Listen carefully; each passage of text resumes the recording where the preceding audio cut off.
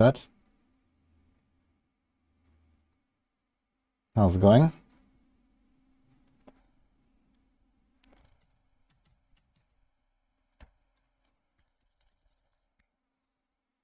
Hapan Wazire, Shadow Hensei, Gaming of Clash, Jim.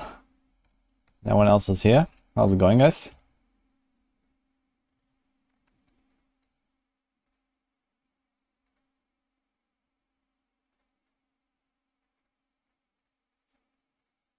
It's push time a bit.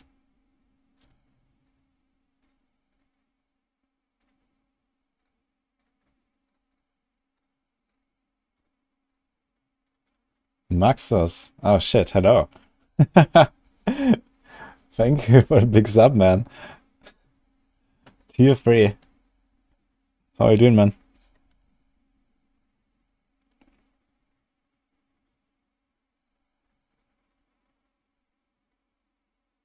Yeah, that is a big star to the stream for sure. Are you excited for the D4 news as well? It's in 2.5 hours, guys. So until then, we're gonna play a bit of D3. We're gonna try to do a Impale rank 1. And then at some point, we're just gonna switch and watch everything.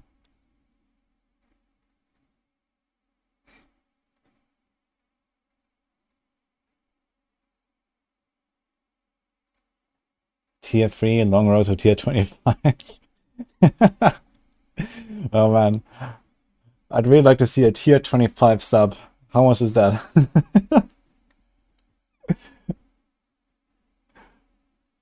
We saw the trailer, wish I would show more gameplay. Yeah, I mean, we see a bit of the... There was not just a trailer, there was also a video yesterday. I'm not sure if I have the link right now, but I tweeted it. So you can find it on Twitter. Did I? I think I did. Anyway. There's like a 7-minute video. It's called Inside the Game. You know, Season 3, Diablo 4. You can find it. Like, there's actually some gameplay that you can see from the traps on the vault and all that.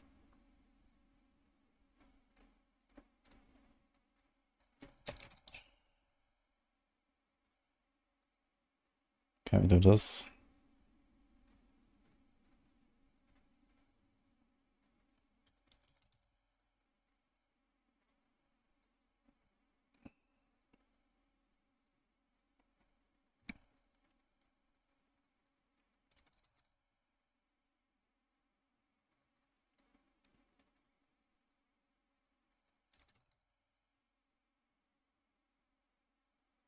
Actually, I have a really big amulet here.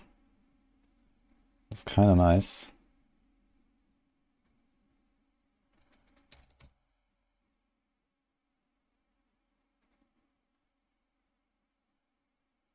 Okay, I think this is all our setup, right? Carnace. I think I found a Primal Carnace. This one.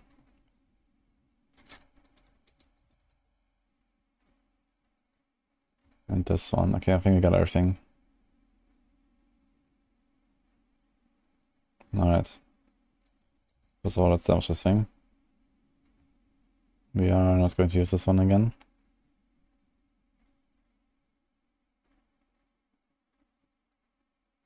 Alright. I wonder if I have enough cooldown. Might be like way too low on cooldown.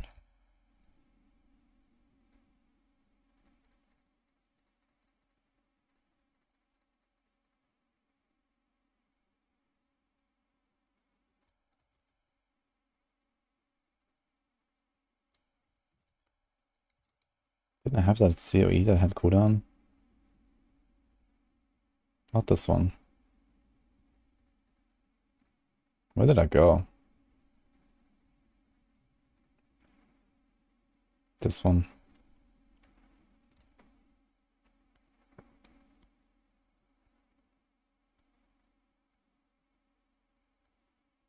I will see.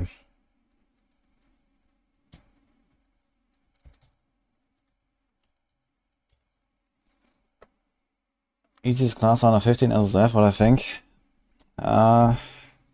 Probably Crusader.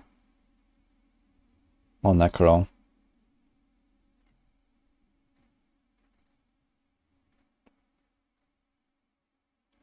Not sure if I want to roll this.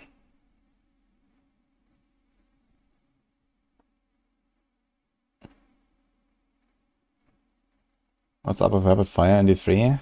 You always run to level 70, but you don't grind D3. What do you mean what's up with it? Rapid Fire is a meme in this game. It's really, really terrible and very unfun. Hello. Okay, 1 second, guys.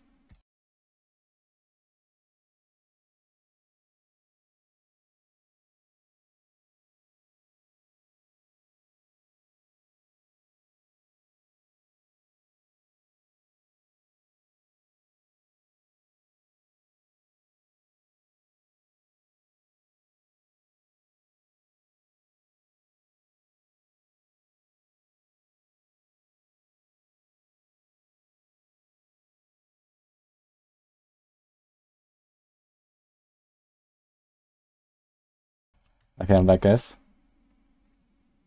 Let's just need me coming real quick. Okay,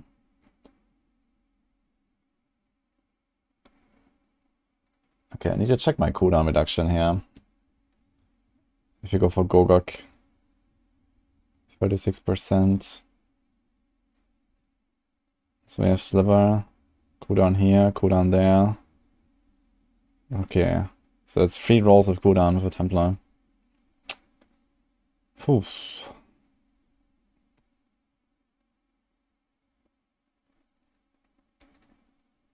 So this needs to be cooldown as well. Then we roll this to cooldown. And then we can take our cooldown ring, I guess. Alright, let's do it, I guess.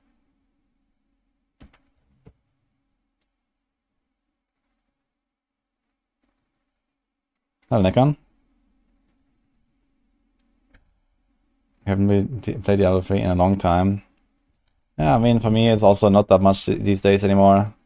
I've played like less than 60 hours now in this season, and this is the last day, basically. Because today we have the Campfire chat, and then, you know, we go to make D4 planners and videos and stuff, and then we play D4, so.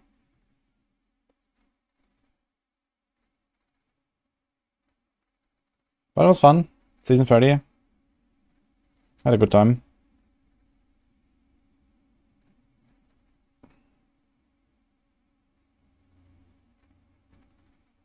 I am live on Twitch, Nikon.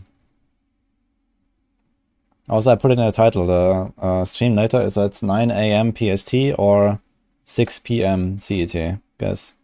It's literally in the title. It's in a bit more than 2 hours. Okay, here we go.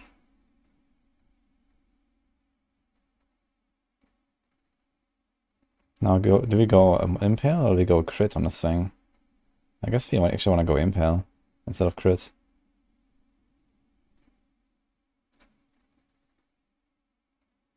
Would I ever play D2R on stream? No. I don't play D2R and I have no intention of ever playing that game again.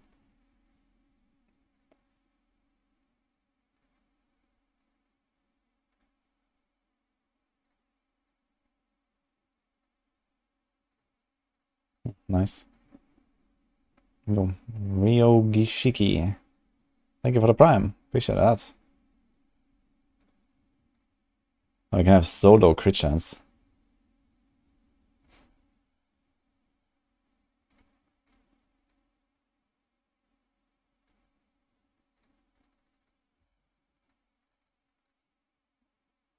Does bounty fall from the auto double the bounties on vision chests? No, only the actual bounties. But don't worry about the bounties on the visions. You get so much there. There's no need to double it.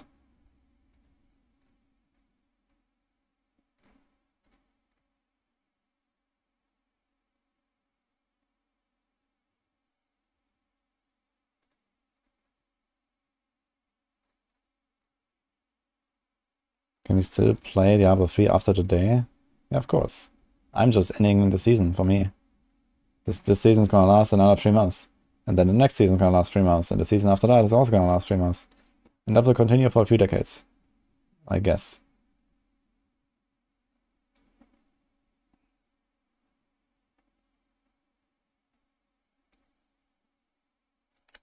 Yeah, 36% crit.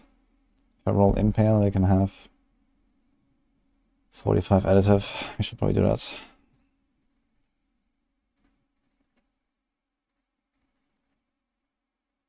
This is not the last season, it's just the last time they patched this game.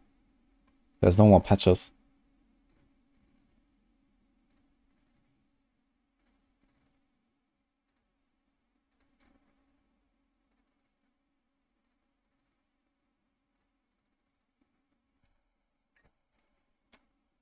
They cycle the 3 seasons in as good timing as possible with the 4 seasons. Yeah. That's basically the idea, you know, launch D3 a little bit before D4. And, you know, they have been like extremely slacking in the last like 3 years. Like since COVID started. It was 2020 actually, 4 years, holy shit. Yeah, since then they were completely off on their timing on Diablo 3. And it was a complete RNG. But now they have no excuse anymore. I mean, they didn't have an excuse for like 2 years at least. But now they really don't have any.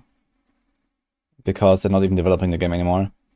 So I guess it's gonna be, you know, pretty regularly, you know, a few weeks before the 4th season. It's gonna be D3 and that's it.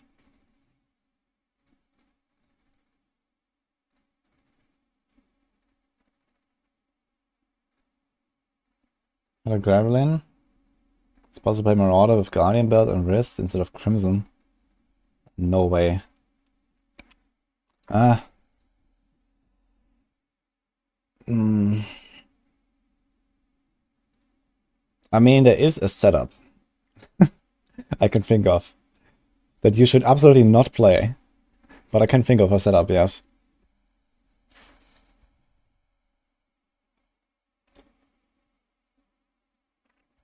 But yeah, I mean, Marauder uses Yanks, and any build that uses Yanks uses Crimson at any Paragon, basically. Because you just get so much extra damage reduction, and kind of like comparable damage to Guardian, even at very low Paragon. At 2k, you're way past the point where you should really consider Guardian. Like, there's never a way, really. Like, I've never made a UE setup that runs Guardian instead of Crimson, or a Marauder setup that runs Guardian instead of Crimson. But if you do not want to use the Yanks, I've actually pushed that build. You can use a Manticore or an Odyssey's End, and you can play the Odyssey's End Marauder version. And then go Guardian. And that would actually be legit. But it's extremely difficult. So I wouldn't recommend that.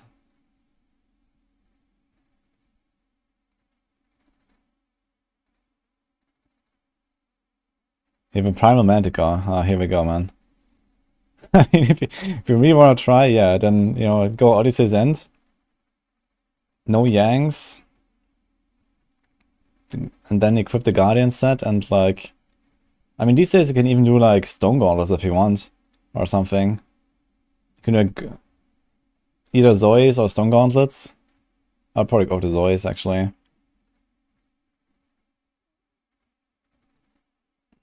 Yeah, I mean, there's some funny stuff you can do. But it's a very daring setup.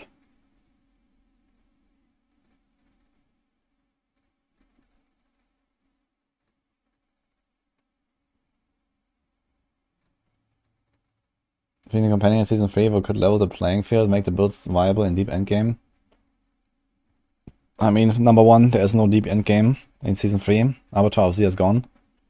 Number 2, I mean, they're already like balancing the builds out, I imagine, anyway. You know, Hoda is gonna get nerfed, Ball Lightning is gonna get nerfed.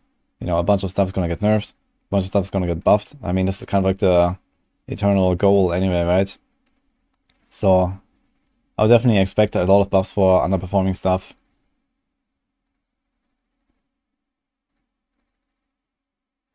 Thanks, Madeline. How do you get Petrified Scream? It's 5% drop rate in Greater Rifts.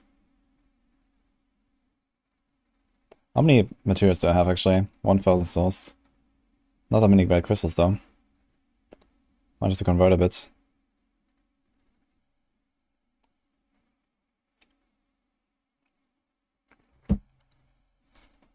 Woody will be Mr. Llama of Diablo 4, last man standing in 20 years. No way. I embrace the future.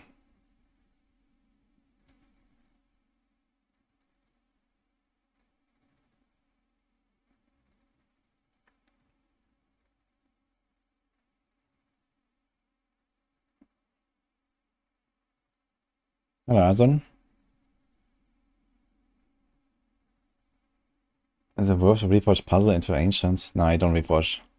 Just to get an ancient puzzle. If you want to, you know, like, I mean, you don't really need much gold and stuff. And if you need gold, you can do Spoon of the Hoarder. If you need items, you can run Visions or Great Rifts. Okay, 15%. Yeah, this actually looks fine. We have 30% crit chance like this. Lots of additive damage. Relatively tanky with 8k vitality. We still need cooldown there, actually 7k vitality, I guess. We have 17% CDR. Okay, so let's do that. And then we have Primal Vengeance. Future is Last Epoch and PoE 2. Agreed. Oh, D4 as well.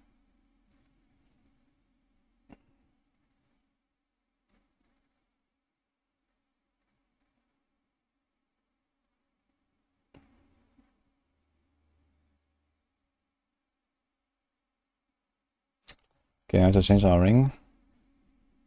Wait, we have 23. Wait a minute. Cooldown, cooldown, cooldown. We already... Here, this is 25 cooldown reduction.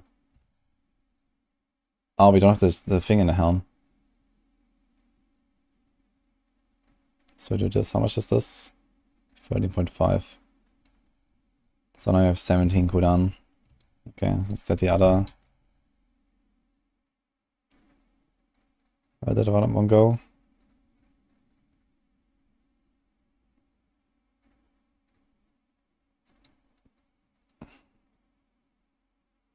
Minus 4.3% damage. And minus 7% toughness. Damn. Wondering if I should just roll this one to cooldown. Maybe that's actually the way. This might be better than the dex. It's 4.5 crit and additive.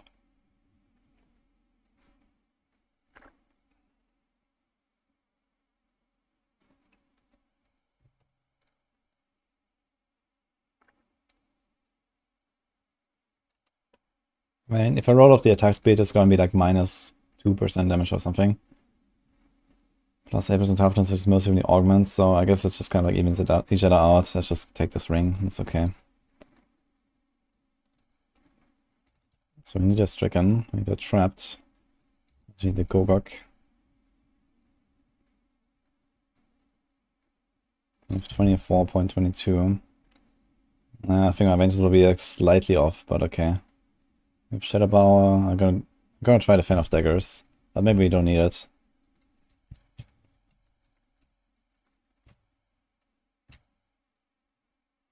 I think we might want to do this, yeah. Maybe instead of the ball, we might want to go with Preparation as well. Just for more smoke screen spam. Dark cards. It's a lot of toughness.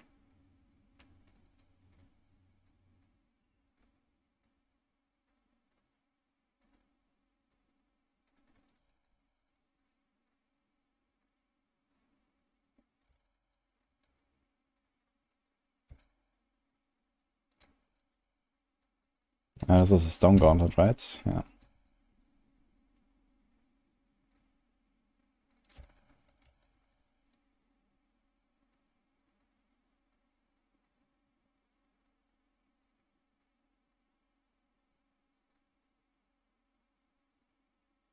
Okay, how many augments do we need? 1, 2, 3, 4, 5, 6.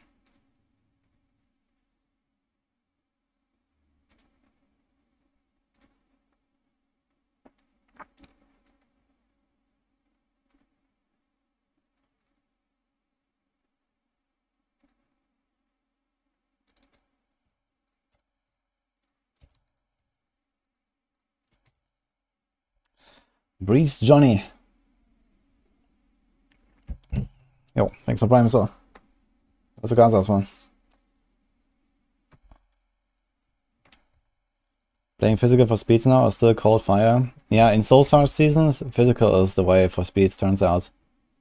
You have like more extra damage per impact and bigger explosions, and you kill elites fast and everything, but now we're gonna go cold. This is push now, we're doing push. So, I guess that means we do a numbing traps. Awareness. I think this is probably the setup here. We should be relatively fast, right? Just like walking through the rift, putting stuff like this. So we should be fine.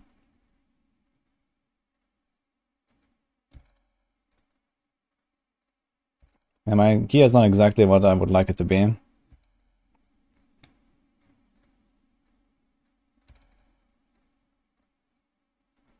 But okay.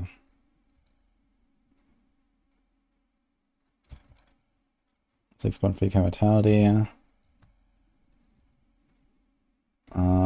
600 million toughness, 546 is without stone grounds up, so I guess you're gonna have like 1.5 billion toughness. That's not very much, to be honest. But you have very high healing and we don't have the dodge yet, so you're gonna have like 2 billion toughness, I guess.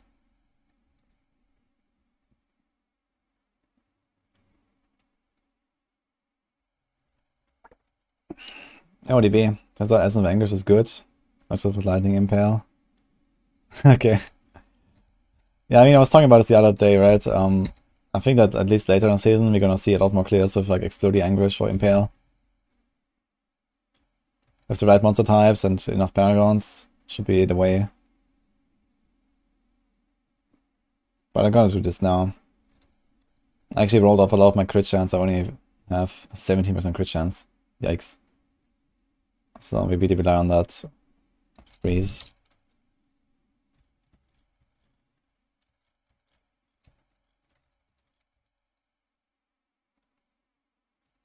Okay, let's try it. Yeah, I understand that the baguette is a bit annoying. I'm also not really looking forward to that, but I'll see. I guess I can try to, like, you know, not hit the same targets too much and just like try to hit something. And you don't really need to hit very much to pull them. You just need to like attack them once, let them follow you.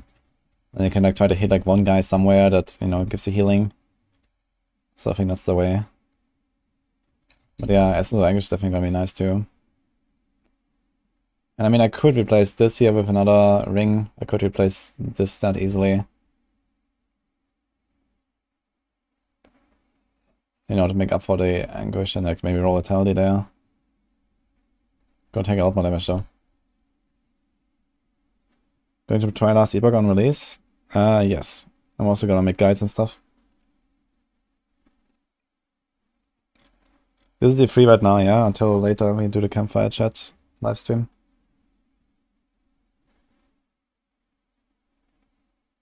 Is it possible to make a stationary multi-shot push version? Yeah, you can. With Endless Walk, Convention. Instead of focusing on strength and squirts. You can do that. I wouldn't suggest it though.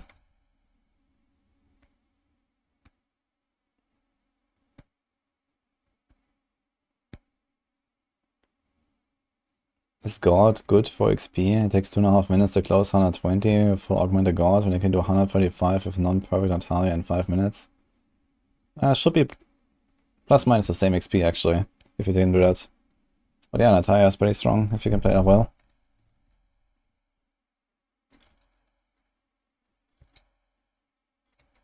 Okay, we have 3 deaths, right?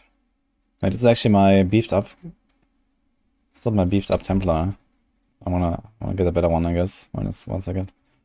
We have better Templar gear lying around.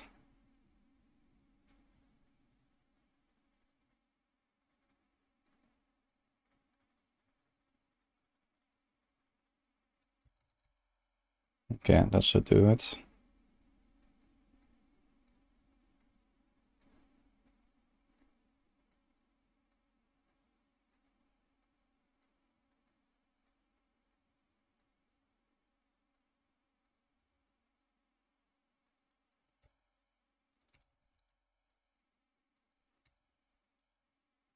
Okay, 24k strength, that's fine. Let's get a feel for it and see how it is. This is a very bad one step though.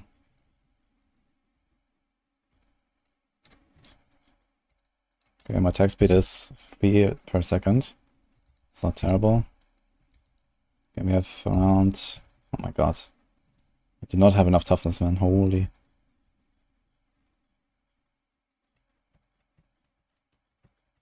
Okay, let's try a better one now. That's a really terrible monster type.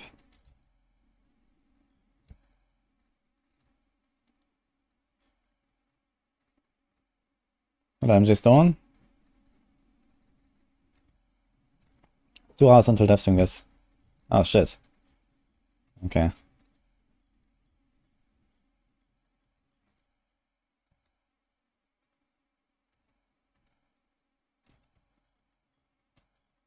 Okay, this could be a really nice rift here. Let's see. First try.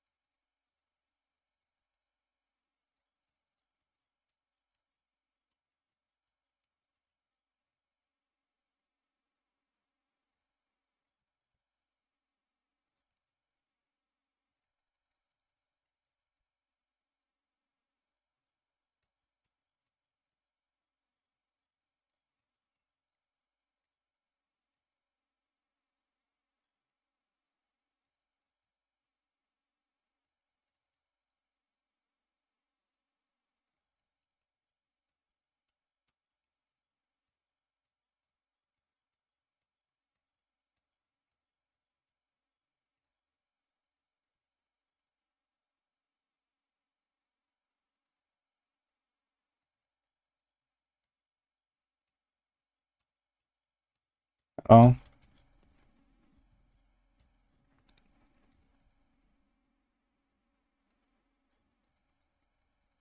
I'd actually really like to play this with Focusing Restraint, man.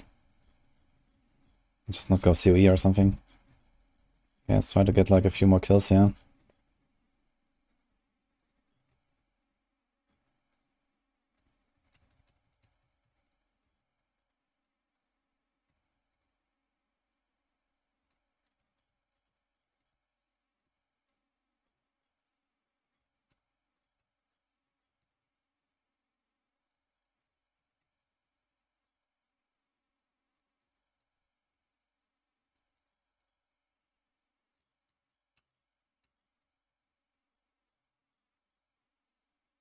I'll try to get this beast here.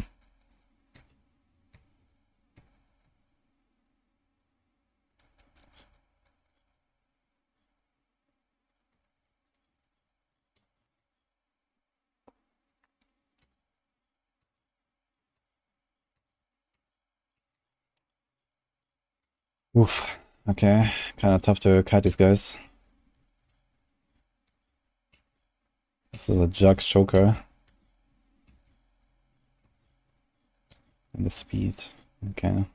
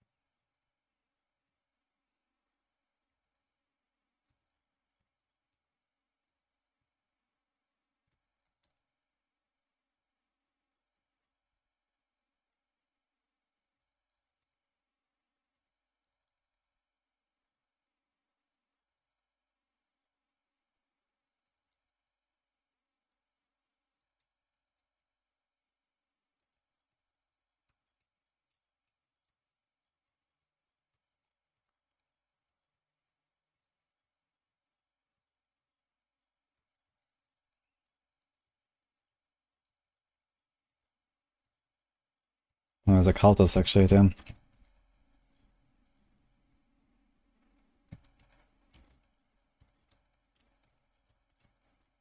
This guy's shielding. Amazing.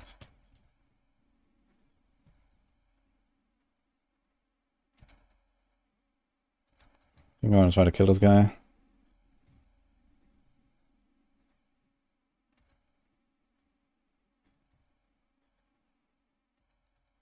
This didn't work out too well here. I was like, no space.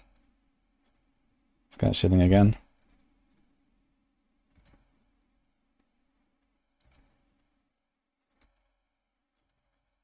And now time. Holy.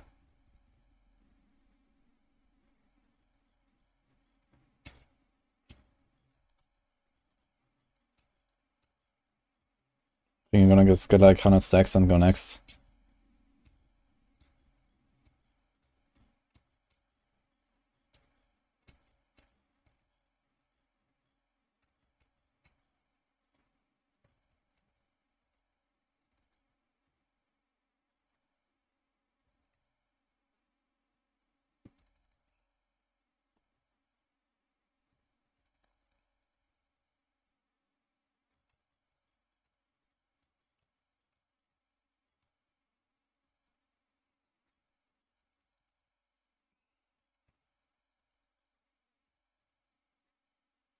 Nice water.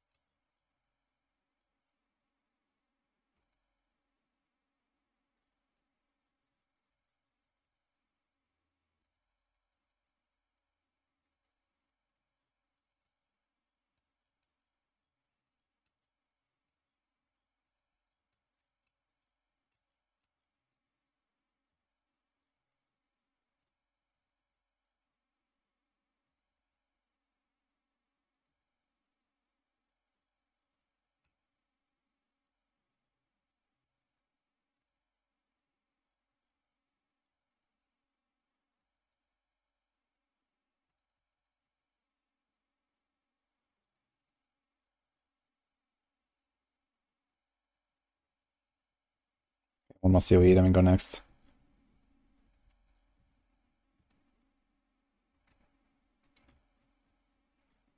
Okay, 97. It's very easy at least to get exactly the sticks that you want, I guess. Oh shit, where did we go?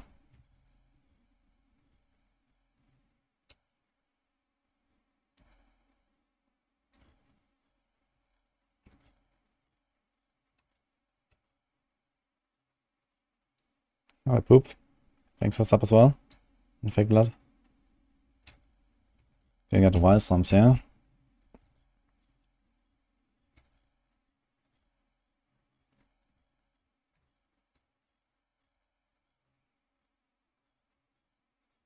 I guess just run in the middle, make a large pull. And kill everything.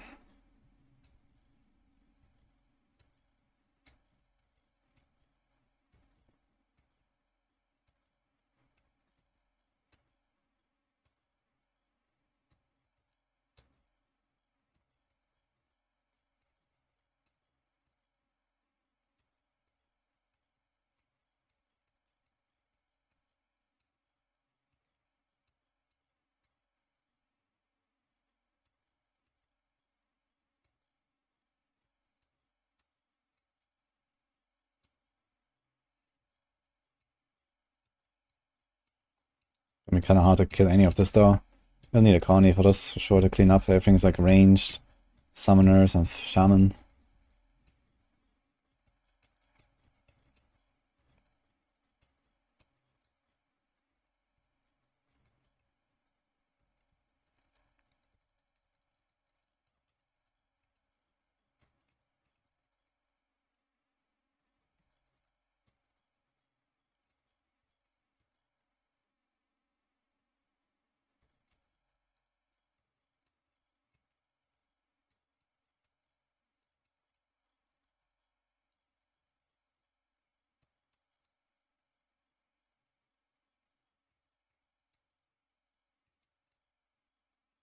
Yeah.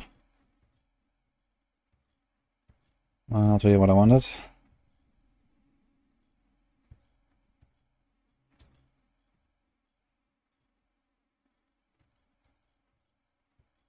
Two Bogan travel packs. Interesting.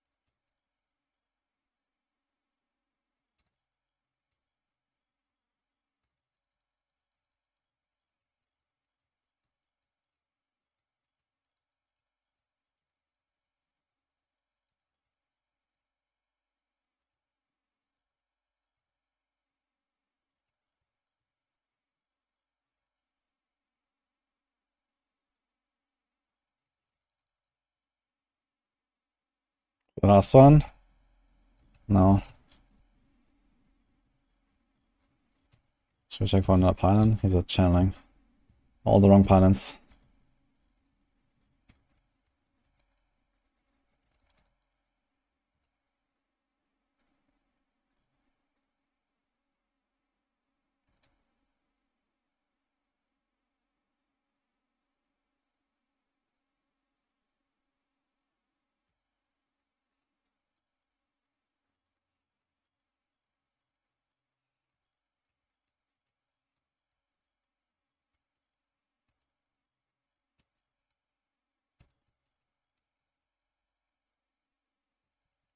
Seems like it's a clear anyway.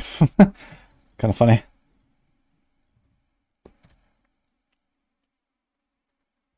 Unless you get like Joker or something, I guess.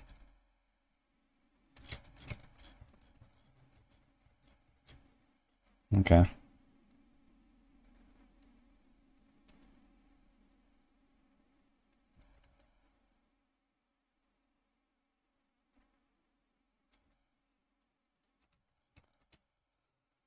Do you want to do anything with the channeling? I don't think so, right?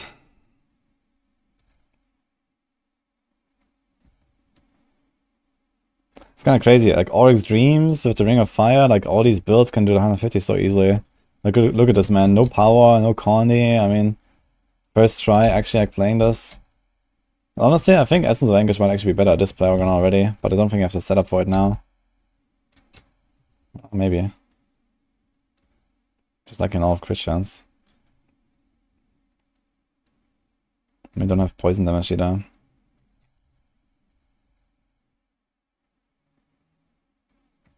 Have I played with Elin anymore? Not lately.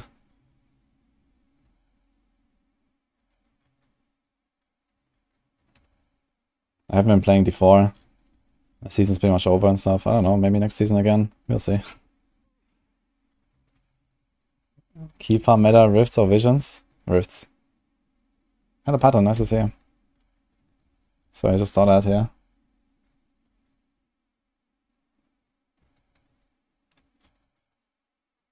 Oh, it's actually gonna be somewhat close here. No, it's not. We had like half the time and she's already half HP. It's gonna die in like the next half minute or so.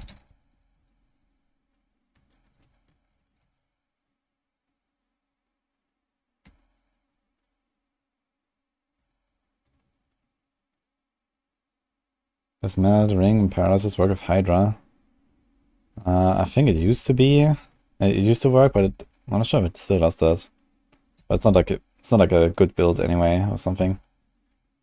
But there used to be something like that, I remember. I'm not sure exactly what's the state of it now.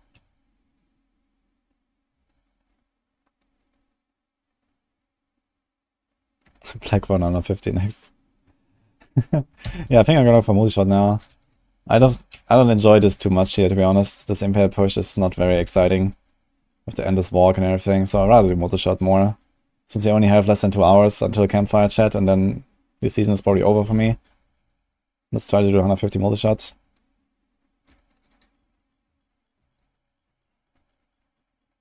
This is very anticlimactic here. Okay. Not even a rank pop-up, man. Feels bad. Oh shit, I just realized we're gonna use Zaze on multi-shot, right? This thing is not even leveled. Okay, what can I do? It's gonna be 134 Zaze.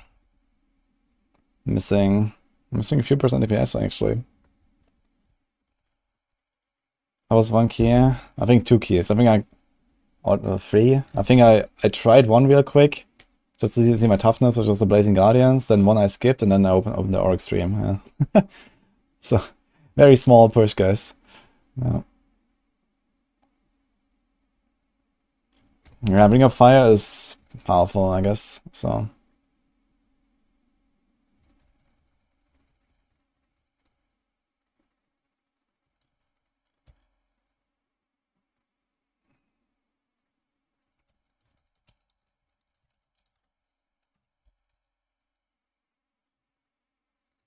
Okay, let's get this one.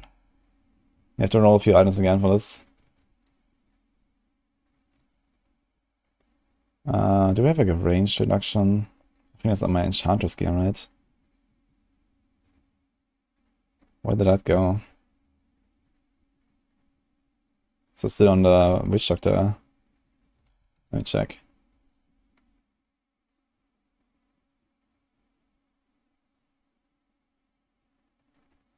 Rogues in Season 3 of D4 will largely have the same build comp as the previous season, says Harry Plopper on YouTube chat. Without seeing the patch notes. Okay. I trust you.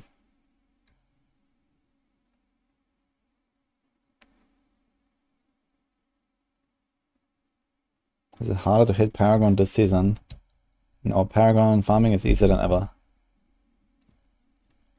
Any bets there will be some sort of pet snapshotting? Oh yeah, for sure. Okay, here this is the thing I wanted.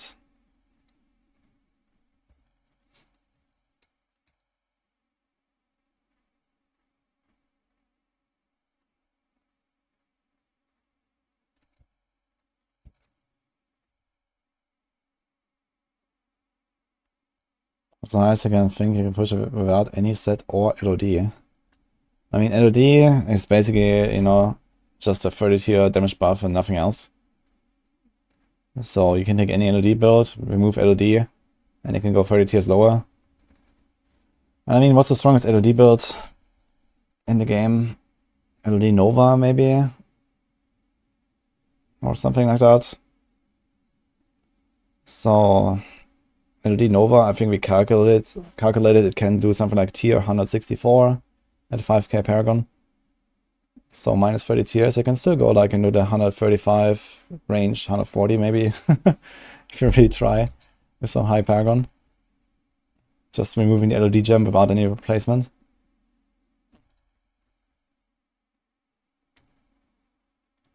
How did I play this? There's a command.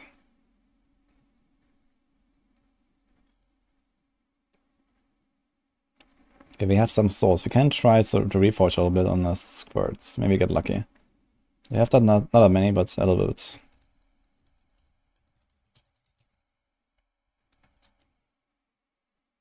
Rex already debunked Season 3, said it was May out of 10. 5 out of 10. Okay.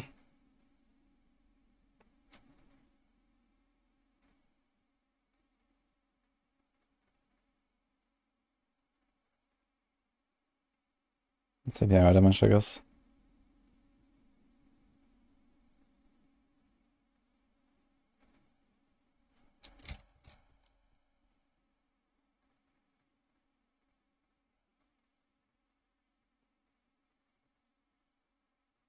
Okay, we don't have any here.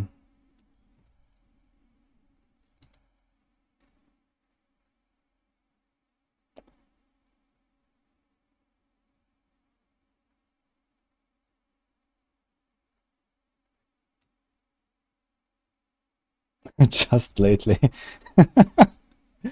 Yeah. I mean, Rex doesn't seem to like D4. So, you know, he seems to be having fun in PoE and everything, and yeah.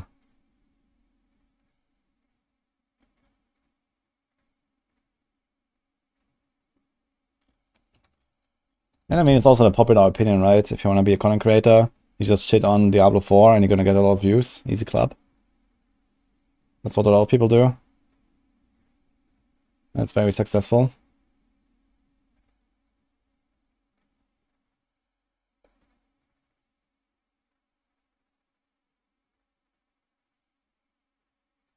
I think Rentbar will prevail in Season 3. For sure. Before the Campfire, before the patch notes, I will just tell you, yes.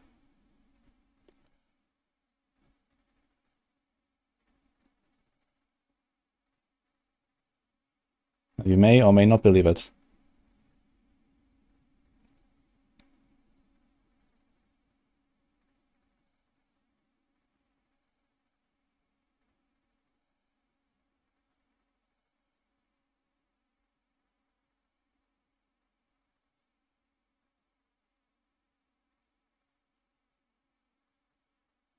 Yeah, 1.5 hours for Campfire, man. I have to be fast with this militia push here. I think 240 keys, and I used exactly 3 for my Impale. Kick. All my pushes have been like very small this season.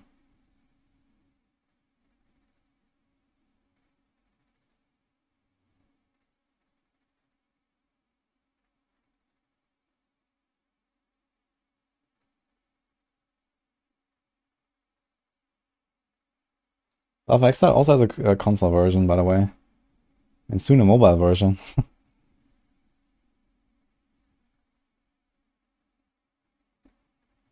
Should we move Gauntlet at 2k? Yeah, if it feels comfortable enough, you can remove it at a point. Or wait a little bit longer.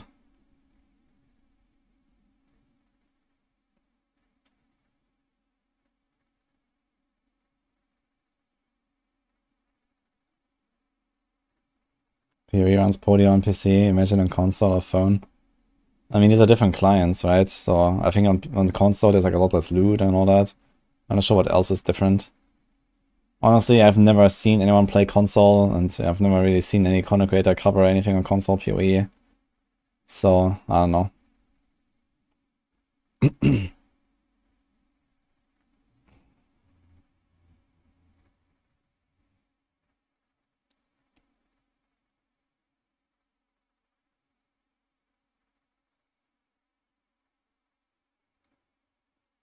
Alright. I guess we need cooldown on this, but maybe not actually. We have Crimson. Just standing here, we have 22 cooldown. Okay, it's relatively bad.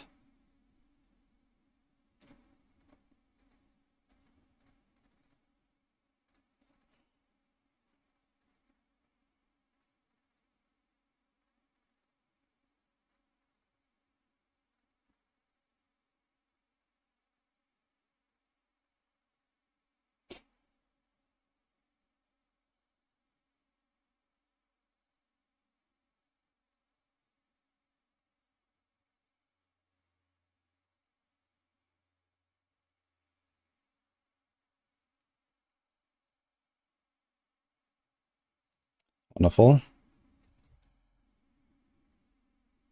Anything you want to gamble here?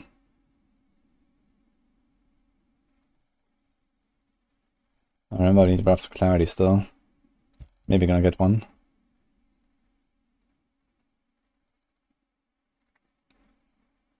Yeah.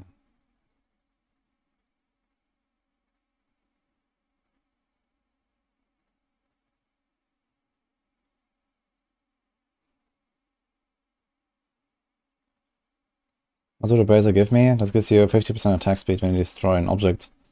But it's not going to be used in the push now. I need to replace it with this one.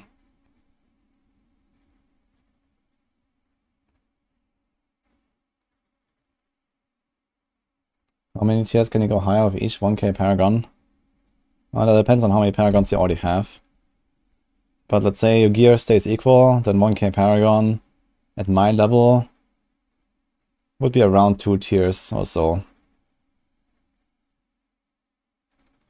And then after that, like from 3k to 4k, maybe another tier or 1.5. And then from 4 to 5k, another tier or so. So it kind of goes down. Oh, ta-da.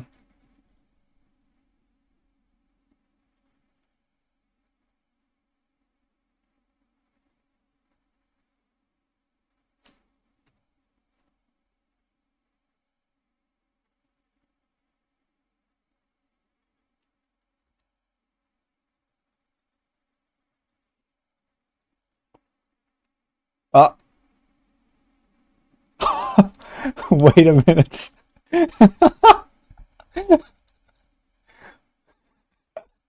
We got our item. I was just talking about it, man. I wanted to reforge. And she just drops it on the ground, man. Because the inventory is full and you get double primal. Whoa. Okay. One problem less, I guess. Let's equip that thing. Okay, I just wanted to gamble some stuff to convert, man.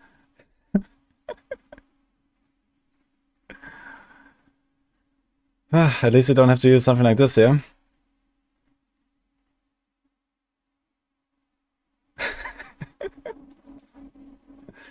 Okay, that is hilarious, man. It's like, I mean, it doesn't have a secondary, but this is like as good as you can hope for, so easy.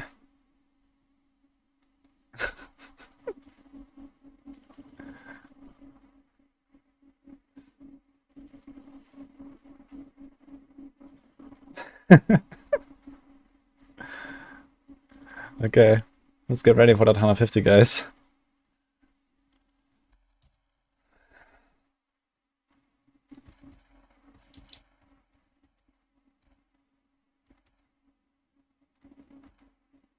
That's wild, dude. Yeah, I'll see you, Maxes, by the way. Have a good one.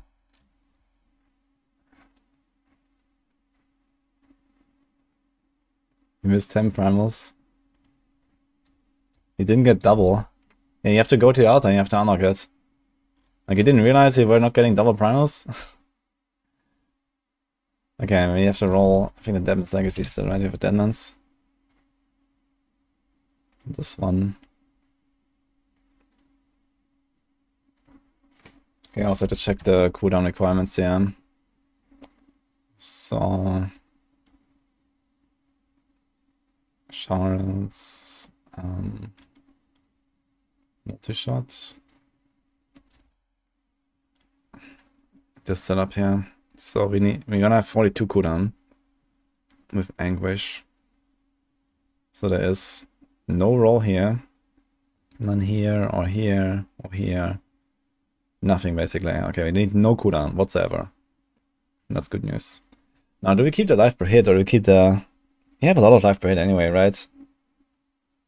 You have 28k here.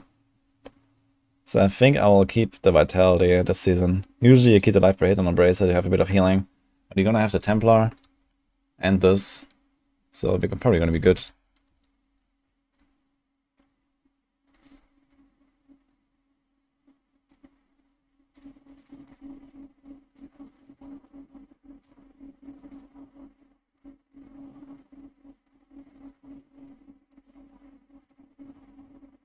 Okay.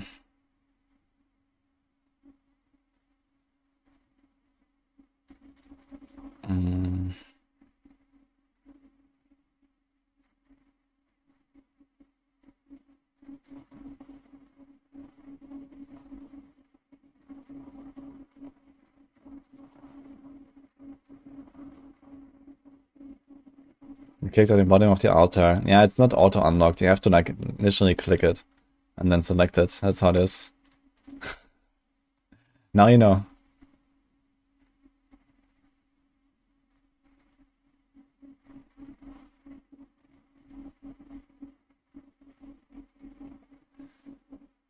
Alright.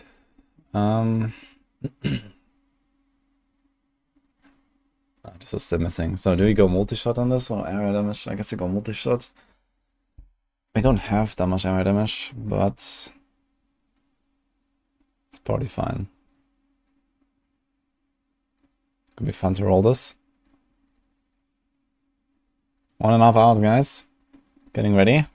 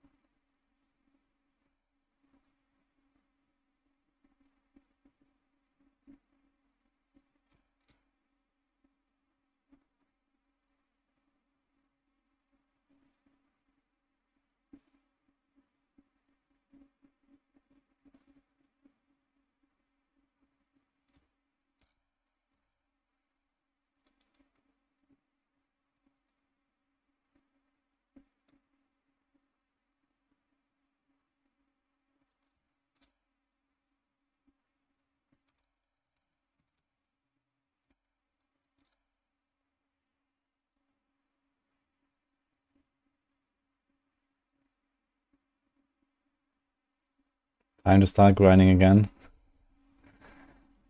I think next time I do like a season start guide for Diablo 3 or something, I'm definitely gonna mention that with the double Primal from the altar. I also didn't remember that, to be honest, before the season. But when I saw it, I clicked it, and then, okay. But I'm definitely gonna make sure to mention that. There's probably gonna be more people that just forgot to unlock the double Primals.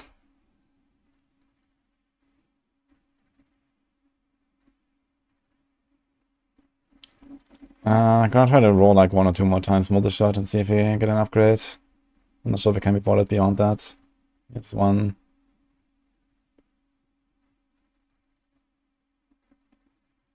Yeah, if you filled out the entire altar, you have to click on the double primal node and then unlock that as well.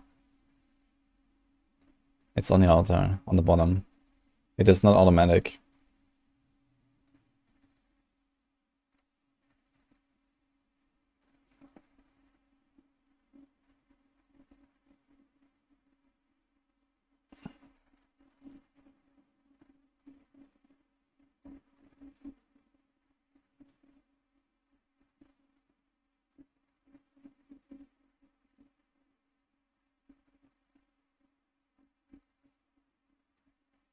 Save it at 14, I guess.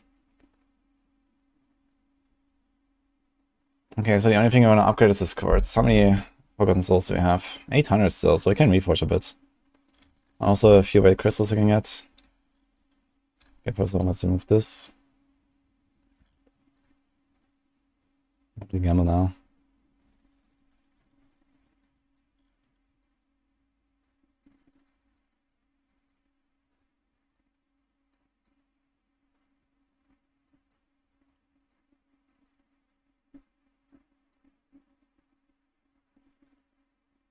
Pass radar status.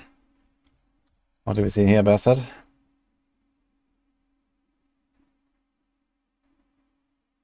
Stream day. See you all.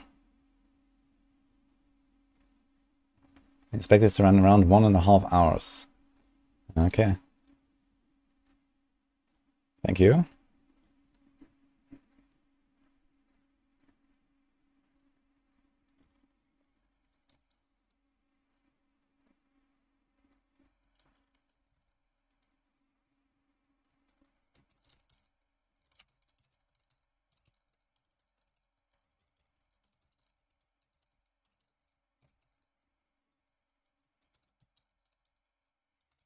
Let's post this real quick.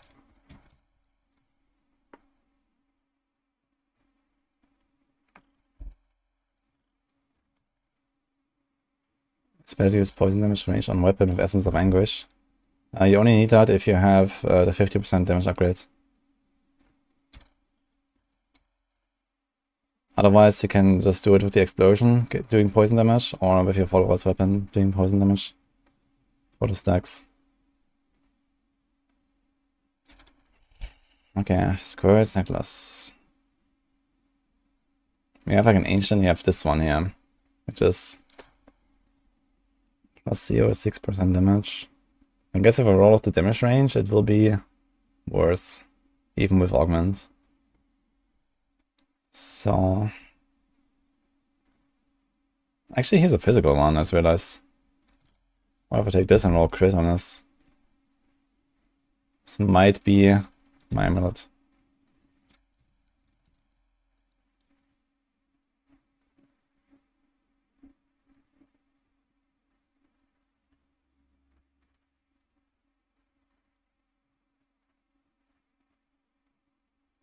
Minus 7.5% damage. And we get plus 16 physical.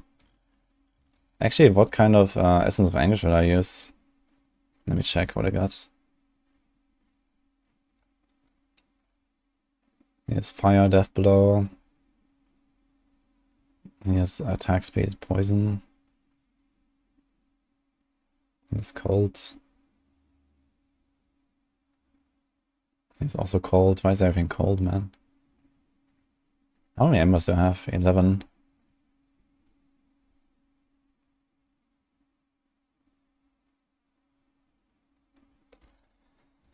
You could maybe try to get lucky and roll a physical shard as well, but that's very lucky. Maybe you can see one here that has physical. Here, for example, this has physical. This has physical. This one has physical. Just gonna use those as the augments. Maybe one of them rolls. Let's see. Ah, easy clap. Okay. Guess we got our weapon shard. This is the best one of them as well, right? 23, 148, 21 elite.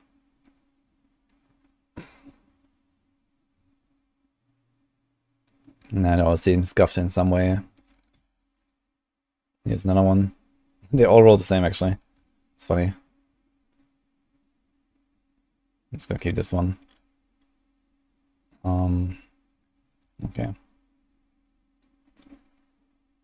Okay, we have to make some gems. So... I'm gonna make a 1 flawless royal amethyst.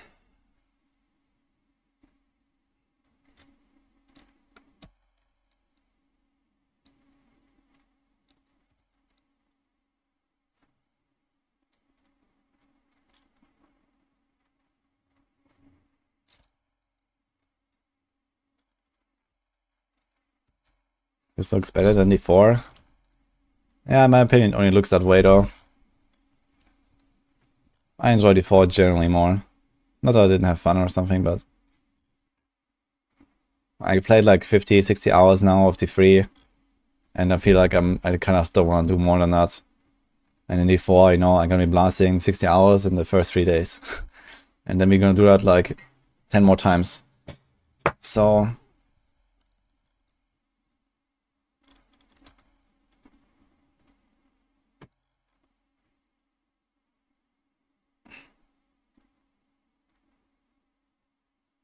Okay, do I have any other like prepared augments? This one.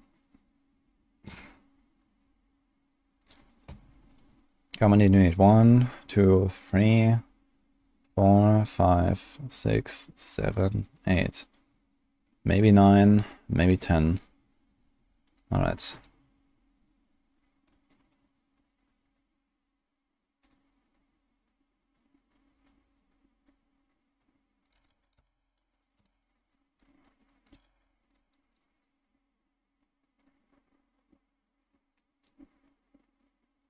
Yeah, you have to make some rubies and some topazes and convert them if you can.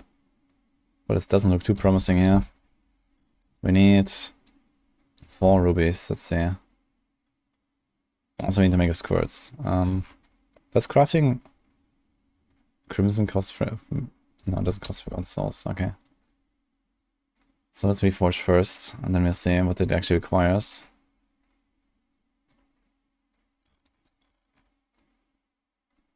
Maybe get an upgrade.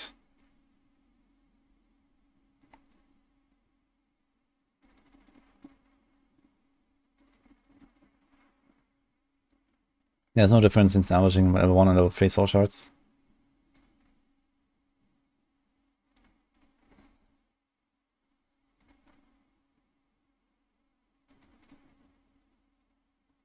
Fuck. Of course you got a big fire one.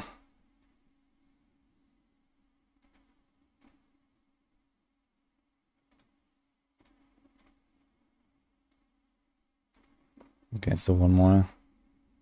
And the lightning on. Well, actually we can take this and roll off lightning and get crit. So maybe that's a strat actually, that seems okay-ish at least.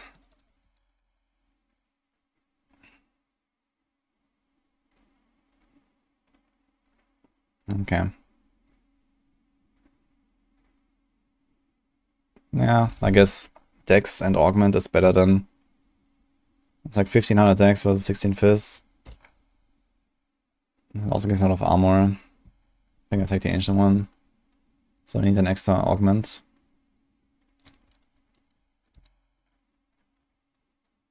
So this is 9. Now can we craft Crimson Pants?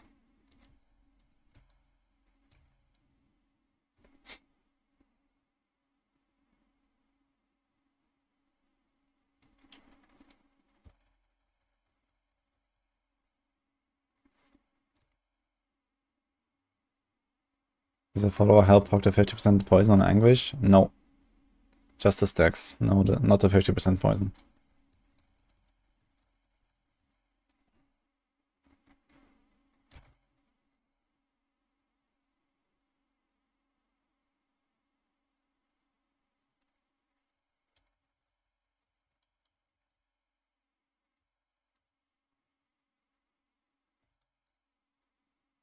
I got very unlucky with these Crimson Pants this season, man. It's crazy. They just don't want to roll.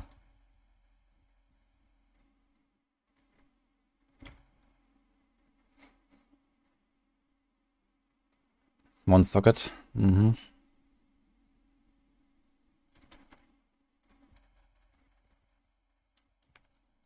let's finish with these augments first. You said 4 rubies, right? What does this thing need? Emeralds.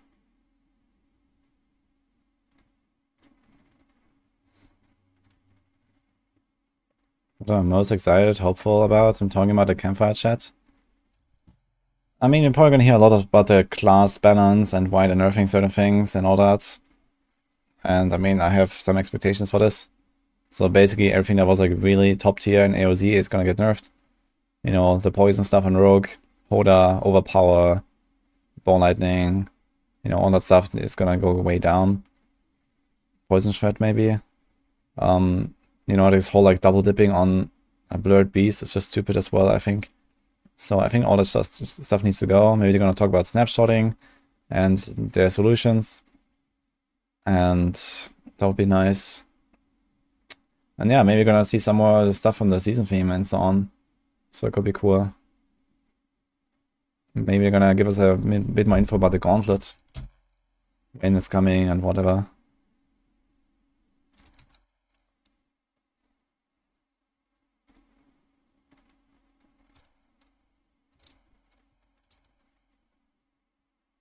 Nerf everything. Yeah, I mean, it's required. So they have to nerf everything. Well, at least the top stuff. Like the top 5 builds or something, they all need to go way down.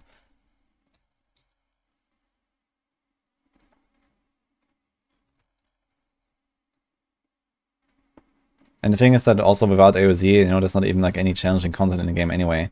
So they can nerf everything and establish a better baseline.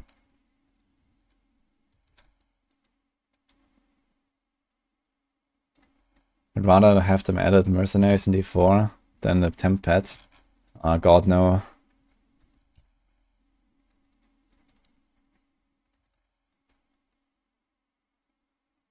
I mean, who knows? Maybe the temp pets will be like the season 3 pets will be cool. I expect them to be actually pretty fun, but I'm not sure if I want like a permanent companion like in D2 and D3. I hate that actually. I think it doesn't suit Diablo 4 at all to have a companion like a humanoid companion like this, at least. It just doesn't fit in at all, I think.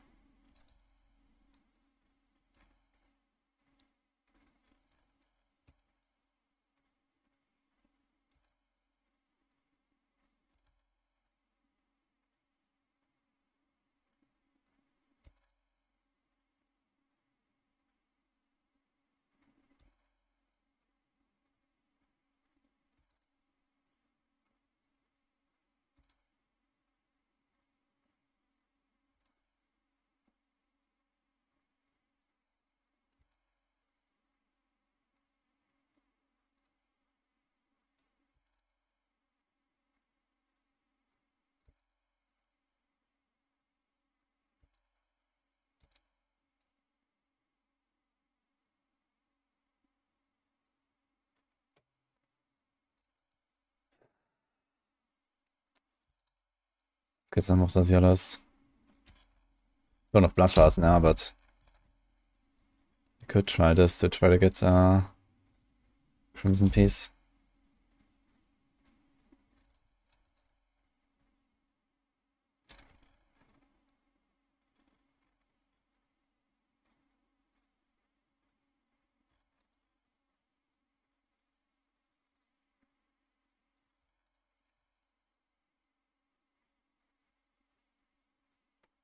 Okay, how much do these Crimson Pants cost? 30, 30, 50.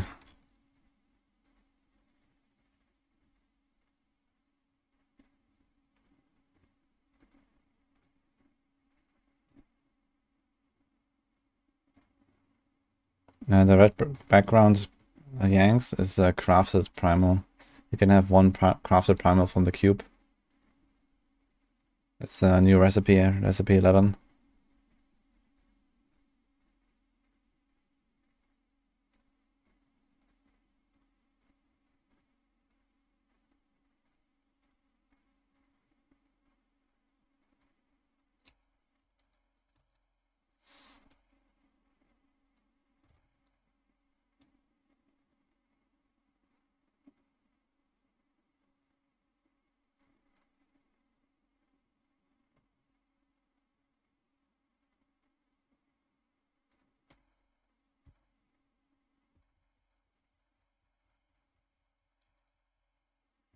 D3 looks so old. I agree, man.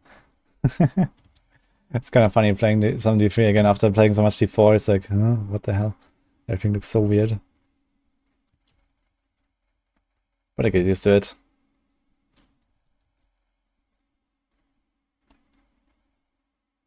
Dude, I crafted like over 100 Crimson Pants now or something.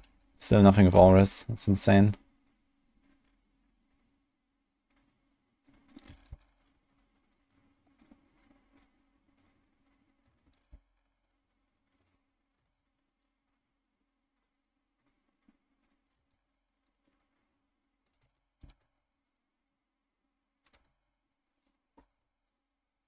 D4 needs Monk. I would actually like a Monk. Could be really fun.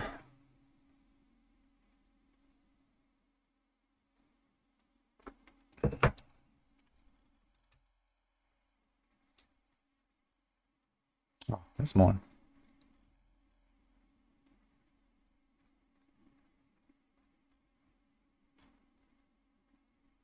I wonder why they never made us convert more than 100 at a time, man. It's so tedious converting this stuff. Holy shit. I think I actually converted too many of the white items now. Maybe not. We just have barely anything left. So these are my last crafts of the season, guys.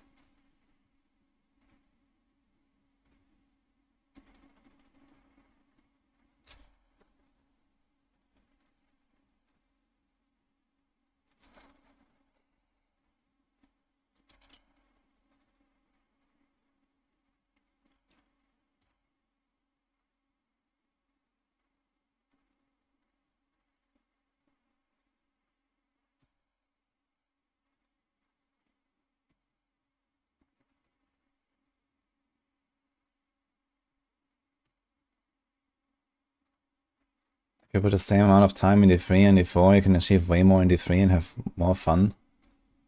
That's kind of interesting, actually, because I feel like D3 is actually the more grinding game of the two. Like, even if you ignore, you know, grinding high paragons or something, you know, like usually getting like a character kind of decked out and ready for like GG gear, it's like probably 50 hours plus if you really want to try. I mean, maybe a bit less these days with the current crafted Primal and stuff. But we're still looking at like minimum 30 hours with like of efficient farming, I would say. To really get, you know, your character somewhat done.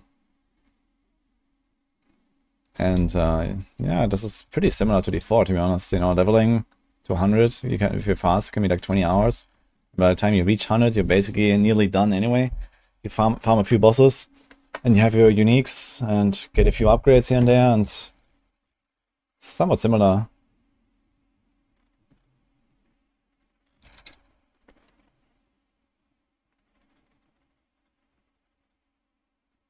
Okay, one last shot at crafting the Crimsons, I guess. Please. I can do 50 of them. Again.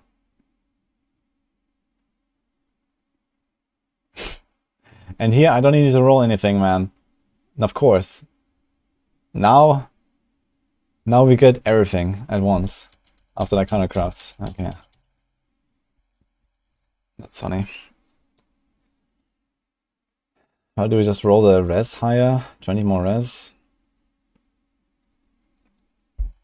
Even has life on kill too. That's kind of hilarious.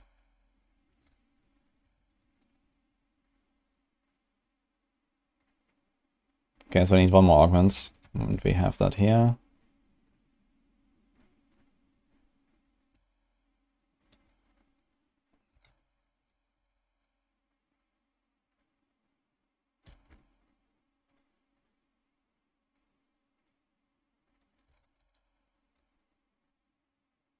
Now we do 20 more auras, I think.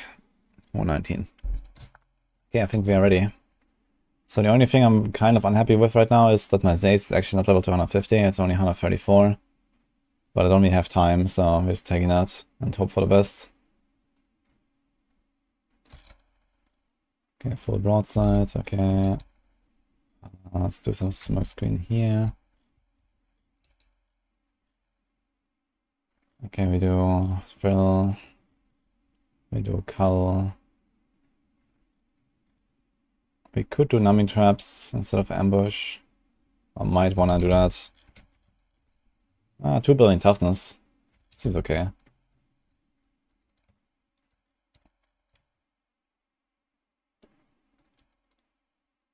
We do Wolf. I guess we do Wolf.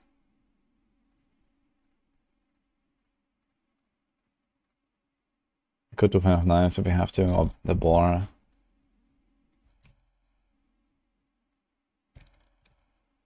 Here we have numbing and no G-Def, but I kind of want to keep my G-Def, I think.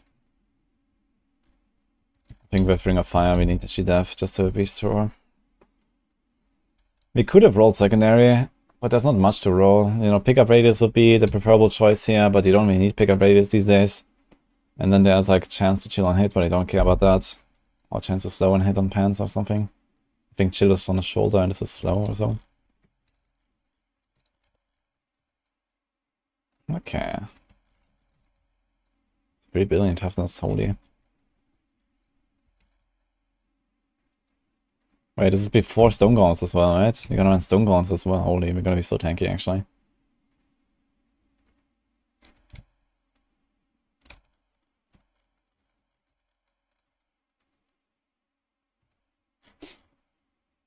Actually, on this build, getting the green circle might be useful sometimes on the boss on something, or even just like standing in the green circle for extra RCR. This thing is gonna go up to like 8 billion toughness or something. We're gonna be chilling. Okay. Side out.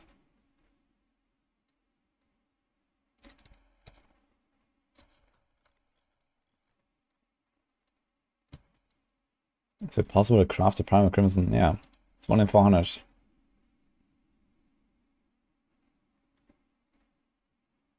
Song name, please. Someone is asking on YouTube without music. That's interesting. There's no music on my YouTube stream, guys. Only on Twitch.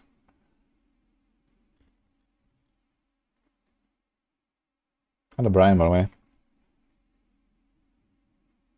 Armor Rune Generator. Oh, do I have the wrong one? No, I don't. Okay. No, you use Focus.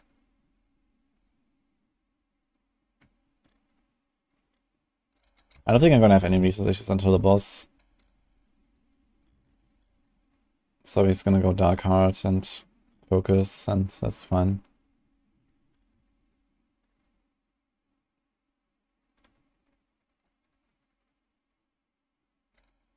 Oh. Alright. This could be a huge map already.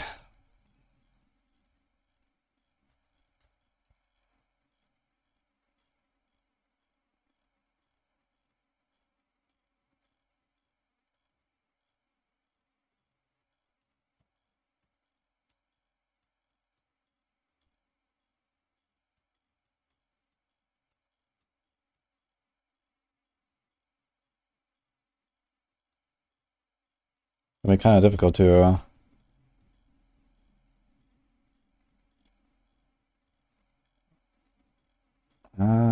there's like no big like mother packs or zombie packs here. We need those.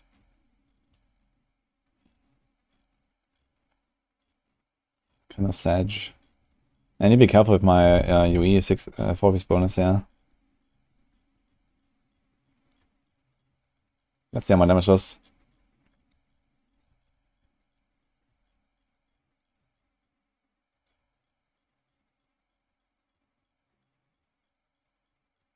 It's kind of weird playing this right now with like passability and so much toughness and I don't know. 10 billion toughness, by the way.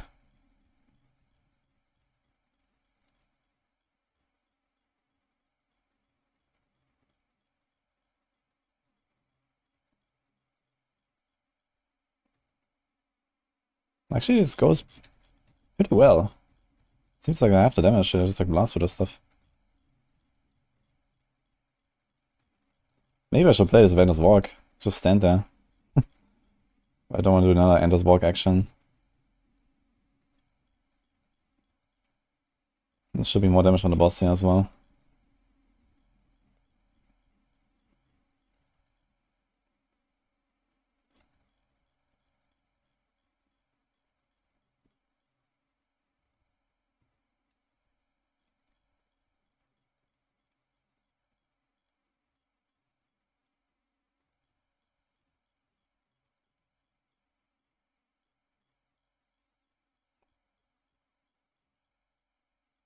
Okay, this seems to be a pretty easy push actually. But the boss fight will be somewhat long. I expect like 4 minutes plus on single target.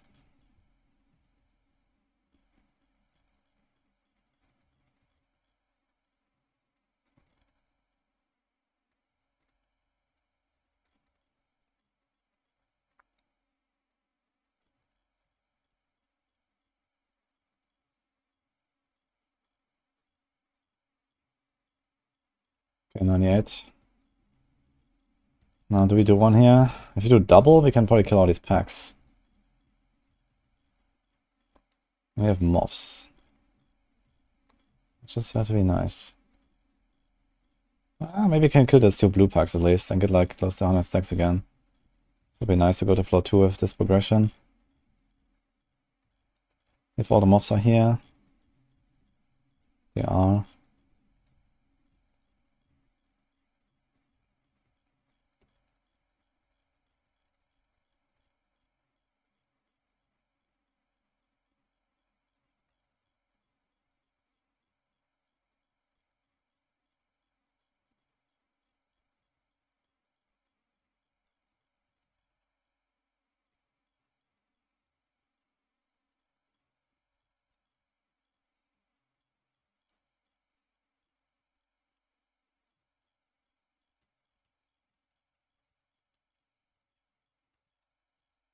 Oh man, these guys are getting stuck behind the Armadons, dude. Holy.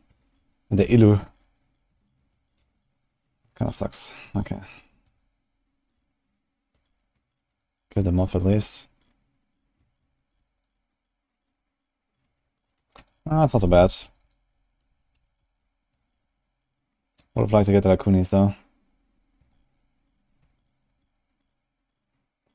Okay, I can do a large pull here. No pylon, it seems.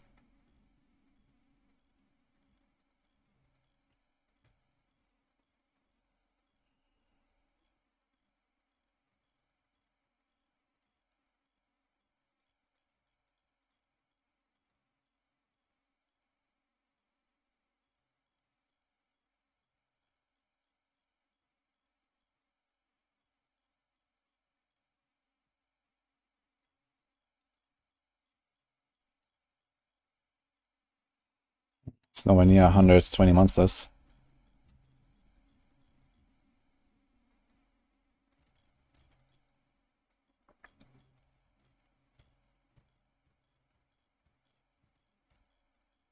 I think I'm gonna do it anyway though. It will just take too long to pull anything around.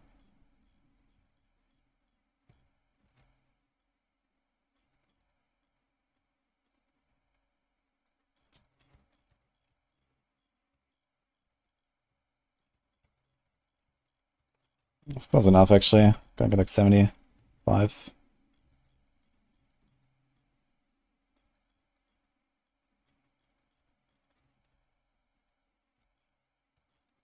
No pylon still. Are you serious? Did we spawn a pylon here on the left? Maybe we spawned one and it didn't look. Probably actually. I should go back and see what it was. We had 43%.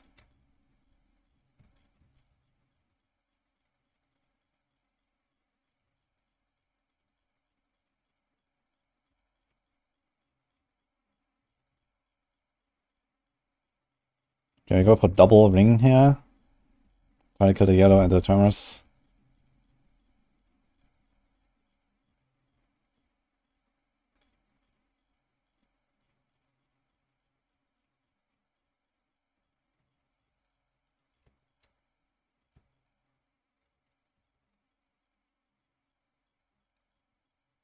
Okay, I have serious issue with my swim screen.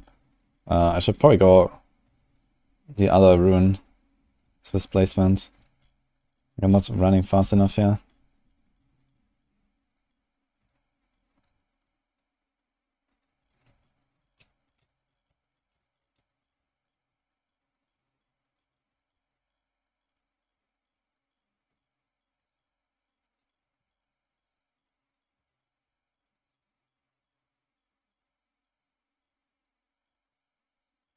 Okay, here we go. Here comes the second one.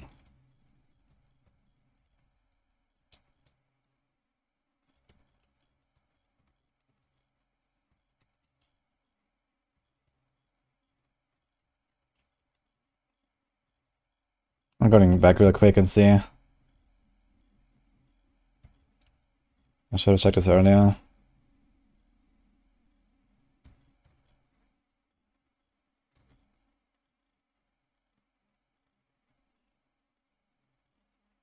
Gotta say, this 150 looks way easier than I thought. It's actually ridiculous. I have a shield now for the next 2 minutes, so you can easily spawn. These are channeling.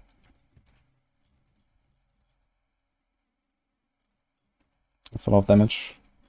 Yeah, I should probably run this with snow screen displacement, just so we can get out of the poles more easily. I can barely reset my Phobos bonus sometimes. It's a big problem here. I don't have enough movement speed.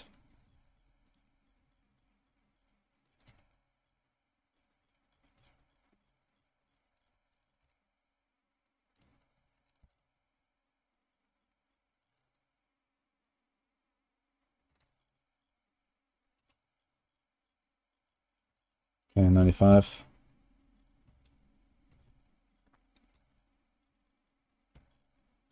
Nice blue here. Lots of trash.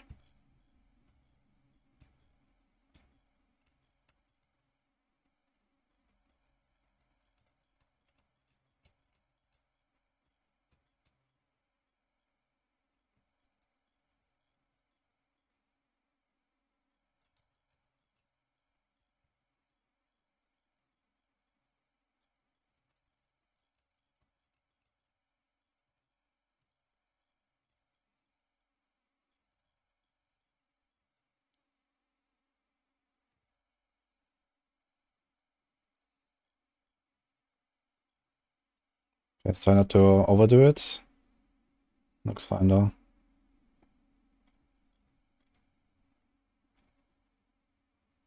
Ooh, it's gonna be pretty tight.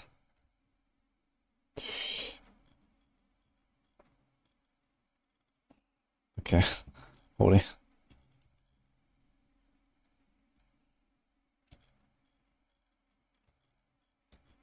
always do like this ball here and that's it.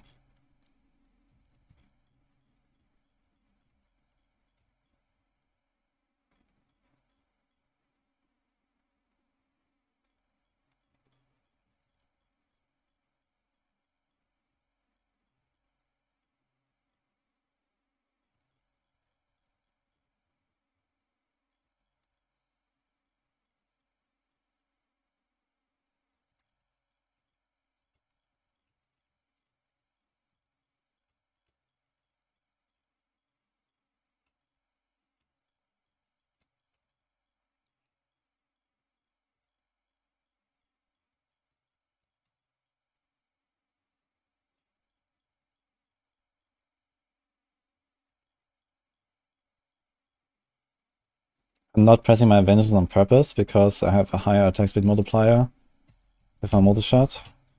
And the vengeance can steal my stricken stacks and give me a longer cooldown on stricken. So for now, I'm not gonna press it. Let's see if, like, what is that, 4.5 minutes is enough for the boss? It might not be, actually. We'll see.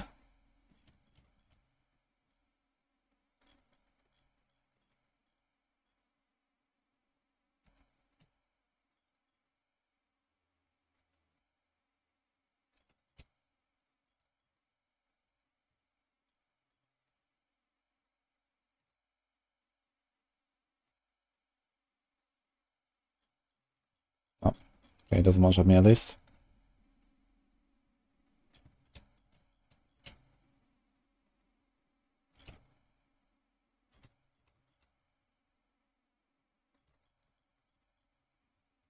Ah, we get resources from the Quel's Flame.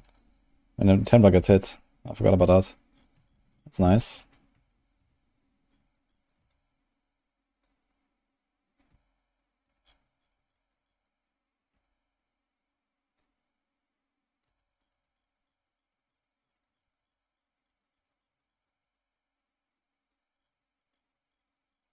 Yeah, it looks like we have enough time. He's going down already slowly.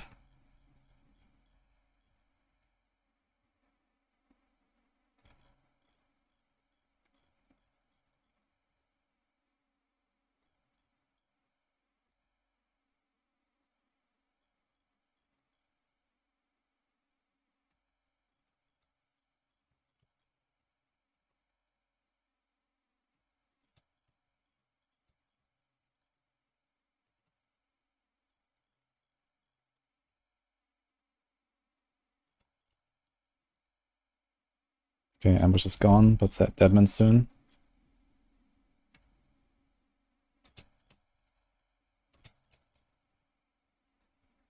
Slice done.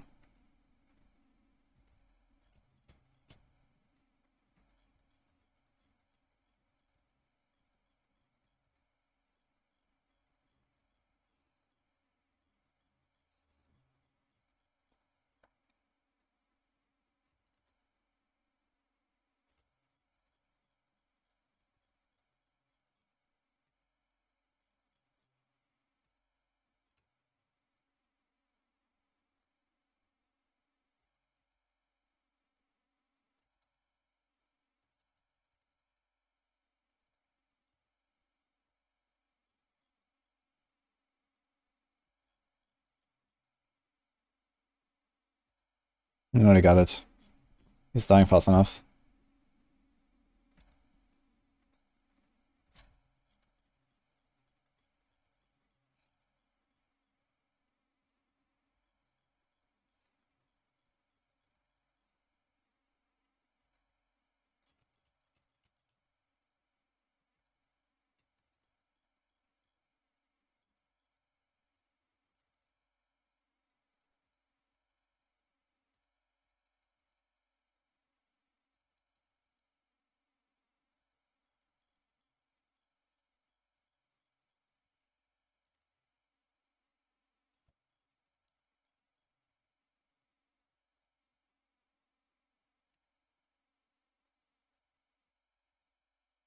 This is again, like in both rifts, right? In Impale and in Multishot, we had no power and no Coney, right? It was like each time. Oh, wait, how many keys was this? We had 3 keys on the Impale and 8 keys on this one. Until I got Oryx and did it. Okay. Well, I guess my job here is done, guys. That was fun though. Maybe we'll do another one just because. Surprisingly good, actually. I didn't expect it to be that easy with Multishot.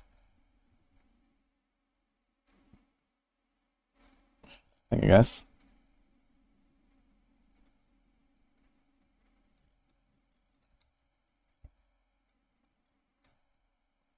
We missed Impale. Yeah, it was very short. It's okay.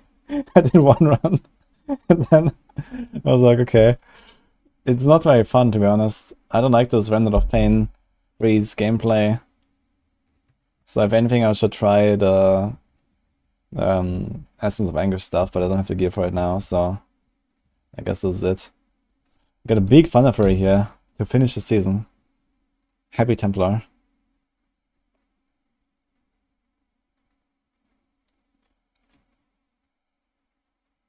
Ring of Fire gaming should be 800 Paragon cap. Yeah, they could have easily kept the Paragon cap, and we would still clear that kind of 50 on like mini builds, I think. With, you know, again, like, you know, not even Condi. Like a Condi alone can be like, you know, 3 tiers or something, you know, of extra, or even more in some cases. But yeah, this was easy enough actually. The rift was overall fine though. This was pretty solid rift.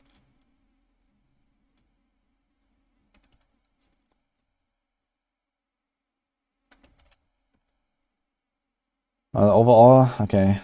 Here's an Impale 10 minutes from Ermantratus is DV in chat. Pretty good job, for sure. So I did the Impale here. And this is obviously a way better clear here, but I don't know, I don't want to do more. Just gonna leave this there.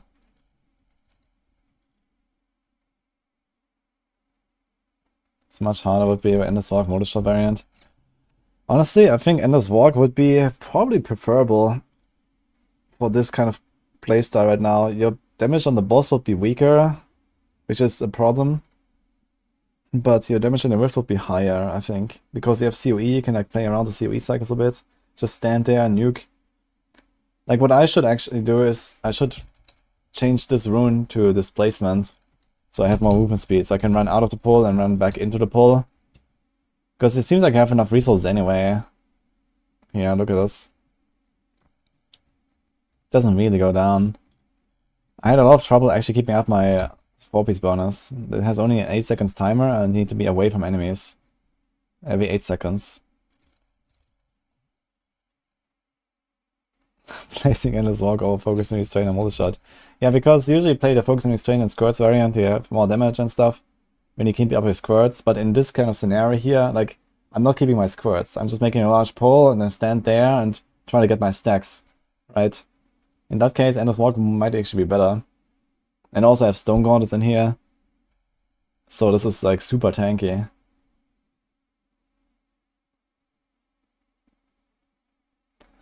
Yeah, Fire Multi-Shot might actually be the play. At least with higher Paragons, just to kill the boss faster. Because I think at some point he's gonna like, you know, blast through those pulls anyway. And with Fire Multi-Shot. Like if you give this like plus 3k Paragons, then even Fire Multi-Shot is gonna have like pretty comparable damage to what I just did.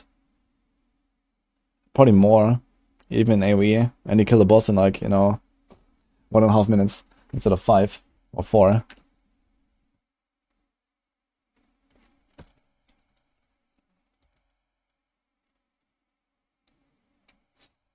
If it goes over 90 minutes, you'll miss some of it. And they said it's gonna be like roughly 1.5 hours. Actually, it's in 45 minutes, right? I guess ready.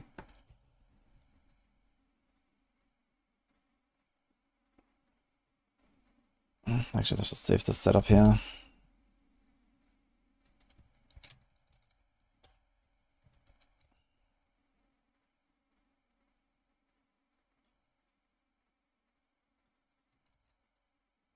Ready for the new skins. Let's go. Ready for the Diablo Immortal news. Okay.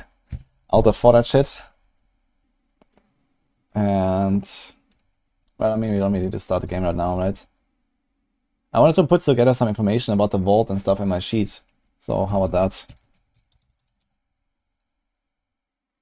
Oh wait, it's 1 hour 45... 1 hour 45 minutes, right? Yes, sorry. Or is it 45 or 1 hour 45? Am I getting bamboozled? It's 6 PM CET, and it's in 45 minutes. Yes.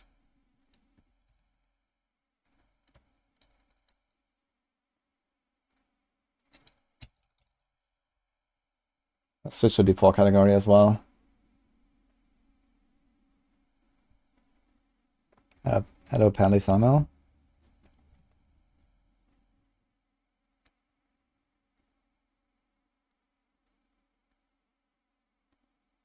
Yeah, Wonka. Good job on the top 100, by the way. Is that already as a count on the YouTube channel? I guess you're gonna watch the Twitch one. I always go for the Twitch one. Because it's so much fun to watch the Twitch chat. Diablo. This one, right? Is it up already? Nothing here. Ah. No, it's the old one. Right? Yeah, from 2 months ago. Okay.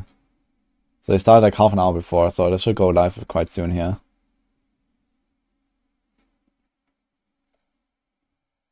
I was 2-3 so far today. I did the 150 Impale on our first rift. Did the 150 Multi-Shot on our first rift. Both of them without a Condy or a power. And then an Alta Fort, and we're done with the season, guys.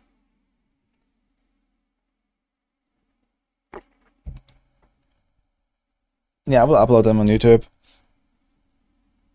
I have the Zuni Master already done. I think it's gonna go live like tomorrow morning or something. And Yeah, then what else is missing? The Impale and the UE. I'm gonna make like a few more like guide videos as well, I guess, for the free. Powder was too high. Yeah, it's just like no real push really. I mean, you can time attack and stuff, but I don't like time attacking that much, to be fair. We under 150 win. I mean, if I had played a third class, I would have been monk. Thanks, Kagi, by the way. I would have definitely done an Oriana push if I had played monk, but I don't do it now. I did more on the DH and more on the Witch Doctor and not grind up another class now. How does augmenting follower help? If you run Enforcer, you can make them survive. And augments help a lot with that.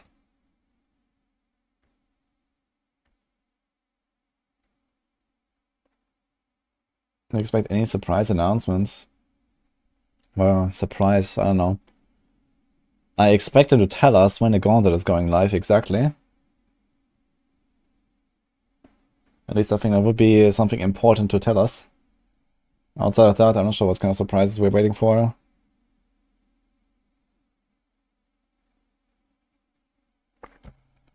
Uliana didn't get a final buff, my year is ruined. Yeah, Uliana is okay-ish, I guess. I said several weeks, which is 3 to 5. I mean, it's like the worst timing imaginable though, right? Because at 4 weeks from launch, everyone is gonna play Last Epoch. No one will care about D4. So... yeah, maybe don't give us a date. I think they should launch the Gauntlet before Last Epoch. Like, absolutely. And not wait like an entire month or something. Like, even without Last Epoch releasing, I think waiting an entire month to even launch the Gauntlet would be kind of weird. And how are they going to do it in the next season? Are they going to wait another month in the next season as well? Or is it just... like, what is the reason even to delay it right now?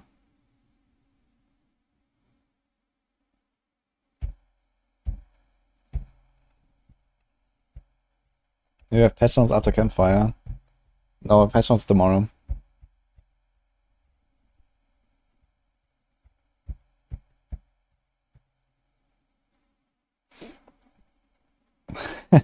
When you say Gauntlet, I think about PoE.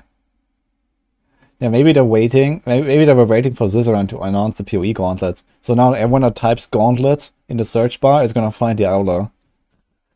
That's like the 5-head strat, guys.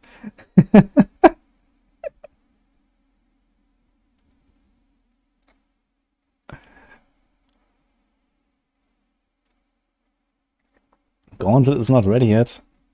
Yeah, I mean, I've played this like almost 3 months ago, and it seems relatively ready, unless they majorly change some stuff around there. So, I'm not sure what is not ready there, or what could not be ready there, unless they really did some big stuff.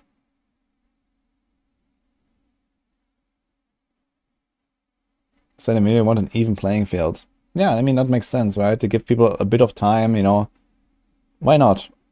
If it's like a weekly competition, and you allow people, like, you know, for the first one in the season to, like, have a bit of time to prepare, and then start the thing, you know, I think that's not a terrible move. But to wait a fucking month, that's way too long, you know? 2 weeks maximum. Like, for anyone who wants to be in any way competitive, you can expect them to grind up a character to 100 and get a bit of gear in, like, a week or 2 maximum. So...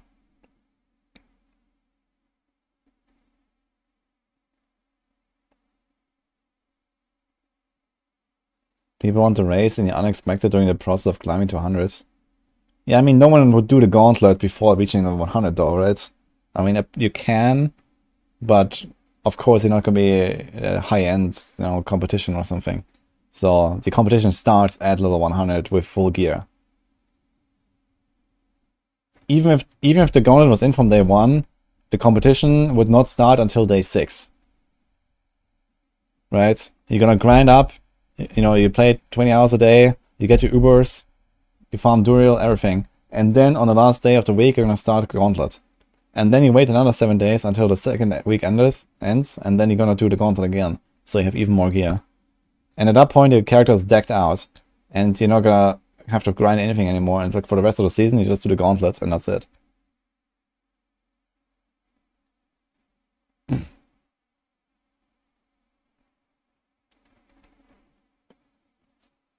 Sis at least said he would love to make a gauntlet that Ben can't complete. Well, technically, the hardest gauntlet they had, no one completed that either, right? No one killed the Feared. But I think it was just like a bonus objective. No, actually, I think this was a part of the major, the main objectives, the Feared, and no one did it. Kaiser got the closest. But then he messed up on the Cortex Slam. I remember that one. Is the gauntlet enough content? It's some content. I wouldn't say enough.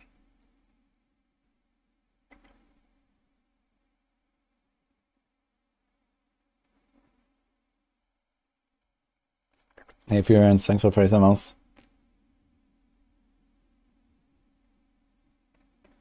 What exactly is the gauntlet? It's basically the free challenge rift with your own build. With leaderboard, changes every week. It's like a fixed dungeon every week. People just want legit leaderboards. Yeah, I mean, I don't know. I would imagine there's gonna be more leaderboards over time.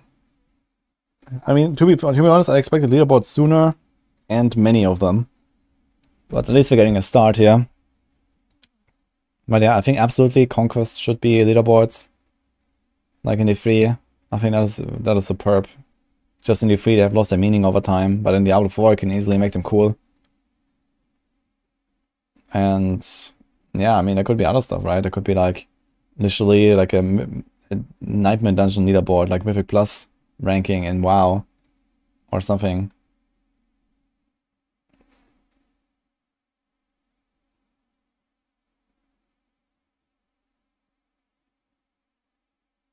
If D4 was perfect, what would the endgame look like to me? Well, that's a difficult question to answer. I think they need to go more on the PoE route. Give us like an Atlas tree type thing that we can use to customize our Nightmare Dungeons and our, you know, events and instances and everything, you know. Target farm more stuff. Put different content into different stuff.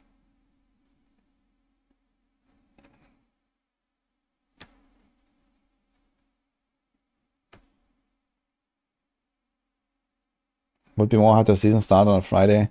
I mean, there is a chance that season 4 will start on a Friday. At least in the screenshot that we saw, it says that season 3 will end on 26th of April, which is a Friday. So maybe they're changing it for season 4 at least. And this may mean that leaderboards are also in from day 1 of season 4.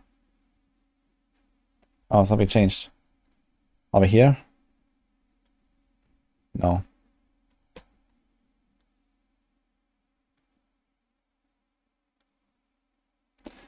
Most players don't want to farm Duriel mats over and over again.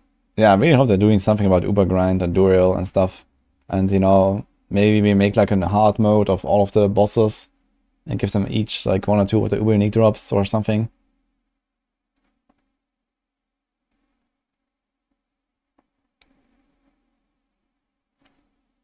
I mean, if they don't change anything about this, then people are gonna haunt Baby Rage, I think. Especially now, you know, if all the dupes are fixed, you know, Duriel mats are gonna be like 10 times more expensive. Like, who's really gonna grind those mats now? I did it. But, you know, I'm pretty sure the majority of people that really grind Duriel profited from either directly duping or from buying dupe mats or from having friends that duped or something like that. So legit grinding it, that was a long time. You want more build diversity? We have a lot of builds though. I think the build diversity is kind of like the smallest problem. While I do appreciate better balance and, you know, stuff like Hoda not existing, I think generally you can play so many different builds, that's pretty good. But of course, you know, like they could like make some stuff more viable. Like there could be like more generator builds. Ultimates are generally underwhelming for most builds, so they can definitely do some stuff with ultimates on all classes pretty much. There could be even more stuff like double core skill builds, triple core skill builds. Maybe they can break up the 4 defensive meta on Sorc a little bit. So there's definitely stuff they can do to make builds a bit more interesting. Maybe some cool uniques that enable builds like the Boulder Druid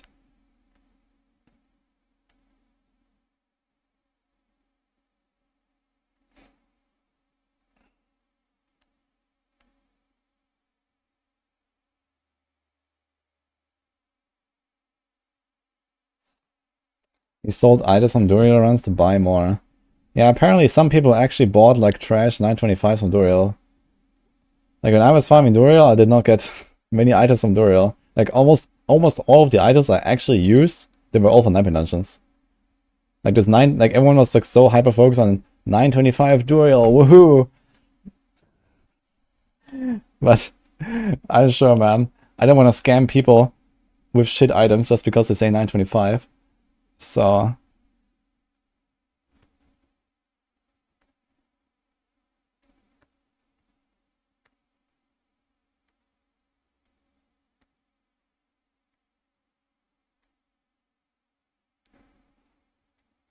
stream starts in 32 minutes.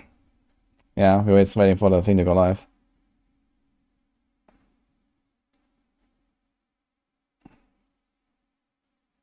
I mean, I can look into the game right now and see how many 925 items I actually have equipped on my characters.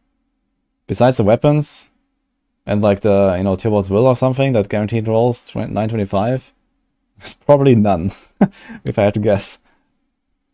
So I think this whole like 925 item power stuff is like completely overrated. Because people have no idea.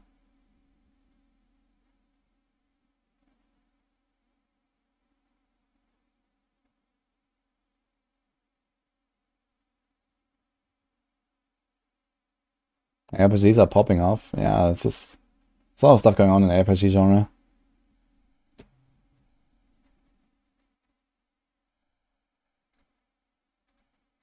Okay, I should actually get ready here, so of like taking screenshots later and stuff like that.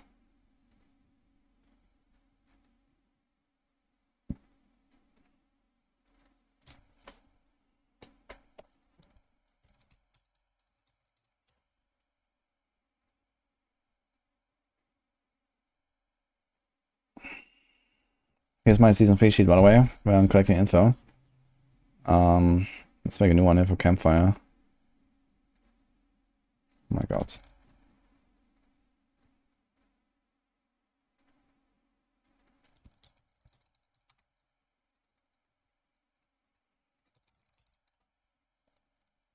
Okay.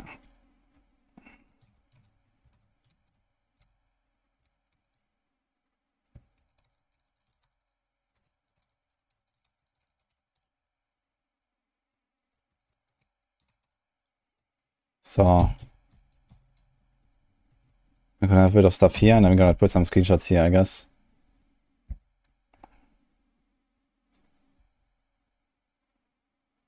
Wish I did Q&A with a streamer for new seasons after this Campfire talk. Yeah, it would be kind of nice, instead of like this like random questions from chat or something. Actually have someone who is like, you know, a bit invested. PoE does that this way, and it works pretty well.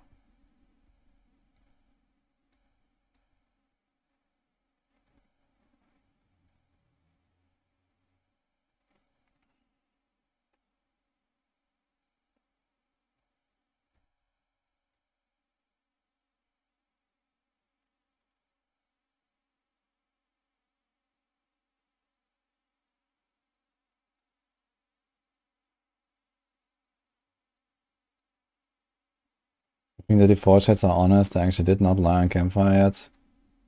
Yeah, I'm not sure why people are saying that this is not honest or something. I think the Campfire chats are really good. People usually are hyped to see them. And they give pretty good info and pretty good background of like, you know, what they're thinking and what they're planning to do.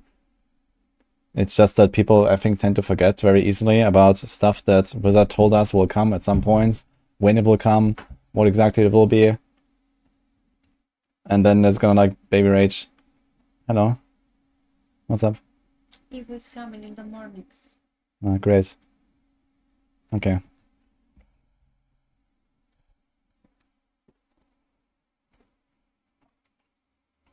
Part of live chats is so many people hate and troll Blizzard. Yeah, I mean, if I was them, I'd probably just like not read the chat.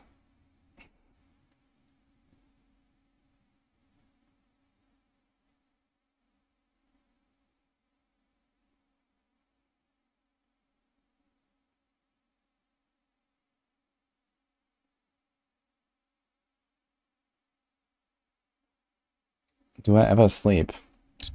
Sometimes. I mean, I can check my calendar. Nothing here. Here. Yeah, but if I go far enough, maybe there's like some entry. I imagine so.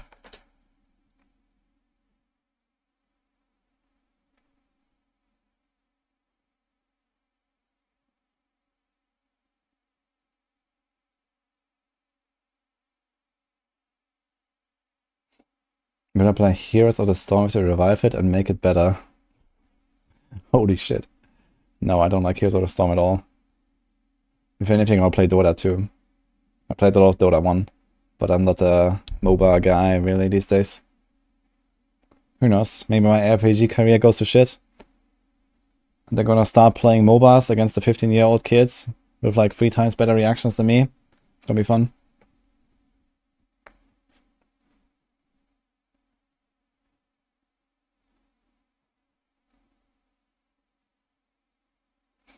Good luck, Alan.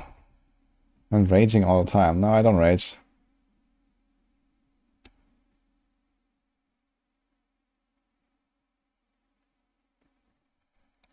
Aha.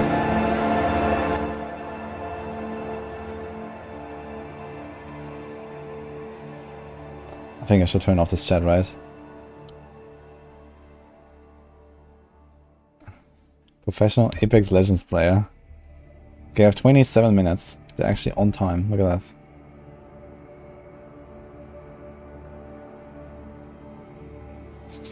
Thank you, Jinso. Glad to hear that.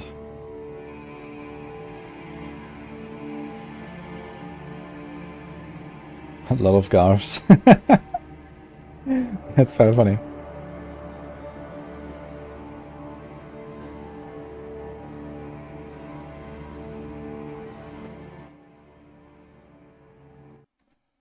It's actually crazy how many first-time chatters there are here. Oh, come on.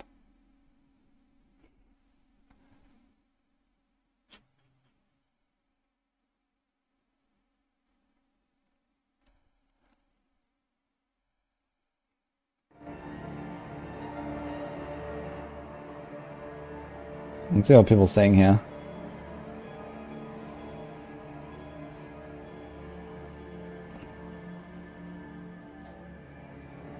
I heard Snoop Dogg is showing up this season. Would have fixed the awful rubber banding of the new season. What kind of rubber banding was there actually?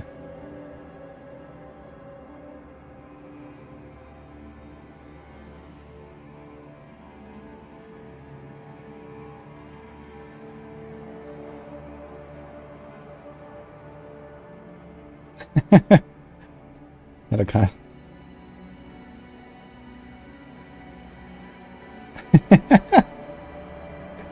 And I was trolling this chat here.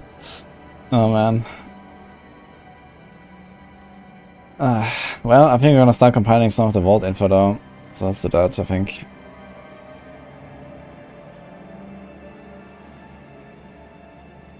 So what do we have to say here?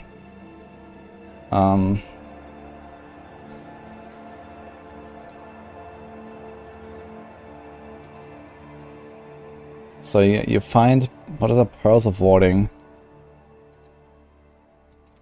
Pearls of Warding. Acquired from, I think it's like elites and stuff. Season elites. And it's also gonna be like this gate, what is that, gate hall or something? New hub.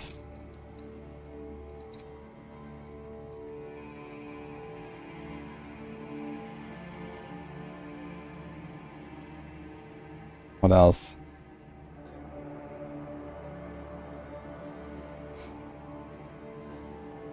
First message feature is clever from Twitch. Yeah, I think that's really good. Where's the video from last time? Inside the game trailer. Let's check it out again one more time. What they say here. I want to like start compiling vault information as well because you're probably gonna see some.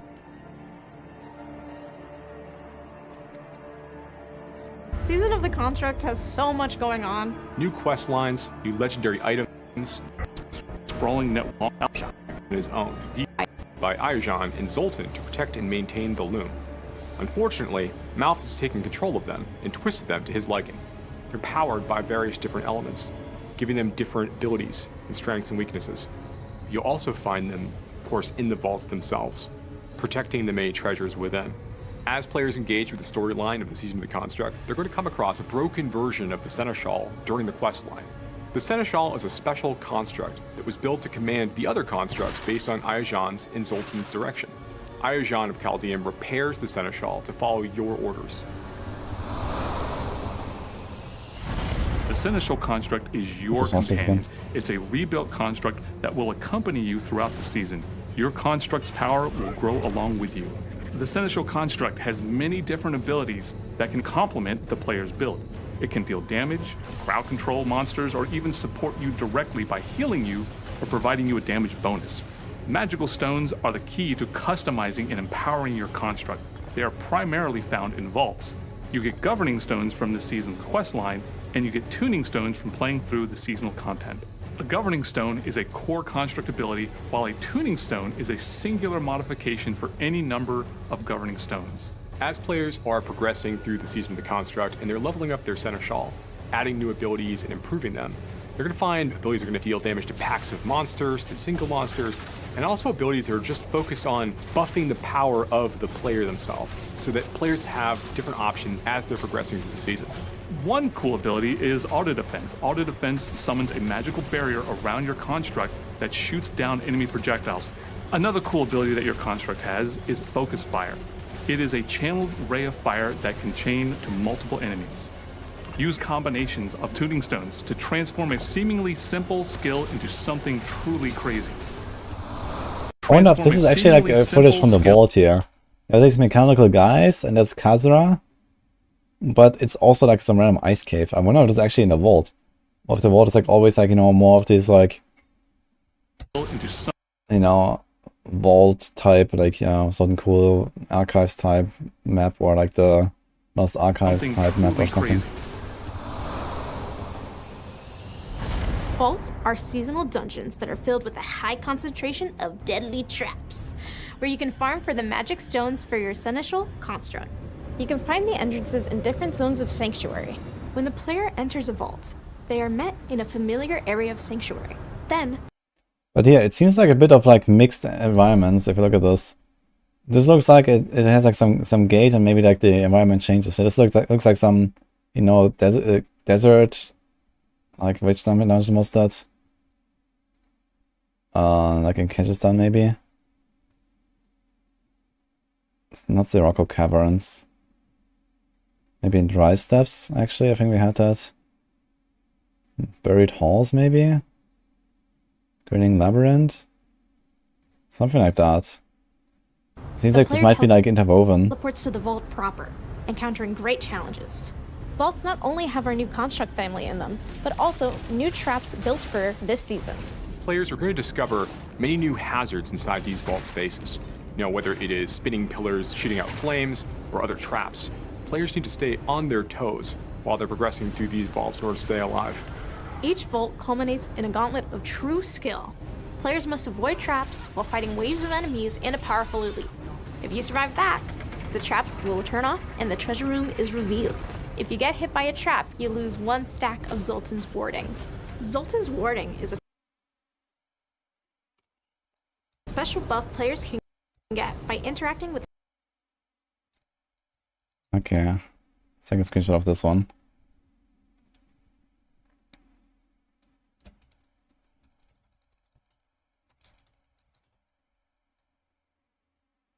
the statue of Zoltan Cool when they enter a vault.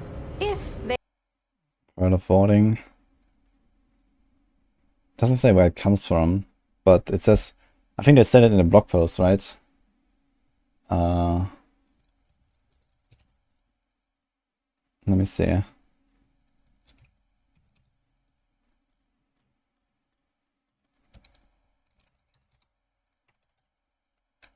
Okay, open entering a vault. After converting, acquired person warding, it can be blessed with Zoltan's warding. Special layered blessing, which grants access to riches. Okay. At World Tier 3 and Nightmare Vaults unlock. So I guess you can get the normal vaults before that, and then Nightmare Vaults, which are like sigils. Vaults will drop alongside typical Nightmare Dungeon sigils, or can be crafted, which will require Pearls of Warding to create. Okay, let's write it down actually, so.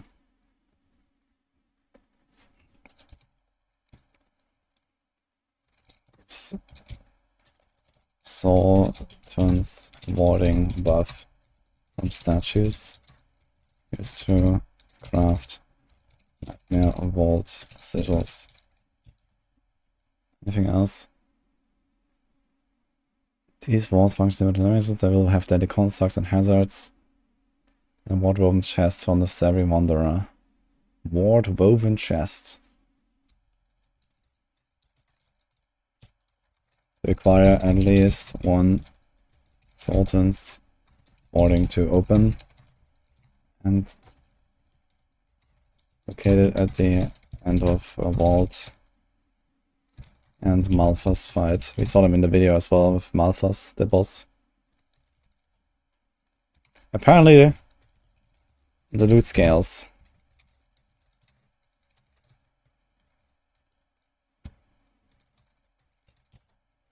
Okay. So where do these things come from? Do we have those anywhere?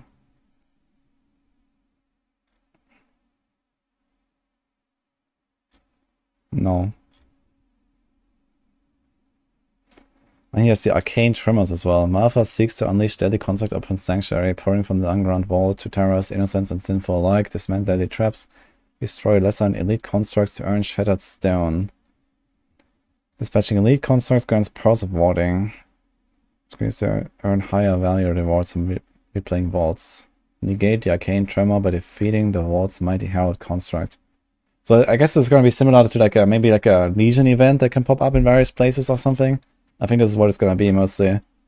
You know, there's going to be like some waves of enemies and some traps popping up, and I guess it's going to be like scattered, you know, on like a timer or something all over the map.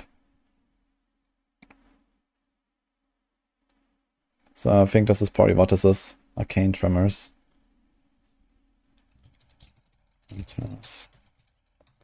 Outdoor events, similar to Legion. Can drop spawns, mix, traps, Herald construct as boss.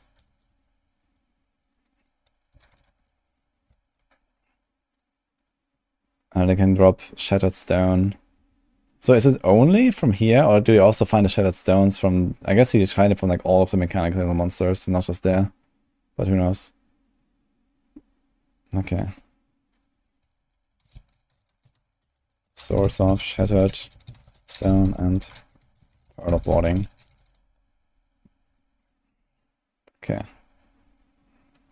Campfire Day, this is fine, yes. There's also Elemental Core. Be new currencies.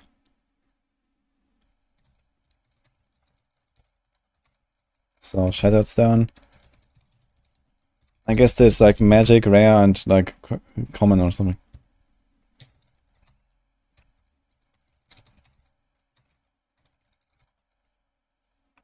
They have a Pearl of Warding.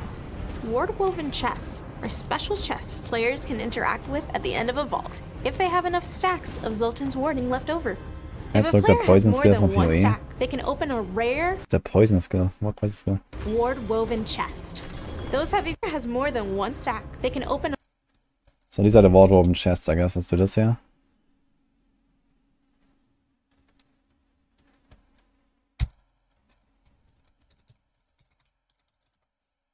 a rare ward-woven chest. Those have even better rewards. This season introduces our first stationary boss in Diablo 4. This is going to be a fight against this massive protective golem meant to watch over the vaults. The Malphas, once again, has massive I really like protective this boss golem fight meant to already. watch over Looks the kind of vaults. interesting. The Malphas, once again, I wonder if it's actually like changing. It would be really cool if there was like some super hard mode of this thing that gives you like the uber stones and stuff. And it also has like changing traps every time. And it kind of looks like it could have, you know, there's like, maybe it has different attacks, maybe it has like, you know, these pillars that activate, maybe it has like the stuff on the ground that activates. I don't know, I notice like lots of these different traps. So it would be kind of cool. has managed Very to dark corrupt though. Because it's stationary. It's gonna take a screenshot like this here, Malphas. Actually, we should probably do like the entire thing.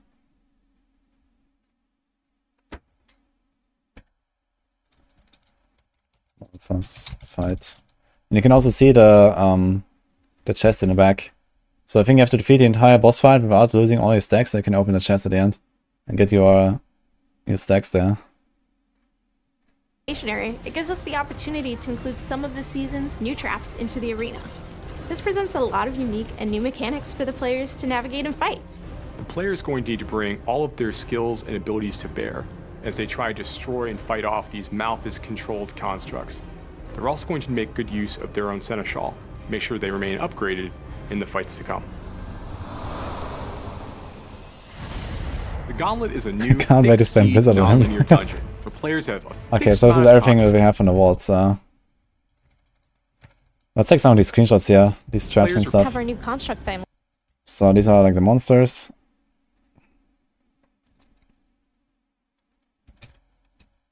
Vault monsters. In them, but also new traps built for this season. Players are going to discover Family in them, but also new traps built for this season. Okay, let's do this.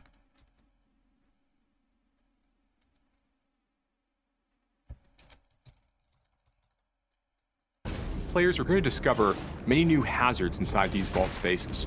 You know, whether it is This one is fine. Just to get a bit of an idea, I guess, of what everything looks like. All traps too. spinning Yes, they're pillars, ground shooting out things. flames, or other traps.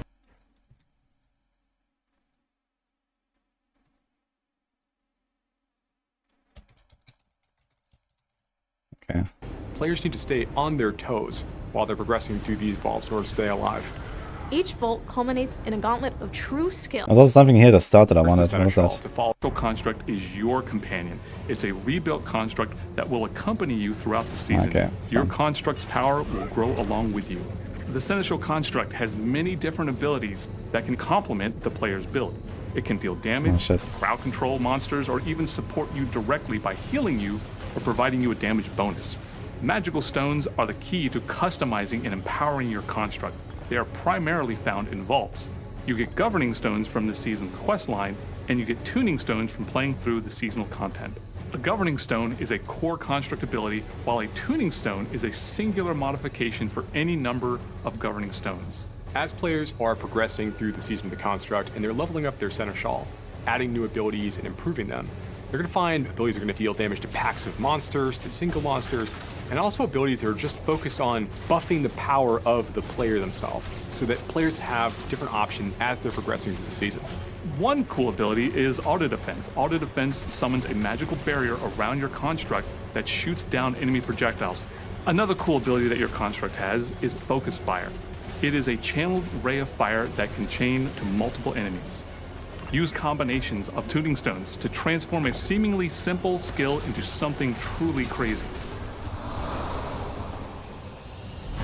Vaults are seasonal dungeons that are filled with a high concentration of deadly traps, Deadly where you traps. can farm for the magic stones for your Seneschal constructs. You can find the entrances in different zones of Sanctuary. When the player enters Okay. a vault, they are met in a familiar area of So Sanctuary. what about this gate Then, hall? Was there the not this player PC teleports Gamer to the article vault that talked proper, about them or something? encountering great challenges. Let me see. Vaults not This only one. have our new construct family in them, but also new traps built Deadly for traps, this yeah. season. Okay, how far Players are are going to we? discover many new hazards 10 minutes, inside guys. these vault Okay, spaces. soon. You know, whether it is spinning pillars, shooting out flames, or other traps. Players need to stay on their toes while they're progressing through these vaults in order to stay alive. Each vault culminates in a gauntlet of true skill. Players must avoid traps while fighting waves of enemies and a powerful elite. If you survive that, Okay, the so it's not trap the symbol will article. turn off and the treasure room is revealed. If you get hit by a trap, you lose 1 stack of Zoltan's warding. Zoltan's Okay. warding is a special buff players can get by interacting with the statue of Zoltan Cool when they enter a vault. If they Wait, have you a can pearl view of all warding, 3 videos at the bottom of the story. ward-woven chests Wait, are wait, what special videos? chests players can interact with at the end. They added something new here. Why is this all black? Hello?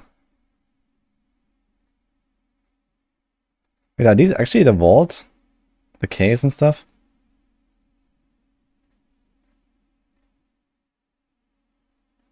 Is this this might be this hub here with the portals. I wonder where these portals exactly go.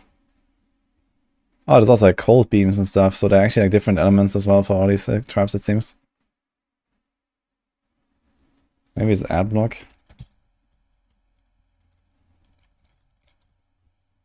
Let me see. No, it's just black. I don't know. So unlucky. It's starting.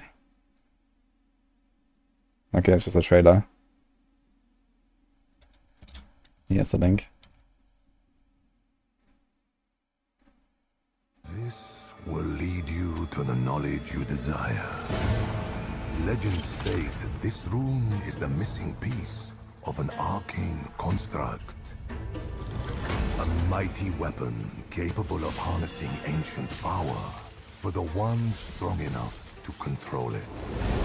But be warned, for the construct is buried deep beneath Kyrgyzstan, in the ancient vaults of Zoltan Kur. Untouched for centuries, they are protected by deadly traps of Kur's own design, and guarded by his mechanical horrors. But the architect Zoltan Kur overestimated his cleverness. In his hubris, the mage abandoned his work, leaving darker forces free to corrupt his machinations and claim the vault's power. Why does it work for you guys but not for me? What the hell? The answers await you in the I mean, I can click on it, but nothing happens. the rune, if you dare.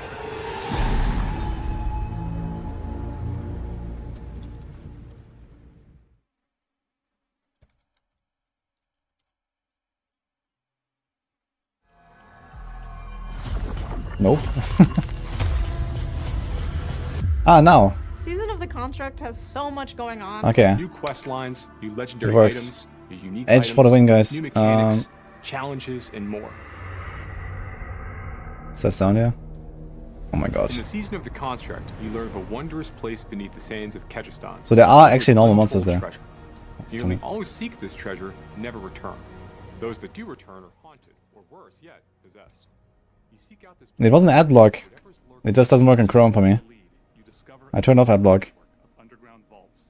It houses the loom, a priceless apparatus. Wait, this is a vault? The brilliant mages Zoltan This doesn't look like vault at all. Chaldeum These are like auto zones. and build tools I guess it's just like the companions. During the network, you rescue Ayujan, only to discover that the demon Malphus has taken Okay. over the loom to create its own private Vault gameplay footage. Let's see. Diablo. He's unlike other demons we've encountered in Diablo 4. He's shapeless, manipulates others, takes on forms other than his own. Was this as one of those chests actually? No, it's just a normal chest. constructs. Can we close this? Work Okay. with Ayujan to explore the vaults, gain access to the loom, and defeat Malphus. This season introduces constructs. These elementally Oh. powered monsters were originally created by Ayujan and Zoltan to protect To be honest, the traps are kinda cool. I like it. Malphus has taken control of them and twisted them. Okay, still nothing. Powered by various different elements. Just wanna make sure I don't miss the start. Different abilities and strengths and weaknesses. You'll also find them, of course, in the vaults themselves, protecting the many treasures within. As players engage with the storyline, Kaltrov's gamer. Okay. of the Seneschal during the quest line. The Seneschal is a special Okay, so there are intermission events like this as well, it seems. With traps and stuff flying around. direction. Oh boy. Ayujan of Chaldeum repairs Can you actually see this beforehand? all your orders. I have like a second or something. The Seneschal construct is your companion. It's a rebuilt construct that will accompany you throughout the season. Your construct's power will grow along with you. The Seneschal construct has many different So I guess it's like a, you know, slay all enemies event or something like that, yeah. Just like in dungeons. But with all the traps together. you directly by healing you or providing you a damage bonus. Magical stones are the key to customizing Okay. and empowering your construct. They are primarily found in vaults. You get governing stones from the season. Wait, what is this? And you get tuning stones from playing through the seasonal content. A governing stone is a core construct ability, while a tuning stone Wait, is a what does I click now? modification for any number of governing stones. Look at his hands. Progressing through the season of the construct and What is that glow? Seneschal, adding new Is that a new imbue or something? What the fuck? You're gonna find abilities are going to deal damage to packs of monsters, to single monsters, and also also abilities that are just focused on buffing It's not starting yet? the Okay. power of the player themselves, so that players have different options as they're progressing through the season. One cool ability is auto I think content where most of the failures can be explained to a skill issue will end well. down enemy projectiles. Another cool ability that your construct Yeah. has is focus fire. It is a channeled ray of fire that can chain to multiple enemies. And you want it louder? I think it's already loud. Combinations of tuning stones. Isn't it? For me, it's kind of loud, no? Simple skill into something truly crazy. Vaults are seasonal Oh, here's the end. filled with a high concentration of deadly traps, where you can farm Okay, it doesn't show anything. for your Seneschal constructs. Okay, they're showing this video again now. Different zones of sanctuary. Let's see this. When the player enters a vault, they are met in a familiar Actually, is this on YouTube or something? Is there like a link to this? player teleports to the vault proper, encountering great challenges. Diablo 4 Season 3 Construct menu footage. But also Oh, I can actually... traps built for Is this on YouTube? What is this? Players discover many new hazards Doesn't seem to be in YouTube. spaces. You know, whether it is spinning pillars, Let's see the menu. Maybe you're gonna see some stuff here. players need to stay on their toes while they're progressing through these vaults. The video is low, really. Each vault culminates in a gauntlet of true skill. Fully lethal. I think my sound settings probably are only for Chrome, but not for... In the treasure room, I mean, it's just gameplay footage, it's fine. get hit by a trap. You So you're lose talking about one this one? stack of Zoltan's warding. Zoltan's warding is a special buff players can get by interacting with the statue of Zoltan Cool when they enter a vault, if they have a Pearl of Warding. Ward woven Ah, here's the chests menu are footage, let's see. special There chests might be players more can stuff. interact with at the end of a vault, if they have enough stacks of Zoltan's warding left over. If a player has more than one stack, they can open a rare ward woven chest. Those have even better rewards. This Are they gonna show us all the season, our skills? First stationary boss in Diablo 4. Maybe. It's going to be a fight against this massive Yeah, first of all, protective golem yoink. meant to watch over the vaults. The Malthus, once again, has managed to corrupt and control. Because it's stationary, I'm it gives us stoned. the opportunity to include some of the season's new traps into the arena. This Okay. presents a lot of unique and new mechanics for the players to navigate and fight. The player is going to need to bring all of their skills and abilities to bear as they try to destroy and fight off these Malthus-controlled constructs. They're also going to make good use of their own Seneschal. Make sure Okay, he's they very remain carefully going around. I guess he was allowed to show exactly those two. Fuck. Mockery. Gauntlet is a I new think we don't have that yet. seed non-linear dungeon where players have a fixed amount of time to achieve high scores by proving their might. Any player who unlocks World Tier 4 Torment mode can Okay. compete in the Gauntlet. The Gauntlet starts So rank 5 taunts for 3 Construct. seconds. Can only occur once every Each 15 week, seconds. a new Okay. Gauntlet replaces the current And you also moused over Unlike one other other dungeons, on the way every there. time you and Which other one was players that? Enter the Gauntlet that week. It will be exactly the same. Same Right. monster positions, same affixes, everything. This makes it a fair competition. Additionally, monsters within the Gauntlet start at level 100. This is meant to test Dude, the your pausing and the level play up is your like level. awful. It's highly replayable, enabling a broad set of player choices. Players can try What? different classes and strategies. Double click just straight up doesn't work. Yeah, and double click it to try to pause in the right moment. It just doesn't work, man. What the fuck is this player? Set each week when a new Gauntlet appears. There are solo leaderboards for each class, as well as party leaderboards Fuck's that sake. vary with party size. And of course, there are a set of leaderboards just for hardcore players too. But some players may not be ready for that type of play.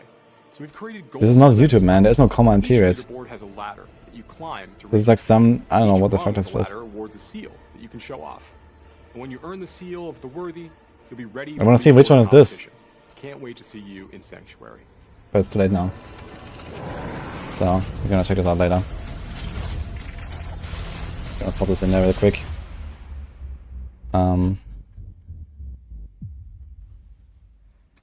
PC Gamer articles. Hello, Diablo community. Oh, it's starting. Welcome to another Diablo 4 developer update live stream. My name is Adam Fletcher. I am the community lead for the Diablo franchise, and of course, I'm joined by some special guests here today. I'm joined by Dan. What happened? Do you guys want to introduce yourselves? Sure thing. I'm Dan Tangway. I am the lead designer for Season 3, Season of the Construct. Okay, let's I'm go. Madeline James, and I'm one of our quest designers on Diablo 4. And what you guys probably don't realize is, or maybe you do, if you watch these streams often, you'll most definitely realize we're in a completely different set today. We're actually live from Albany, New York, at Blizzard Albany, and we're doing the stream up here. I'm not sure if I and met so now we have two those different two, sets. We have one Madeline in and Daniel. Irvine and one in Albany, and we And I was actually there. have another guest that will be joining us today. And it's a very familiar face to all our live streams. That's Mr. Adam Jackson. He's live from the Irvine studio. Hi, Adam. Good to see you. And He's sitting there we'll be talking alone, to you man. soon, because we're going to be talking about balance and classes and everything. So we'll be joining Adam here shortly. But we have a lot to talk about. You know, a lot with Season 3. We announced it earlier this week with Season of the Construct. We've seen a lot of cool feedback and great feedback from players related to the trailer and everything that released out earlier this week. But we did want to talk a little bit, before we jump into Season 3 and those items, we do want to talk a little bit about, you know, the new year and obviously going through the holiday and Season 2, where we had Season of Blood. Season 2 where recap. Players got to jump in, of course, fight go. Lord Zir, jump into different blood harvests and Bro everything. just And finished what was preparing for awesome Season to 10. see with Season of Blood, was, you know, or Season of Blood, is that we ended up getting really great feedback from players about how they enjoyed, you know, some of the Why isn't aspects stream up with on the it, official and, YouTube you know, channel? I heard just it's up hearing that feedback has helped for a us while a already. lot in terms of Are you sure you looked right? how we're going to build out Diablo 4, especially in future seasons. And one big thing that, you know, we introduced was the boss ladder, with, you know, of course, Uberdurio being part of it. And Prediction, it was guys. a good opportunity for players to kind of target farm Uber uniques, which was really great. And we got to see a lot of players actually obtain Uber uniques this season. And I will say, like, you know, we plan on having the boss ladder again for Season 3 with some tweaks, which we'll talk about here shortly. With some tweaks. The stuff that we're going to be talking about with quality of life changes and everything. And of course, we had Abattoir of Zir. This was a new endgame Gonna make a prediction for this, feature that actually. we ended up announcing at Is the BlizzCon, Uber League farm noticeably and we improved? introduced right More before fun, the holidays for players better to hell check out. tides, And, you know, more mats, I do don't want know, more to give a bosses. huge shout out to the community, because we got a lot of feedback about Abattoir of Zir.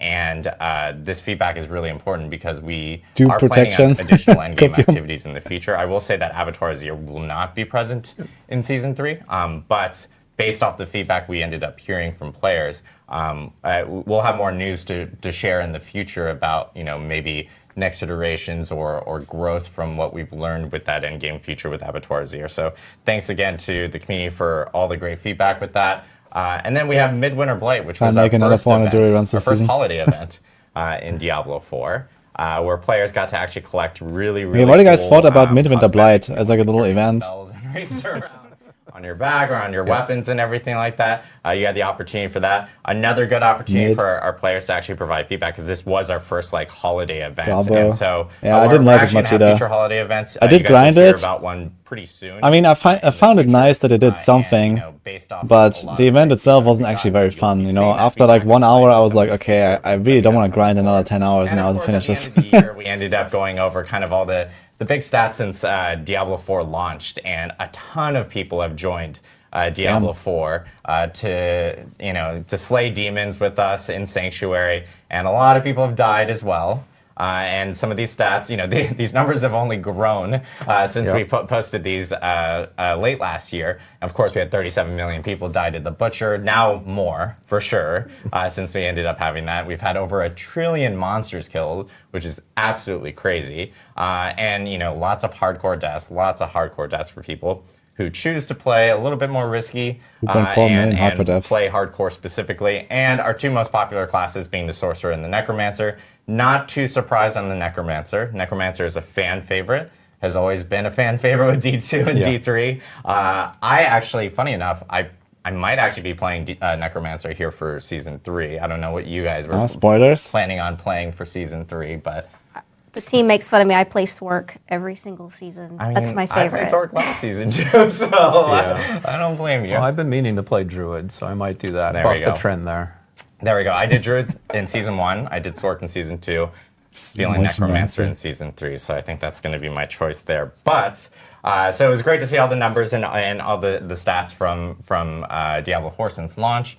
But today, we are here to talk about Season 3, Season of the Where are they Construct. broadcasting this? It's From arriving January 23rd. Albany, I think. Dan, do you want to give us a quick little... East Coast this time instead of West Coast. Season of the Construct is packed with a lot of content. And so there's a lot of things we're going to cover coming up. I mean, the first thing we're going to talk about is our all-new quest line that delves beneath the sands of Kyrgyzstan.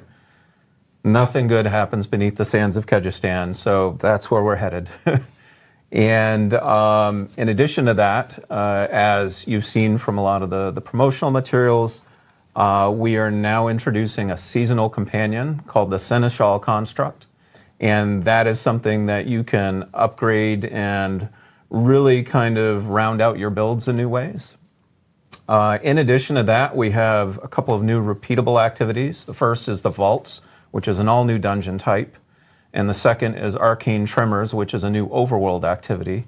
And last but surely not least, in terms of the Season 3 package, is the Gauntlet and Leaderboards. And those are coming pretty soon, but we'll give you a bit of a tease right now, I think. Yeah, so I know a ton of stuff for Season 3. Yeah. This is most definitely the biggest season yet for Diablo 4, with a lot of content. And as you mentioned, questline and story being the first thing that we wanted to dive into. Yeah. Madeline, I think this is a good opportunity to talk to us I mean, to a be little honest, bit I think the about, vault looks what really we can cool. expect for the questline. Like, I'm really excited to try the So as vault. Dan mentioned, and we have a new I think questline vault for- might for actually Season be 3, like and permanent people are content. going I think this might be the to first time they assist add new the permanent content. Ayujan to purge see. the demon Malphus from these vaults of Zoltan Cool. Malphus has taken over the vaults, turned them into his own little kingdom, and has turned the hazards. That's the reason of the and vaults. I mean, after the season, they can add some constructs other inside of them, reason, right? Right now, it's against the their makers. constructs, but after the season, they could do some special drops there. I think a good question to start with is kind of why constructs. It's a little bit of a departure from seasons past. You know, season 1 dealt with malignancy, and season 2 dealt with vampires, both stemming from Lilith's influence. But Sanctuary is such a big place, and so many different stories and lore, where at present day Sanctuary is kind of the Dark Ages. We've had, thousands of years of different technology and Let's call us the magic, lady. and this is one of those stories. We spent a lot of time unlucky. discussing as a team what we Should've even moved the wanted chat. to do for season 3. fine. And the story team really fell in love with mage clans. We delved into a lot of Diablo lore. We delved into the Sin War books. Rax is not we live? delved Where the hell into is he? The Roderick Vault, etc. And the mage clans, for people that don't know, were these ancient mage societies that really were expertise in certain levels of magic. And we love the Visurai. They're typically the bad guys, typically delve into demonic magic, even though they're not, traditionally evil per se. Damn. Okay. And Visurai created constructs. They took machinery and their demonic magic and made these soldiers or these guards. Our protagonist, Ayujan, is not technically Visurai. He's part of the Ennead clan with Zoltan Cool. But their goal was to take these idea of constructs and make them their own and, do them in a different way.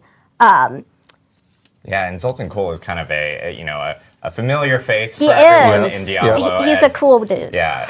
Yeah. No pun intended. Definitely pun intended. Pun intended, yes. Zoltan played a part in the Diablo 3 story, and of Yes. course we saw him in Diablo Immortal as well. Yes, Zoltan was one of the original Haradrim. Good old Uncle Tyrael gave him the original Soul Stones. It's like, hey, I trust you, take care of them. Zoltan went a little bit off script, and he's like, what if I made these better? And so he created his Dark Soul Stone, which was his own kind of flawed attempt at ending the eternal conflict. It didn't go quite as he expected, and the rest of Haradrim said, we don't really like what you're doing. You got to get out. So they killed him. We're too frightened of you. But Zoltan and Ayujan knew each other in their youth and became business partners and eventually friends. And they shared this vision of, if we can create our own version of constructs and create this alternate power source that's not using demonic magic, the Loom, these constructs can fight heaven and hell, and humanity can flourish. Unfortunately, it didn't go as expected. They couldn't get it right. And Zoltan was just like, you know what? I'm going to move on to bigger and greater things. This is a failure. Let's move on. And Ayujan was like, no, we have something here. Let's keep going. And unfortunately, that created a rift in their friendship. And that rift allowed for the demon Malphus to infiltrate their work. Malphus is a demon that you're going to encounter in the quest line and then fight an Uber version of him later in the season. He's a little bit different than our typical demon. You think of, big scary guy with horns. Like I said before, we took inspiration from Sin War, and they have a lot of different types of demons. They have different abilities, different shapes. One of them is like this stone liquid mass with a mouth on top. And so the original Malphus was like this red mist, and that allowed him to kind of sneak into corners that he wasn't supposed to. Malphus is a named demon, and he's one of terror, but he's very unimportant in the hierarchy of hell, and that kind of bothers him. We joked around on the team that he had a desk job in hell. So when he found the opportunity to sneak into Sanctuary and to corrupt the vaults, he's like, "This is my time to shine. This is my kingdom. I'm going to rule it." in-game. He did that successfully boy. for many, many years, and he might have There's a gotten game for away you. with it forever. Except he was. But a it's little not bit Diablo too 4, I think. Prideful. He's like, "I'd like to sneak out and leave the vaults." Yeah, he's not satisfied with the vaults. I mean, to be honest, I kind of like the background of the lore, but Sanctuary. so it's maybe a And bit that's too what I'm deep for the live stream. So I think we have footage of You're gonna play the for the quest quest line, line. the early parts. You are going to start in Gaia Cool, where Malphus's influence called has Gaia, seeped not in. Gaia Cool? Villagers and demons don't typically go well. I can't even imagine their insurance rates. But they hire you and they're like, "Hey, something's going on, something up north. Please figure it out for us." And so you find the first vault and you delve into it to try and get a sense of what's going on. And these are where you're going to start seeing the first hostile constructs that Malphus has corrupted, and find your own construct. You start finding pieces of it. You're going to keep traveling through, and eventually you're going to find Ayajan, who is in a less perfect than ideal situation under Malphus's influence. You eventually free him. He's like, "Thank you so much. I don't even know what's going on, but let's figure this out together." And he fixes the Seneschal construct for you. He's like, "You're probably going to need this," as we delve into and force Malphus out. Yeah, and here we're seeing like part of the quest line, like obviously building up and kind of creating your own Seneschal construct. Yeah. Now, I think we have footage of the Malphus fight as well. Oh yeah, we can jump into that. So Malphus is our first stationary boss. He uses the environment, the hazards in the room, This as is well different. as his I blade called it, to man. smack you around. He's using different traps there are now. different So they're really not elements changes. in the boss fight that are going That's to awesome. periodically switch. It's different from the Like I first said video. before, Look, he has a completely different attack. He has a cold shit on the For ground. this fight, he is possessed That's cool. the largest construct he could find, the Guardian. Like he has a different attack again. To fight you. The loom is in the background. Yeah. So, The arena looks really cool, to imagine be then honest. Malphus has pretty much become like the embodiment. It's the vault itself, and the vault has is to be now memory coming game. alive to try and kill When you delve into the vaults, it's definitely going through his literal body. Yep. He definitely wants you out. He doesn't want you in there. He's going to he'd throw everything in the kitchen sink at you. Yep. We also have footage of our new seasonal town, the Gate Hall. This is kind of the gateway between the vaults and the upper world. You're going to go through it in the quest line, and then it is going to turn into a town for you to use. Has a waypoint, so easy travel. Most of the vendors that you know and love, Just like see here the that robot they're man. actually construct vendors that Ayajan has fixed for you to help you out. How cute.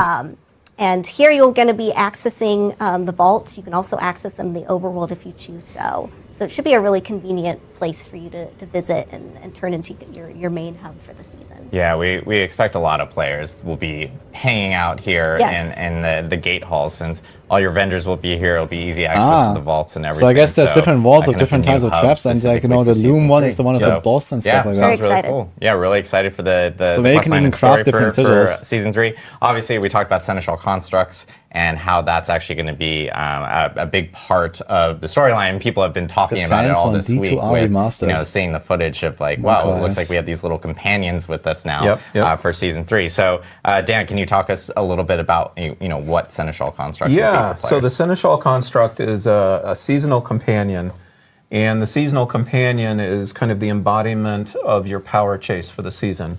So every season we try to develop a new type of power chase, and power is really important to our players.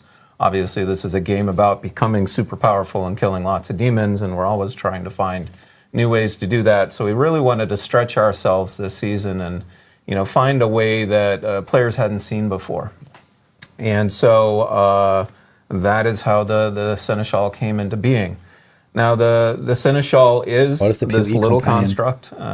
Well, maybe not so little, but it follows you around. And it has different skills and abilities. And I will note. Yes. I will note. You can pet your construct, your The most Seneschal important construct, part. which Yes. is you have to be able to pet it. So yes, you Absolutely. You can Important. pet it. Yeah. And so you can have 2 skills on your Seneschal construct. Those are given to the construct using what is called a governing stone. And governing stones are these semi-precious stones that you can find throughout your adventures in Season 3. They drop in a lot of those repeatable activities I mentioned, which we'll cover soon. And there's lots of different types. I think there's about 12 that you can slot in. We weren't satisfied with that, though. Because, 12 skills, it's cool, don't get me wrong. But we wanted to allow players really to modify those skills however they saw fit. And so we've also developed 27 different tuning stones, another type of stone, that you can slot in then to modify that skill. And so you've got those 2 governing stones, and then each governing stone has 3 different tuning stones that can modify it and just create really wild combinations of powers that'll allow players to experiment how they see fit. And so kind of with that breadth of powers then, you've got a lot of different options for being able to kind of round out your build. Our deadline is on Sunday, and we don't even have patch new notes. types of ways to kill demons. Awesome. So, that's very cool. It sounds really cool. Yeah. And I think we might actually have I some think we examples do. and footage Yeah. of what some of these would yeah, be. so let me tell you what's going on here. So we've brought up our construct menu, and this is in the inventory UI, but it's its own separate UI, so your construct is doesn't not hover over going to anything. take up your traditional inventory space. And I was ready. this construct has 2 governing stones equipped right now. One is called Focus Fire, which was that beam of fire that was coming out. The other one is called Lightning Bolt, and you can see it shooting some lightning bolts. Like I said, 2 skills, not too bad. You're killing some folks here. But we wanna amp things up a bit. So in addition to being able just to get stones as drops from activities, you can also craft stones. And so we've gone to our gate hall here, and we're crafting a new stone. We're going to see what we get. In this case, it's a pummel stone, a governing stone. I already have that skill, so it's just going to count towards XP, towards leveling up pummel. Okay. And I'm going to kit out my Seneschal a little bit different. So we've got Focus Fire, and I think the first thing we're going to add is Voluminous Support. Fancy way of saying that it's going to increase the area of effect for your attacks. We're also going to add Electrocution. Now, even though Focus Fire is a fire attack, Electrocution is going to add some lightning damage to it, and it's also going to add a little bit of chance of stun. And so now we're dipping our toes into this crowd control. And then finally, we're going to add Arcing Support. And Arcing Support's really cool because Arcing Support allows your abilities to chain. And so now let's see what that power is going to look like when we bring it back up. All right, so here now, you can see that Focus Fire is chaining amongst enemies. You can see that some of them are getting stunned, little electricity around them, and it had a bigger area of effect. Similarly, if we were to apply some of these to the Lightning Bolt attack, let's say we gave it multi-shot in that Arcing Support, now it can just blast through enemies. It's got a lot of options. So we're kind of seeing some examples of what players can potentially do with their Seneschal constructs and actually that's pretty cool. make adjustments and modify them to kind of suit your specific playstyle. I think a big question is like, can you actually add, maybe some status effects or things like that? Like, can you potentially add in a tuning stone that may make enemies like vulnerable, for instance? Yes, absolutely. So again, we wanted to give all of you a lot of different options to play with. We want this to be a toy that you can experiment with. And so that means that, some of the examples we showed were more damage dealing, where the Seneschal is doing the damage. But then we also want to give players the ability to just kind of set up, enemies for you to go in and, land the killing blow. So there are a lot of different support stones that can make things vulnerable, bleed things, electrocute them, chill them. I mean, the list goes on. I mean, pretty much any of the, the verbs in the game. So your possibilities are massive with what you can do with your Seneschal. And one thing, this is actually something that Sean White, who was in the video, our Dev Insights video before the actual start of the stream, pointed out yesterday on social media to players that were asking a little bit more, or for more clarity on some items. But the Seneschal construct actually does scale 1-to-1 with like specific like secondary type of stats, or even things that are associated with your actual character. So things like attack rating or crit chance, for instance. Yeah, it was very important for the Seneschal to feel as if it was an extension of you, if you wanted to be that. Also, we really didn't want to get, a Seneschal that was just outclassed when you got to level 100, because then where's the fun, right? So, yes, absolutely, the Seneschal will become more powerful as you become more powerful. Awesome. Yeah, so Seneschal constructs obviously playing a huge role, and with the construct and you now being able to customize and change things up for how you want to play, there's new challenges that are associated with the season 3 season of the construct, and one of them is vaults, which I know we do want to dive a little bit more into specifically. So yeah, do you guys want to talk a little bit more about vaults? Sure. Vaults are a new dungeon for the season, and we have 4 types of vaults. Like I said before, they are this extension of Malphas, and because of that, he has turned the hazards inside of them into enemies in and of themselves. We wanted to explore the fantasy of a environment that was hostile, and it was ready to kill you often, and so they're filled with hazards that, spinning fires of death, floor plates that come alive, arrows that shoot out of the walls, and with our construct enemies. I think we have some footage of the vaults as well to kind of walk you through it. You mentioned you can double dip on shouts. Yeah, like you war cry, get extra damage, and then the war cry also affects this thing. Because they're so hostile and dangerous, we wanted them to have a good, be lucrative and be risk reward. So we have a lot of different loot. I think a little bit later in the video, there's like an explosion of gold, and that's just going to be common. And our dungeon designers, typically with the dungeon experience, you get a pop-up and you're like, okay, it's telling me to kill all the enemies, I know what to do. The dungeon designers wanted to explore a little bit of I'm not sure what I'm going to be experiencing, I have to find my objective.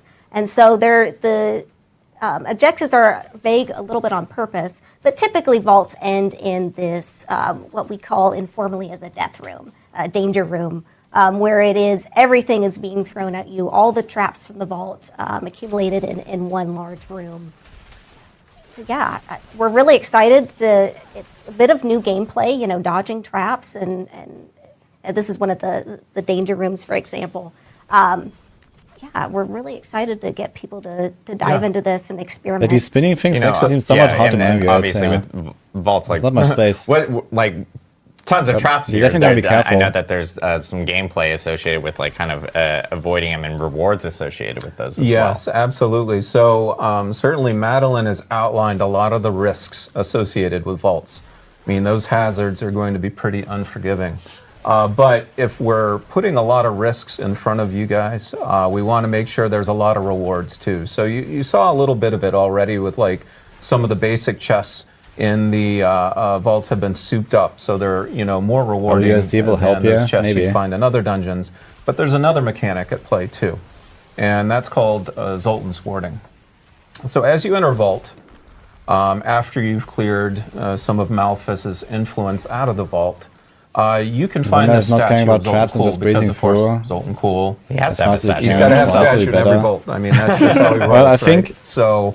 I think you're mostly going to be limited by how many Seal of Warding you can acquire. So you have to do the overworld stuff to get Seal of Pearl of Warding, and then you can use that to get a Sultan's Warding buff inside. And I don't know, maybe you get a lot of the stuff, and maybe you don't, right? But I guess getting to the end without any Sultan's Warding is kind of useless. What it does, so I always need to make sure I have at least it gives you this additional chest open. rewards, and you can see right there. There's kind of that glowing one to the side with the icon.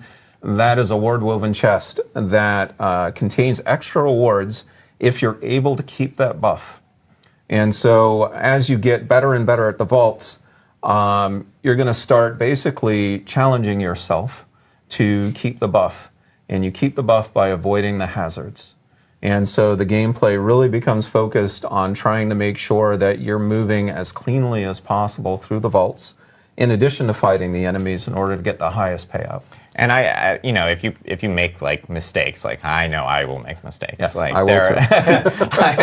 I am a person that gets hit by like every single trap under the sun. Are there ways of being able to like help mitigate like some of those types of mistakes? You can have multiple stacks of buffs. So you know, one pearl is, I believe, 3 stacks. Yep. And so if you want to go grind the overworld activity to get the pearls, you're like, okay, I have a bunch of stacks. I have a really good chance. And if you don't make it and no stacks left, there were 2 chests at the end, you still always get a loot. But the super great loot comes from Zoltan's Warding. Yep. Got it. So so there are opportunities for players to actually get multiple chests. Yes. And you can actually have multiple stacks of warding to essentially create a buffer if you know you're planning on playing a little bit more sloppy. If you really want to brute force your way through, you can, but you've got to invest a little more time. Got it. No, that makes sense. That's great to know. And like I guess with the pearls and the overworld activity, I know that has like to earn those types of buffs. Like how do players actually end up doing that? So that's our second repeatable activity. I that hope it's not just some which shit is the random Arcane legendary or 2 Tremors. at the end after doing the entire vault. And That so will be a Arcane nightmare. Tremors is a new type of overworld activity that's really localized around the entrances of the vault. So remember how we were talking about Malphas, and Malphas's sights have become grander now that he controls all the vaults. And so all the constructs are starting to spill out into Sanctuary and cause trouble. Additionally, some new types of hazards have unearthed and are starting to appear around the vaults. And so it's your job to every so often go in and beat back, you know, all these construct invasions or incursions, essentially, that are creating the tremors. And so I can talk a little bit about this activity. We can queue up some video. I need a screenshot tool that just like immediately makes here, a file out of screenshots. You've arrived and you see basically a roaming band of constructs. And does that exist? You know, obviously, it's your job to go in and kill them and send them back to where they came from. But that's not all you need to do within this activity. What you're looking to do to really advance the activity is look for these cores that you can use to draw out Malphas's most powerful lieutenants. And so you're getting a core here from an obelisk, which is an overworld hazard, and you've got to make sure to not get hit by that. I need something. I need to press the button and I have a file. You're able to deposit them in a brazier, which you can see on screen here glowing. And the brazier is a signal that you are now challenging like if you press print screen, you need to copy paste it. The Herald of Malphas you see appearing right there. You and hopefully a bunch of other of your friends will, you know, gang up and defeat the Herald of Malphas. I don't have any Get some cool rewards in addition to those pearls that we were talking about before, which you can then use to supercharge your rewards elsewhere. I'll try that, Shax. Yeah, and I know like this being an overworld activity, you know, look, Werewolf Druid still exists in Season 3, guys. Based off of feedback I didn't expect that from the community as well. Even with Season of Blood, there was Blood Harvest, which were overworld activities, and now there's kind of activities everywhere. And they all have different various rewards for the player, whether that's vaults, whether that's doing some of the activities on the overworld for this season. You have opportunities of actually being able to get rewards kind of all over the place. Yeah, our intention is for Season 1, you kind of stayed in tunnels, and then Season 2, you kind of stayed in the overworld most of the time. We didn't want to make the players feel like they're stuck and they can only stay in one place and this is it. So the intention is you do some dungeons, you do some overworld activities. I don't think I have like automatic saving of pictures along the way. You should feel like you're mobile. I'll be surprised. Hey, I have to stay here for the season. I guess users. Yeah, and just another thing that I know we briefly touched on, which was vaults and how there are nightmare variations of that. Yes. And that's something that is additional to just going through vaults as well. So. Yep. Yeah, the vaults are fully dungeons in that respect, and so we have the ability and have made nightmare versions of all of these dungeons. And the nightmare versions of the dungeons obviously have more difficult combat, but they also have a lot more rewards. So those chests we had talked about before, the ward-woven chests, you actually get more of those as you advance in the nightmare system. So then your vault runs become even more and more rewarding in that case. Yeah, and like, how would you access something like that specifically? Right, so we're going to use the Nightmare Dungeon Sigil system, but we've created out of the entire time I use this PC. That the game can now so I guess it's not award unique seasonal sigils, and in this case they're called vault sigils. And so we did that because, you know, for those folks who really want to focus in on vault play, it's too slow. You can earn the vault sigils, and now you can target farm the vaults instead of leaving it up to random chance. Very cool. Awesome. One last dungeon, the yes. Mega Uber Dungeon. It's kind of it's very large. It's the best features of all the other vaults put into one, and that is where Malthus lives. And so you will be questline, you'll defeat him, and then Uber version of him post questline for the rest of the season. And so there is an Uber version of Malthus that is even more challenging than the quest version. And he kind of sits parallel to the current boss ladder. So you don't need to do him for the boss ladder, but it's certainly going to be a bonus for you if you do. Awesome. So yeah, way more additional content in this season, and we have a lot of different ways of being able to play and take your character. You can do it activities on the overworld. You can actually use those activities to help you out in the vaults. You can do nightmare variations of the vaults. We have Uber vaults now, or with a larger, more difficult vault with you know, a new boss here for season 3 as well. And this is just a little bit of what we have for season 3 with, you know, of course, we have Seneschal constructs, which will be around with you all the time.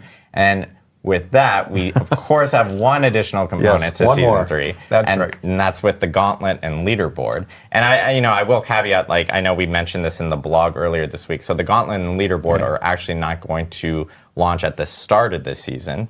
And that's really because, you know, we want players to actually go through the season and actually grow and learn the season with their character before we actually launch the leaderboards. So we will have information on when we actually do launch Gauntlet and Leaderboards really soon. But Dan, I know, wants to kind of dive deeper into what leaderboards are and what the Gauntlet is for players so they have a better idea. Yeah, so a lot of you saw a taste at BlizzCon of what the Gauntlet and the Trials leaderboards are going to be.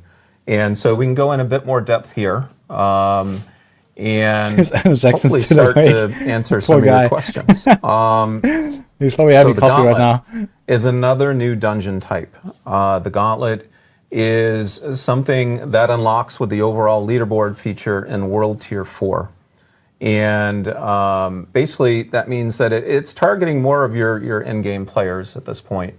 Folks who have really decided on a build, they're starting to really round it out. Yeah, thanks guys, but his Windows print screen doesn't help me because it gives me both screens, not just my screen. To themselves, but, you know, obviously to show off and have bragging rights. So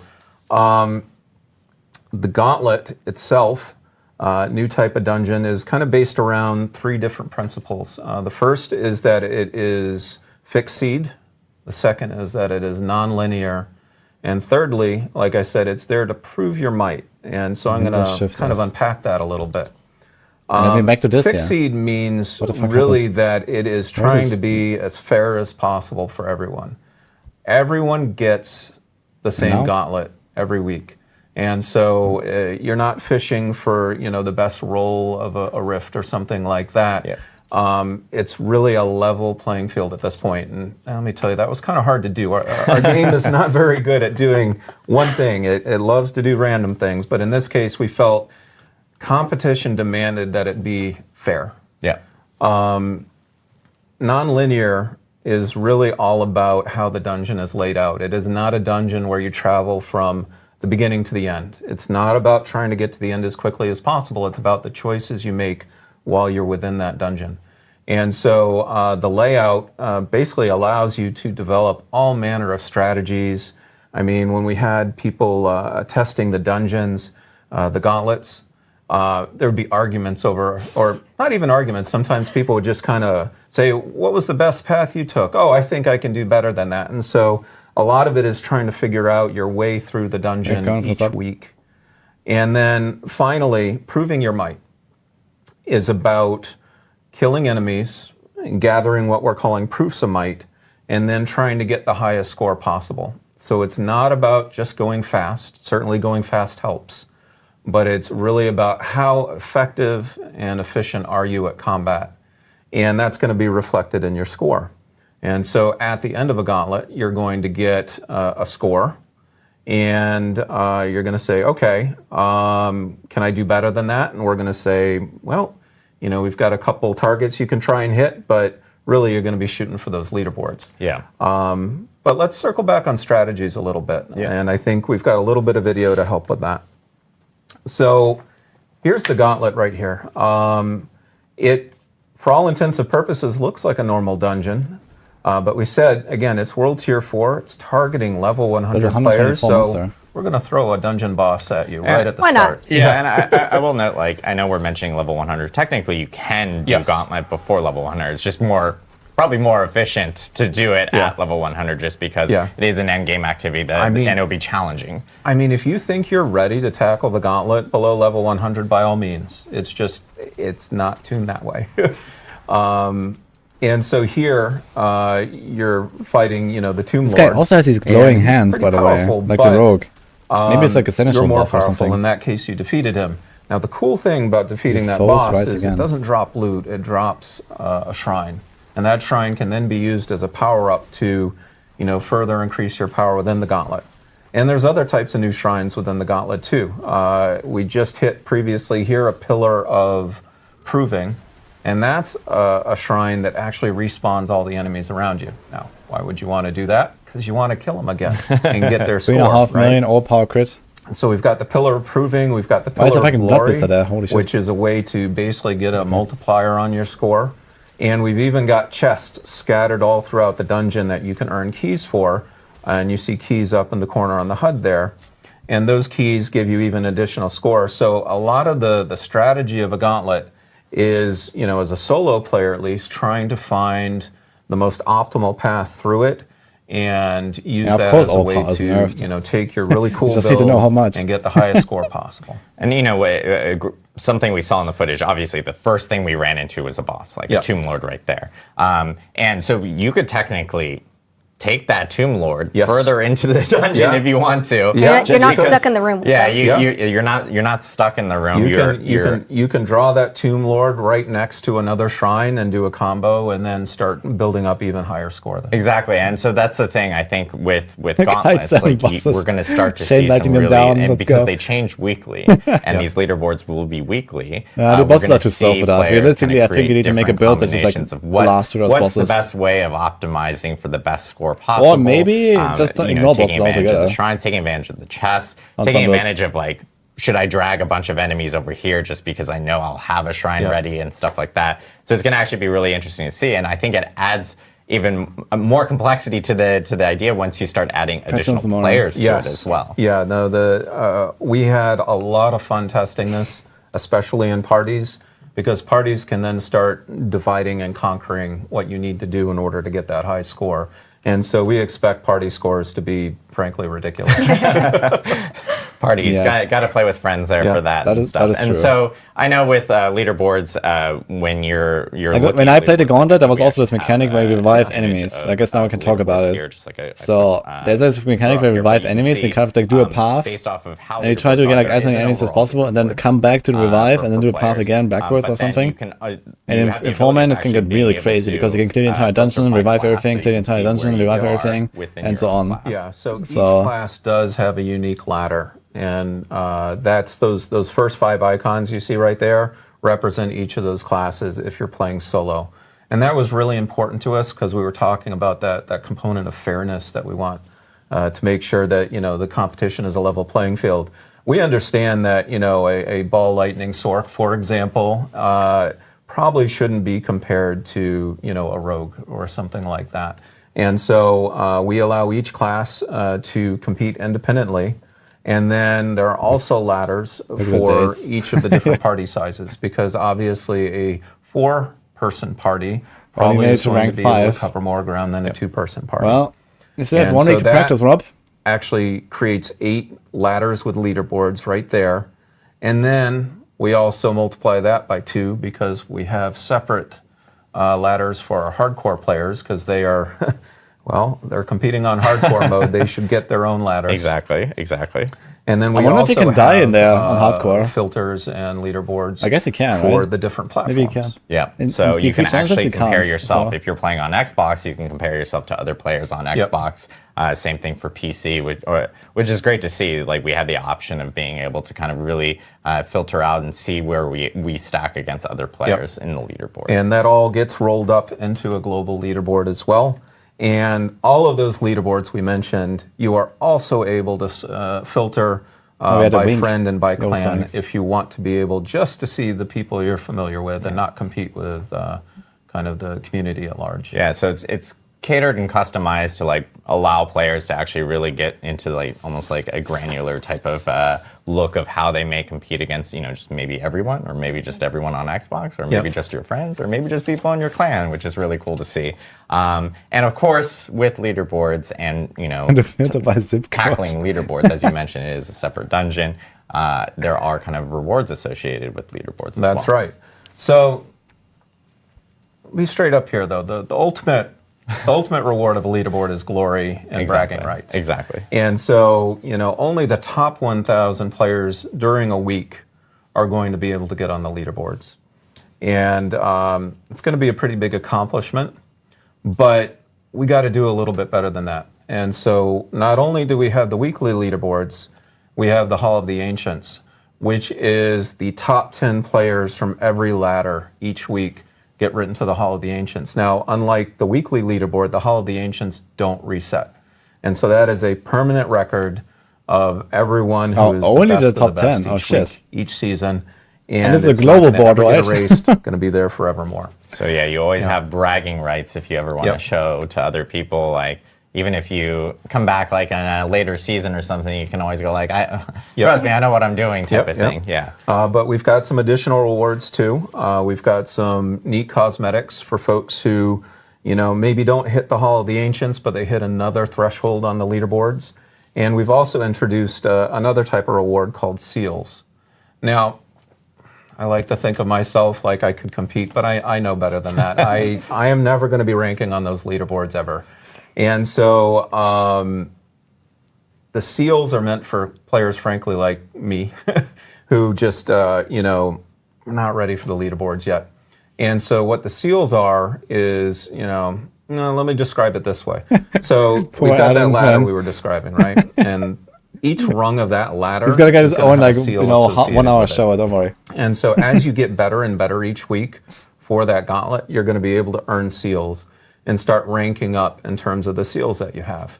And it's going to go from kind of... I wonder if it's going to be believe any it's called reward attached Seal to, of the like, at Blooded, least which is reaching the highest seal baseline, or something. all the way up to Seal of the Worthy. And once you hit Seal of the Worthy, now you're ready, according to the game, to be able to compete in the leaderboard. So for myself, I'm probably just going to be trying to get Seal of the Worthy each week. But it's going to be I'm pretty right there cool. with you. Seal of the Worthy is still something that's pretty cool that you can display to other players to let them know that, you know, you're still pretty good at the leaderboards. It's just maybe you're not on the leaderboard itself. I believe in you, Dan. Yeah. We believe in you. Yeah, belief is great, but I know my It's like playing a Trackmania track and then reaching silver medal. Lots of cool stuff for Season 3. Gauntlet being a huge part of it. As we mentioned right at the beginning that Gauntlet won't be at the start of the season, but we do plan, it is a Season 3 thing. It is coming in Season 3. We just want to make sure that players can actually grow their characters at the beginning of Season 3. It's not like a speed run type of thing just to jump into Gauntlet, especially on the first week of Gauntlet, if we were to have it with the launch of the actual season. So players can, we'll hear more news about when Gauntlet actually hits really, really soon. We'll have information on that and we'll be sharing that with players. But thank you guys for sharing a little bit about some of those Season 3 components. Of course, with a new season, there's a new season journey and there is a new battle pass. There's a lot of feedback that we got from players and some data that we actually saw from players related to season journey and some optimizations that we've kind of made to make it a little bit more friendly, a little bit better for players specifically. I know one big thing that we ended up hitting on specifically was, for instance, like the one of the components for season journey last season was like, hey, you need to kill 10 people in PvP, which made it a little difficult for some people, and we even saw that in some of our data from players. We're looking over the data, we're listening to your feedback, and the PvP objective was kind of stupid, to be honest. Objectives just aren't that popular, and so because we're always keeping an eye on improving the game and improving the objectives for the season journey, we decided to modify some of the PvP objectives that exist. And then there's one in particular that we ripped out. It just had such a low completion rate. So yeah, there's been optimizations based off of player feedback and of course data that we've seen from that end. And then I know that one big thing is like some of the rewards associated with Season Journey. We kind of amped them up a little bit. No, it's super important for us to make sure that the Season Journey is rewarding. I mean, it's one of the backbones of our season, and if folks feel as if they're not compelled to, go in and participate, then that's a miss for us. So, we went back and really took a close look at the rewards and amped them up in a couple of key ways. The first way we amped them up is we made sure that it was a good vehicle for earning some of those governing stones and tuning stones we talked about. And so you actually get an advanced look for some of those governing and tuning stones if you play the Season Journey. And so you'll get the drops a little bit sooner, and that'll give you a little more of a leg up with speccing out your Seneschal.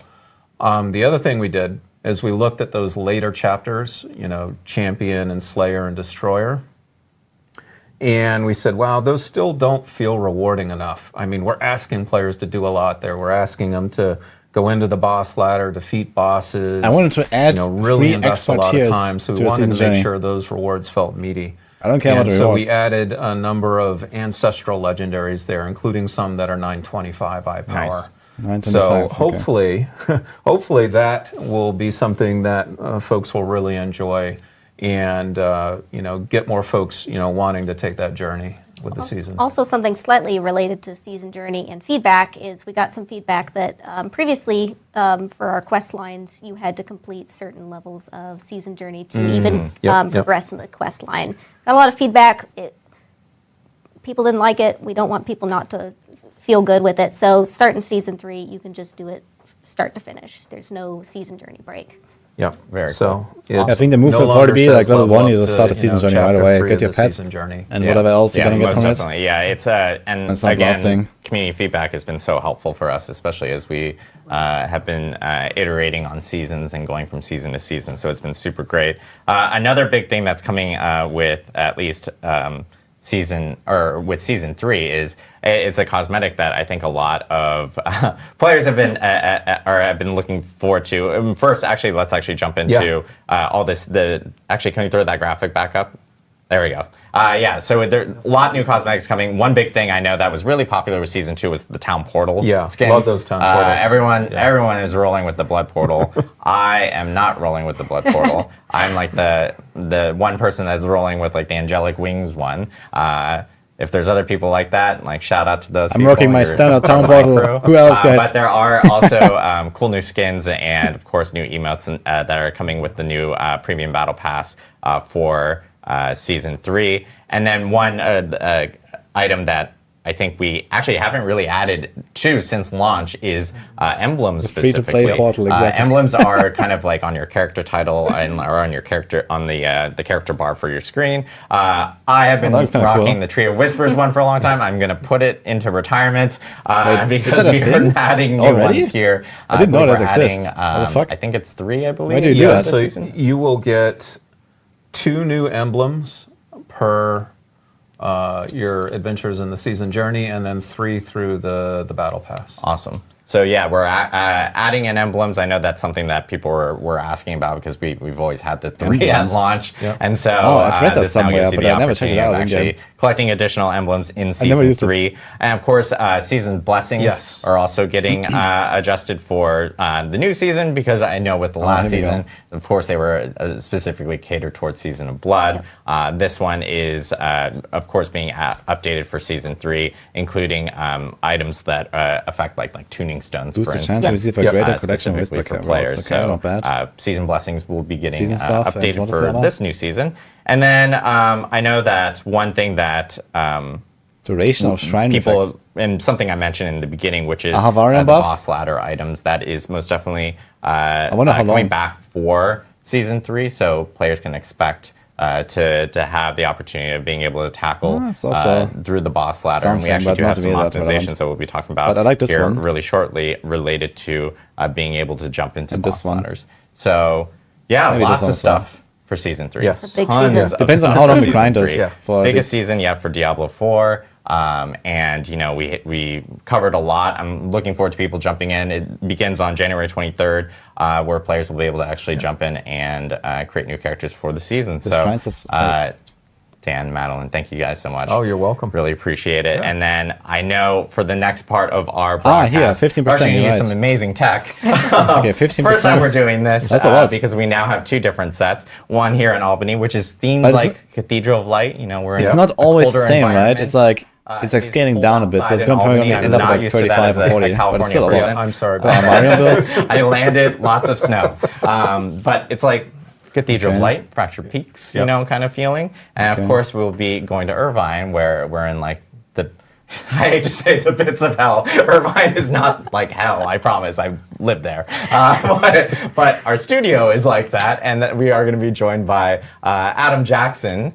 Adam, hopefully you're there. There you are. Hello. Hello, Adam. Hey, I hope you can hear me. I'm always I paranoid. can hear you live from Irvine. Cool. And, Adam, you know, they always call it the Adam and Adam show whenever you and I are on. And of course, we're going to be talking Okay, now it's getting a juicy, little guys. bit about some of the balance changes. I hope they're gonna show us some coming items. With I wanna see Season some 3 items. and what players can expect. And a little bit about some of the philosophy as well of what you have kind of, or what you want to actually present to the players of what they can expect going forward, especially with Gauntlet being involved. So do you want to take it away? Yeah, totally. Got lots to talk about today, so I'm pretty excited. So I'm really going to be going over 3 different major topics today when we talk about what's coming in for Season 3 and beyond. So the first one is, I think, what everybody expects. We have some new class updates coming. A little bit of a caveat here, though. I'm not going to be going over every single node or every single update, but I am going to give you kind of a high level of what's coming for every class. But you'll definitely find out some more stuff when you look into the patch notes and see other things we're doing. And patch notes are going to be coming out very soon, like tomorrow. Is my Tomorrow, understanding. actually, So- yeah. They're Yeah. coming out tomorrow, so players can Oh, this is expect fine, to see no? them tomorrow. This is- We'll give you a preview today, but you'll see the full patch notes tomorrow. Correct. So it'll be a preview, but you know, you'll still get an idea of kind of what we're thinking and what we're doing. Next, I want to do a brief explanation of kind of how we currently view class balance. You know, the game's gone through a lot. We've been out for a little while. We also have the Gauntlet coming. So, you know, a lot of changes coming, and we're going to be adapting to it. And then the last thing is kind of a roadmap for our plans for seasonal updates going forward. I kind of want to give people some more concrete ideas of when we update and how we update. So first, we're going to start with the class updates. So first, for the Barbarian, we got a few things going on. The first one is some big improvements to Charge. You know, right now, Charge is, you know, you need a bunch of different legendaries and other effects to make it really kind of sing and be powerful. And we're going to be moving a lot of power to the baseline skill from legendaries and other effects. It's going to do a lot more damage now than it did before. We might be insane, but I think it's really cool, and so we're going to do it. But you can see here, kind of Season 2, what the damage numbers look like. You know, did like 1,200, and then Season 3, it's like 12,000. So, you know, like 8x or something like that. So it's going to do a lot of We damage Diablo now. 3 now, guys. Of course, legendaries are adjusted to compensate, but yeah, you should have a lot more fun with it out the gate. Walking Arsenal buff. We're that's also doing interesting. a lot of buffs to key passives, such as Walking Arsenal, to kind of keep them up to date with the one that most people pick, that shall not be named.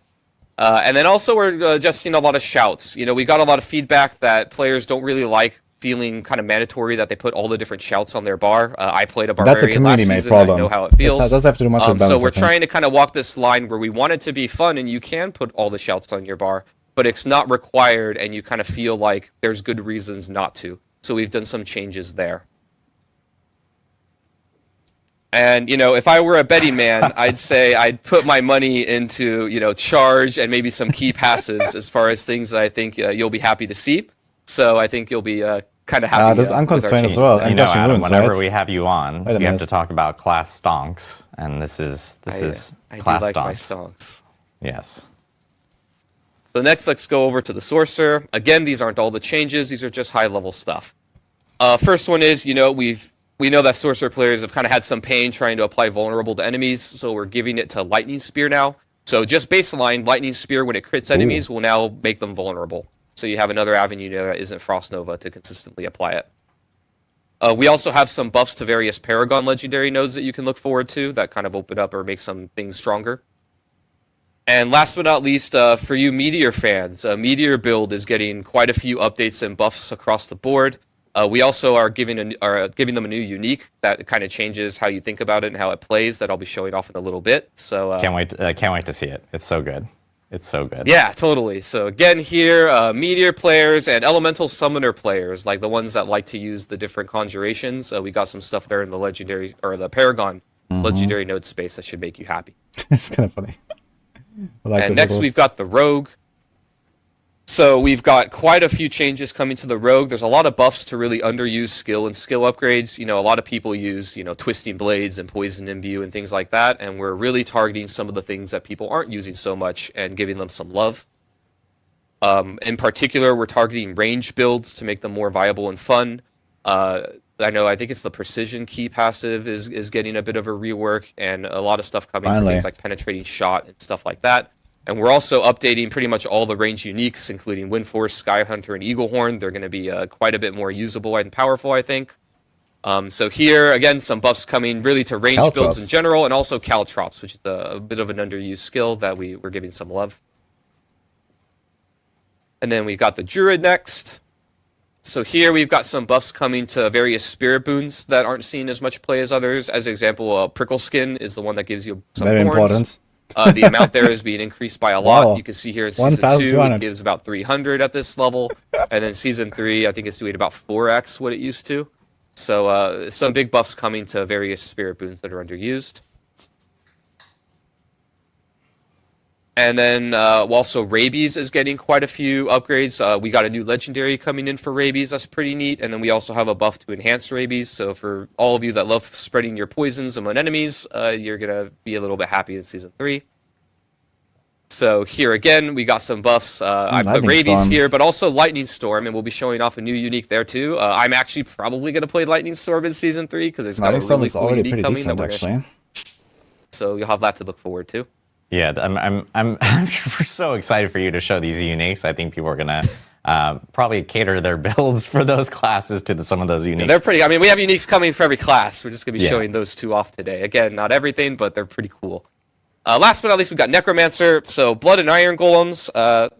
So fun fact for those of you who didn't know, but the Bone Golem, when it attacks enemies with its normal attack, it actually cleaves and hits nearby enemies. And the Blood and Iron Golems didn't, and they were very jealous and unhappy. And so we just decided to give it to them. So now all your golems, your golem friends are going to AoE cleave when they attack. I didn't put in a note here, but also just golems in general are getting some buffs, and I think we even some other minion buffs across the board. But you can see those in the patch notes. And then a quality of life change coming is that Bone Prison, friendly players and your minions can now move through them.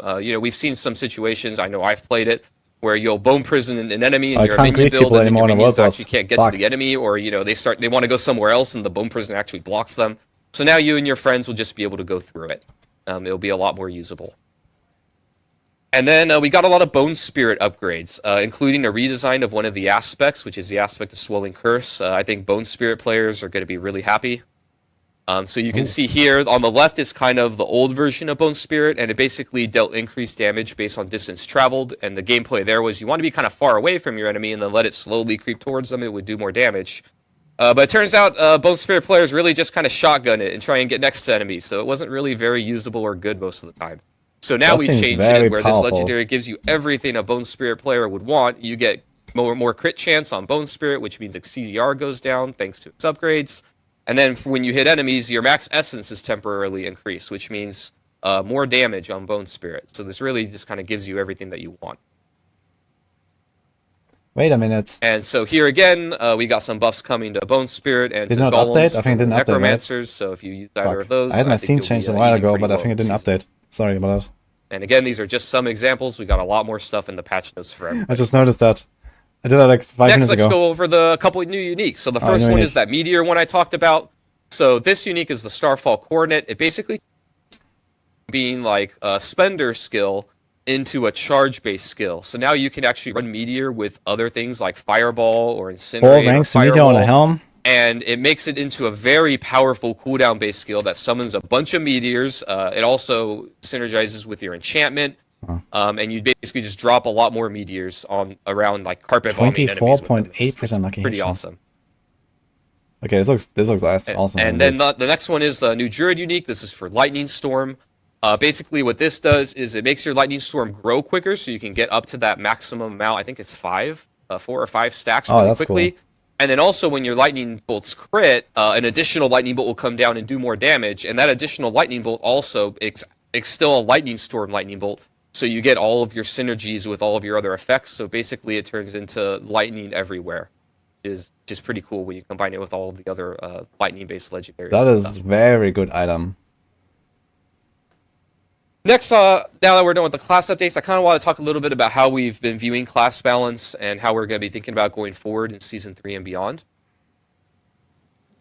So one of the things that we've been talking about a lot on the team is kind of thinking about how should we be updating the game when it comes to buffing and nerfing classes and builds, and then also how often I'm going to play should we Dragonstone update for it. sure. And I kind of want I to had a lot get of fun with it when I leveled weeds it here to in my understand where speedrun we're lately. coming from.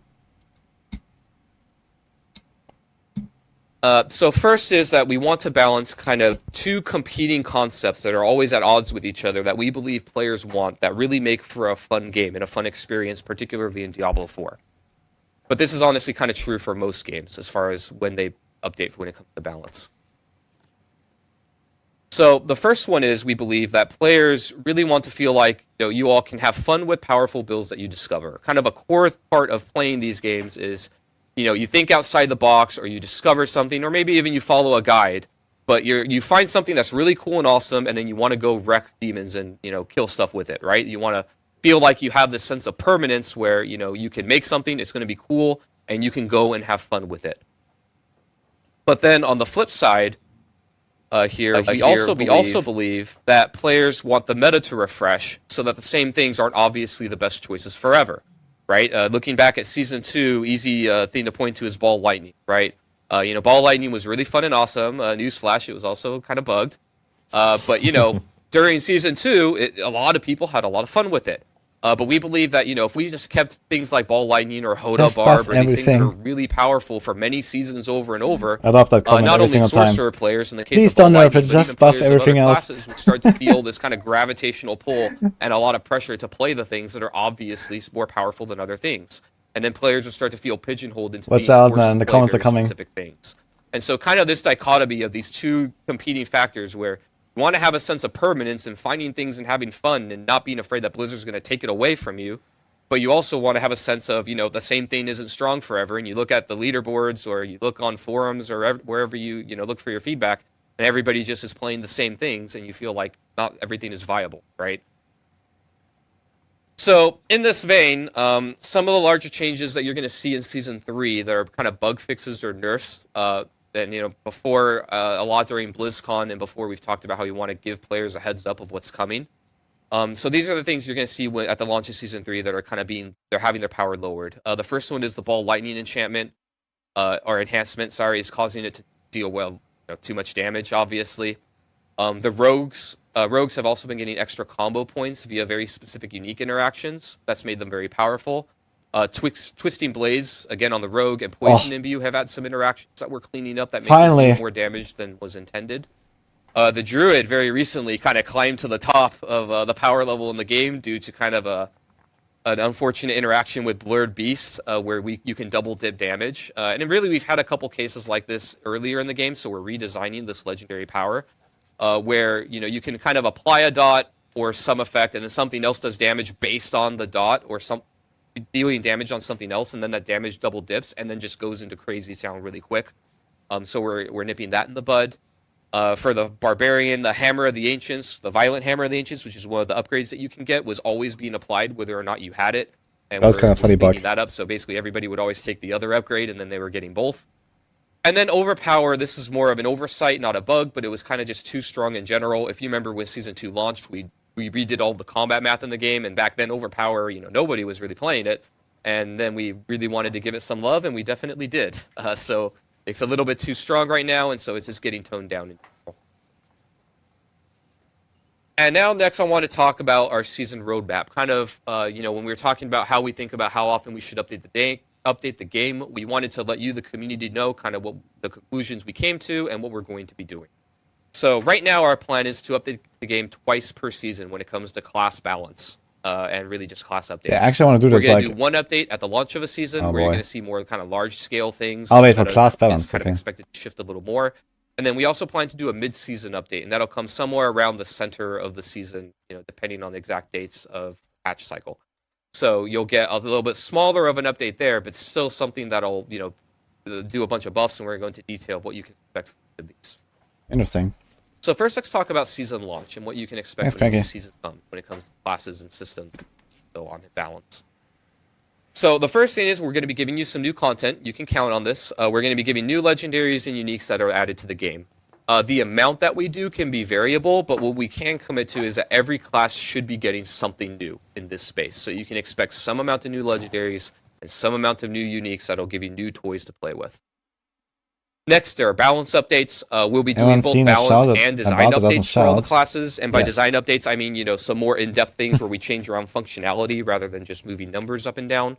Again, the amount is variable here. It kind of depends on the needs of the game at the time and how much other stuff that we're doing. But as a general idea, just so you can know what to expect, we plan to do many buffs to things that are underperforming, a few nerfs to the things that are really overperforming, and then bug fixes, which can honestly be both buffs or nerfs, depending on what the actual bug is. And then we also plan to do other game updates. Our team isn't really only just doing classes. We also look at monster balance and feel. We do Season team loves systems, nerfs. drop rates, and Even things season like 2 that. allow buffs. How quickly players can get things that let them have access to different. I think season 4 types is going of to be very content, pog, all huh? of that. And So the you can expect itemization that at rework. the beginning of a season. And then last but not least are larger updates and initiatives, right? These aren't guaranteed every season, but we want to launch these when they're ready. These are kind of, the big things that really shake up the game and change how players fundamentally interact with things. An example of some things here, or a couple things that we did in Season 2, we updated the resistance Season 4 cost math $100 to and play, combat math at in the least, game. yeah. That was kind of a really big change of just And the expansion how twice of that, for players sure. interact with monsters and how they interact with their gear and stats and how they scale things. But we also do support for other things that might not seem so obvious, like content like Abattoir of Zir, where we have to go and look at the monsters, we have to look at the scaling, we have to when they do these things. So, we support all of those larger updates and initiatives as well, and you can expect these kinds of things going forward in seasons. But again, not every season. Just depends on when it's ready to come out. And next, let's talk about the And I'm so mid-season happy patch that and what fucking that looks Tibor, like. not the, yeah, Tibor Soil was So the first obvious, thing is but we want to bring back the fucking previous Poison season TB fan stuff is favorites. finally gone, man. One of the nice things about a seasonal kind of model for a game is that we can experiment with things and then bring back the things It's that going to work. be Range Rogue season. So an example of where we did this before was the Malignant Reigns. A lot of the Malignant Hearts in Season 1 had really cool designs that people really liked and got attached to. And we were able to bring that back in the form of unique reigns, right? Going forward, we think that the way that we bring back these designs could be legendaries, uniques, or even other ways, right? Like we can maybe just add it as paragon nodes or passives or actives or other ways in skill tree. We don't really want to be limited to it must always be uniques or it must always be legendaries. But what we do want to limit ourselves to is that we definitely want to promise that we can do one thing per class. And we also think that we can pull from all seasonal designs, not only from the previous season, right? If the design of the power mechanic of a season doesn't really fit into something that's evergreen for players, then we don't want to be limited to trying to shoehorn it in. We may just bring back, maybe a lot of Malignant Hearts or a lot of Blood Seals people really got attached to. We don't want to be limited to like, oh, we can only bring back 4 or 5 things, and then we can never bring more. So we're just going to kind of look like what happened in the past and people liked, and then bring some of those things back. And then the balance updates, we also want to do this in the mid-season patch. The scope of this will be smaller compared to the beginning of the season. And we also want to do other game updates, like I said before, to monsters, systems, drop rates, and some of those things. We also want to try mix in a lot of buffs for each class. And then we will be doing bug fixes, and these will be both buffs and nerfs. And we'll go into a little more detail of that in a minute. And then we're really going to try and hit this goal. No promises. These are famous last words for me. But, we want to try and do few to no nerfs that really aren't bugs. And our kind of thinking and philosophy here is that we know that, unlike the beginning of a season, players spent a lot of time farming for these things. And we don't want you to be scared of making powerful stuff and then knowing that we're going to take it away if it's too strong, right? And we want to have a sense of permanence when you start a season that you can try and target something that's cool and then finish it. But sometimes we need to if something's way too far out of control, particularly now that we have the Gauntlet coming in. And our plan is to really broadcast the nerfs, whether they're design or bug fixes, before the mid-season update, so that you have an idea of what's coming, so that you can adjust your builds and play accordingly. So now let's give a couple examples here of kind of, if these things that existed in Season 3 and beyond, how would we think about and how would we handle these in a mid-season patch? So, in Season 2, like I mentioned before, the Hammer of the Ancients, this upgrade, Violent Hammer of the Ancients, was just always being applied, right? Basically, overpower builds were just getting 30% more multiplicative damage for free. It was a bug, not intended at all. This is something that we would fix in a mid-season patch. So like if this happened in Season 3, you could expect that in the mid-season patch, we would bug fix this, and that would be a nerf to that build. On the other hand, a little bit more complicated one. So if you remember Ossified Essence, you Necromancer players, this was your key passive, and it was really, really, really good. It basically says that your bone skills deal more damage based on each point of essence you have above 50. The gameplay here that we had intended was, you try and increase your mass essence, which is a fun little itemization game that you have. But then you also have some gameplay of trying to only cast and then get back to max as soon as you can. So you care about resource regen. Like there's all these cool gameplay and itemization things going on. What we didn't anticipate though was that players would get as much max essence as they were able to, or that they were able to keep it as high as they were able to. And those were really just oversights on our part. So then in Season 2, we nerfed this by 50%, a whopping 50%. And I still think this is probably one of the strongest key passives in the game. That's how good it was. It's really good. But, it still keeps all the gameplay that it had before. So what if this existed in Season 3? Well, here, this would kind of be more of a question mark for us. We may fix it in the mid-season patch. We would definitely fix it at the start of next season. But technically, this isn't a bug. It's just something that is just really strong that we kind of had an oversight about. Here, we would be looking at, community feedback. How badly is it warping the meta? Are other builds in Necromancer really not able to function at all because this one is so much better? We'd be looking at more things like that are qualitative types of feedback, and then make a judgment call there. And, in these cases, this is where it gets really noodly. Sometimes we may be wrong, but we're going to really try and lean on the side of not changing unless we really feel like it's needed to keep the game. Should be careful in calling bug fixes nerfs. Yeah, people always cry nerf, even kind though of a it's recap fix, right? of TLDR. I can guarantee you, there's a thread on Reddit. It's like one of the top-rated threads already on Diablo 4 Reddit. That's gonna say Poison Rogue nerfed, baby rage, 100%. This was not a bug. Yeah, 100%. Some more in-depth balance updates, including design updates. It's up there, 100%. Things that we feel we could do better at. Lots of buffs, few nerfs, but bug fixes that are both buffs and nerfs to keep the game in a healthy state. And then in the mid-season patch, you get new content. It was intended to do full poison damage on every spin and hit 3 times. And then we will be doing a balanced patch. It'll be a bit smaller. It'll be mostly buffs, and then bug fixes that are both buffs and nerfs, and hopefully few to no design nerfs. Is what we're going to try and commit to. And so again, the reason why we're doing this is we really want you to know kind of where we're thinking, and we want to try and commit. It's already YouTuber making it. This is a fucking bullshit video. We can commit to you as far as what we bring to Diablo 4 going forward. Oh man. Again, last thing is that we are open to feedback on this. This isn't set in stone that forevermore we'll be only doing 2 updates per season when it comes to balance. So mid-season, we're always gonna get like new items or something, or where you feel like you can experiment and have like fun, the Millennium Rings. But the same thing isn't strong forever. So, please give us your feedback. Let us know what you think. But this is how we're going to start, and then we're going to go from here. So thank you.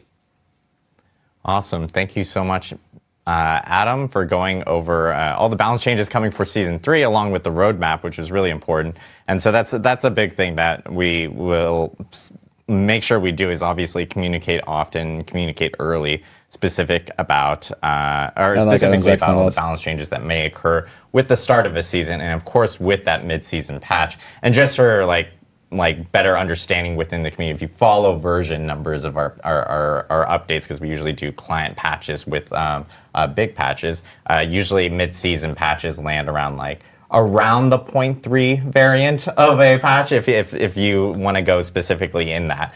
We do have a lot of other quality of life items that are also coming within Season 3 that we do want to get into before we jump into Q&A. And we did want to tackle some of these because these are really big, and these are based off of players and what they're telling us, and of course things and improvements that we've already talked about beforehand that are now actually coming into Diablo 4. One big thing that I know that we mentioned in one of our prior streams with a Campfire chat, Mr. Joe Shelley, our game director, actually brought up, which was Helltides. Helltides was something we learned within Season 2 and Season of Blood is everyone really enjoyed Blood Harvest, and Blood Harvest was always up. Helltides, though, were kind of timed in specific moments, and Helltides was something that we wanted to improve upon for players, and now Helltides will actually be up pretty much all the time, so players will be able to actually jump into Helltides whenever they need to. There is a 5-minute break to kind of reset the zone and stuff, but every hour you will be able to jump into I mean, it's good that they do this. a Helltide, which is great. But so I want to see actual Helltide changes. I want to see of course, Helltide become more awesome to play in the first place. And obtain loot, or even like things like living steel and stuff to kind of go through the Uber boss ladder, which is great. The other thing is, and this is a controversial topic because I don't know how people actually pronounce this, but I've always called it WASD. Other people call it WASD. Some people call it WASD. We need a poll up stat. We almost want to put a poll up within Twitch chat. Maybe you guys can chime in here and let me know what you prefer calling it. I'm going to call it WASD, but WASD controls are coming to Diablo 4. This is actually something we talked about way back at the launch of the game. We heard a lot of players asking specifically for additional control opportunity or options for them. Guys. And this actually is a great feature that Drew, I know, who's on the D4 team. Shout out to Drew. I know he's watching, and he's here in this office. But at least for WASD, it offers more accessibility options for players. Sound. Which is great to see. So WASD controls are going to be in Diablo 4, and this is something we've been talking about. We're also really lucky it came online just as we were putting all those hazards in the dungeons. Exactly. So now, the players have even more precise this one is winning. to avoid. WASD feels very good with the trap. WASD, however you want to pronounce it, that is going to be. They like WASD. Chat likes WASD according to Rich. It's okay to be wrong. But yeah, it is coming to the game. And what's really great about this as well is that it is customizable. You can actually change things out and stuff if you'd like. So really happy to see it, and we're happy to hear feedback from players and their experiences with it once they jump into Season 3. And then, of course, we have a new respec mode coming to the skill trees. Yes. This is respecing on skill trees has always been a little difficult, and now there's a more optimized way of being able to do so. Another big community item that a lot of players have been asking for. This kind of goes hand in hand with the opportunity of actually taking your whole Paragon board and completely resetting it before, as opposed to doing it one by one that we had beforehand. It's a lot less finicky now. There's more opportunities to actually respec and do it in a much more organized fashion with this. And then this has been a huge one. This is specifically for console players. I probably get this question maybe like once every single day about gold trading. Obviously, more gold is in the Diablo 4 economy or ecosphere with Season, especially since Season 2. And for console users, like trading gold has been very difficult. It's been slow. You could be there for quite a while trying to trade a significant amount of gold. And so the gold trading UI has been updated for console users, so they'll be able to actually trade gold without having to maybe spend 5 to 10 minutes doing so in one trade. So I know that is a big thing that players have been asking for, so we're happy that's actually being included. And then this one is also kind of calling back to what Joe Shelley had brought up in a prior Campfire chat, which was higher item scaling in World Tier 4. I think he used a really good example of how World Bosses was kind of like, hey, you get 925 gear off of them, and at times it feels like maybe that's like the most optimized way of doing it, and it didn't feel very rewarding in other types of activities, such as like Nightmare Dungeons, for example. So higher item scaling in World Tier 4 is actually coming into Season 3 and going forward for Diablo 4. So even when you're doing like higher Nightmare Dungeons, you're going to have way more opportunities of actually obtaining eye level 925 here, for everyone. as opposed to before where it was a much lower chance, and it felt like you should be doing other types of activities beforehand. So making sure that there's more options available as opposed to just kind of pigeonholing yourself into maybe timed world bosses and stuff like that from that end. And then this one is a point of feedback that we've gotten from a lot of players. And this is something that, we kind of optimized within Season 2 last year. Things like the Living Steel buff based off of community feedback was really big. And so we're actually increasing opportunities to earn the Beast and Ice summoning items. So this kind of goes back to what I was saying earlier in our stream, where with the boss ladder, there will be more opportunities for players to kind of jump into those. So there will be additional summoning items for Beast and Ice, which will then, of course, help you eventually get to. I mean, to be fair, Beast and Ice was the slowest to farm, some of the Living Steel but since you farm mostly Nightmare Dungeons anyway, especially now with the item power scaling, life updates, and there's additional ones that players will. They buffed the item power scaling, so this means like more of the best loot will come from Nightmare Dungeon. You should check out. And it was already like the best source of loot anyway, and the best source of XP, glyph XP, whatever, right? Like Nightmare Dungeons is the main end game anyway, and you kind of like accumulate Beast and Ice like this, like as a passive bonus. So kind of strange to buff it, but okay. I always mess up names, but actually, before we do that, I'm breaking order production. Our wonderful production. Yeah, if you found a lot of Druid, I guess you're not that much in Nightmare Dungeons. That's true. One thing I did want to call out is we actually have a new promo for Twitch starting with Season 3, and that is our Support a Streamer promo. We had the Support a Streamer for Season 1. We have it again for Season 2. It is a new amount that players can actually earn. This time it's different.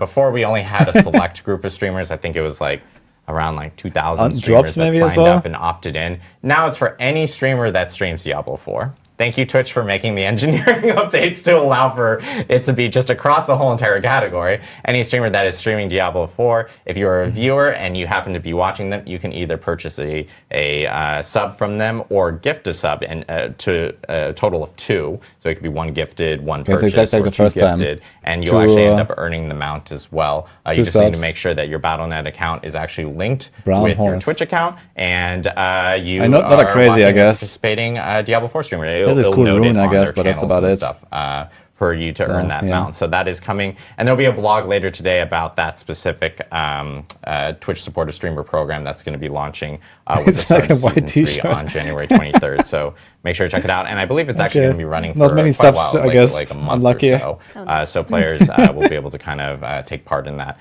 from their end. But now our favorite part, which is the Q&A. And we're actually going to be going back and forth between Irvine and here in Albany, because Adam Jackson, of course, is still with us to answer any specific questions related to class and class balance that players may have. But I know one question that, as we queue up questions specifically from our side and have my live feed right here, will attempt to not butcher names. Maybe I will. Spoilers. But one question that we do have is, how have the team's thoughts changed in regards to balance since Diablo 4's release? This is a question for Mr. Adam Jackson in Irvine. If you could help us with that answer. Yeah. Let me I think. didn't do the screen earlier. That's much better. It's a deep question, but I think... Okay. They could have even like cut him left and right a little bit, so he's alone. I guess we'll start and make the other one a with, bit bigger. there's like a long history of balance, right? I think there's actually a very good story, and we could start even before launch and going into launch and how we thought about things. But I think we'll start with like Season 1 and the transition from kind of the launch version of the game into our first season, right? Obviously, when we launched the game, we had some pretty benign ideals, I think, of, hey, we want all the classes to be within a certain power range of each other, and everything should be viable for everyone, and basically everything feels good, and there's a lot of different ways to play, right? And then one of the issues that we ran into this Season 1 that I think is interesting to talk about is we realized that in our quest to make items and item stats really fun and powerful and interesting, we had over budgeted on quite a few of them.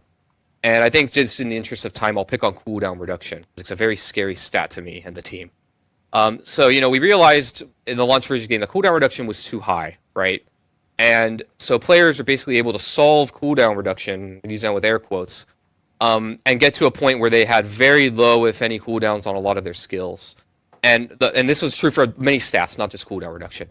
But one of the problems that we knew was going to come up that was a kind of future us problem, or really almost immediately us problem, is that if we let players solve these things, whether it's, defensive stats, cooldown reduction, resource, whatever it may be, then, and we let them solve it only in gear, then we're going to get to a state where we can't give exciting things to you anymore that you're going to be really happy about and that will feel impactful, because you just got it all in gear, right? And while gear does need to be cool and interesting, if you completely solve these things, I can't give you a legendary power, or I can't give you something late game that really buffs and changes your build in a meaningful way if you got it from just one source.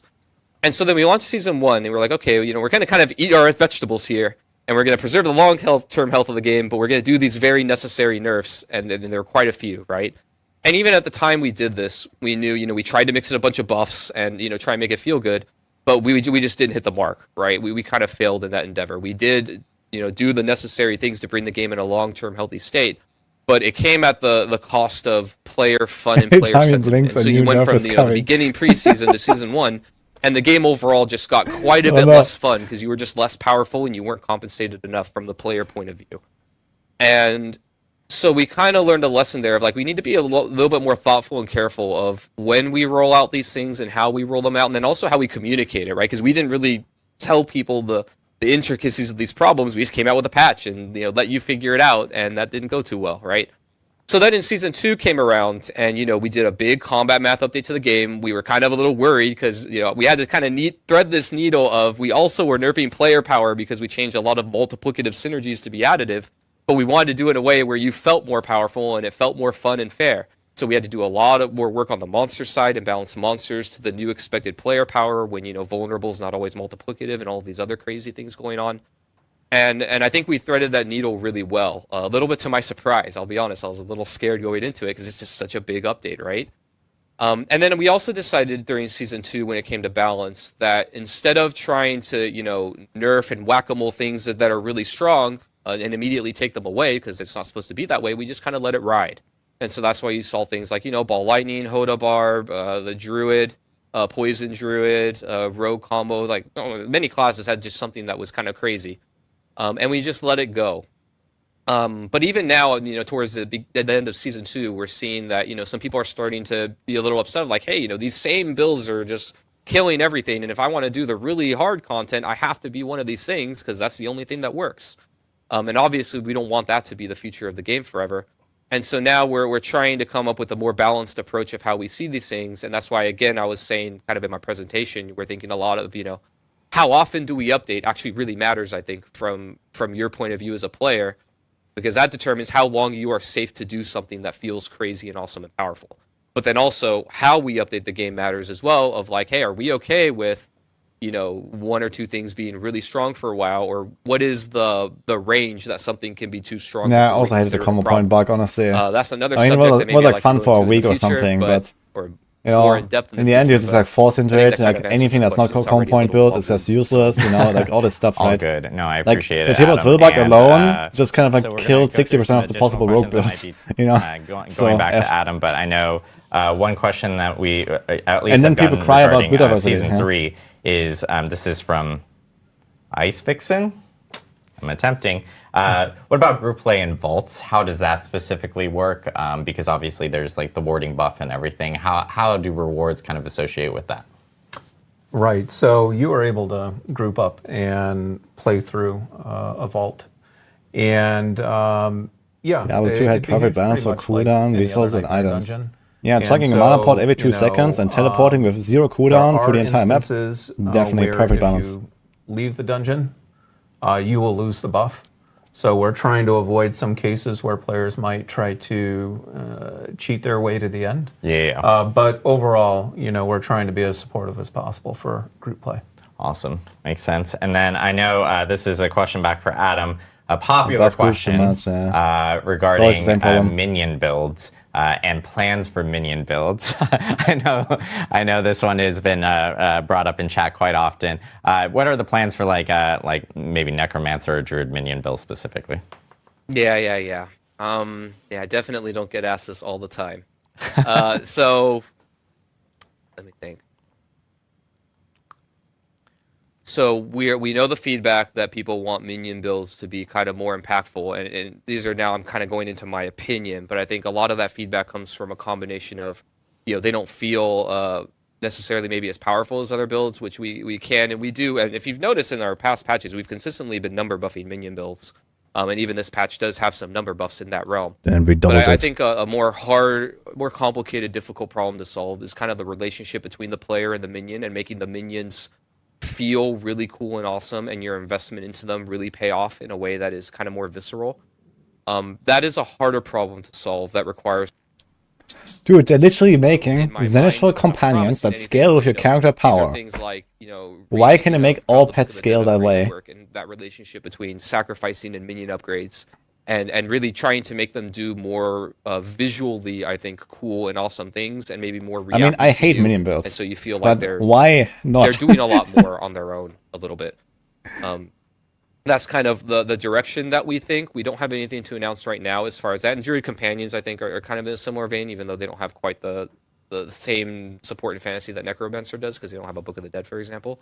But I think players really just want this visceral feeling, like I've got my gain with me, and we're all going and messing with stuff. So we're doing number buffs now.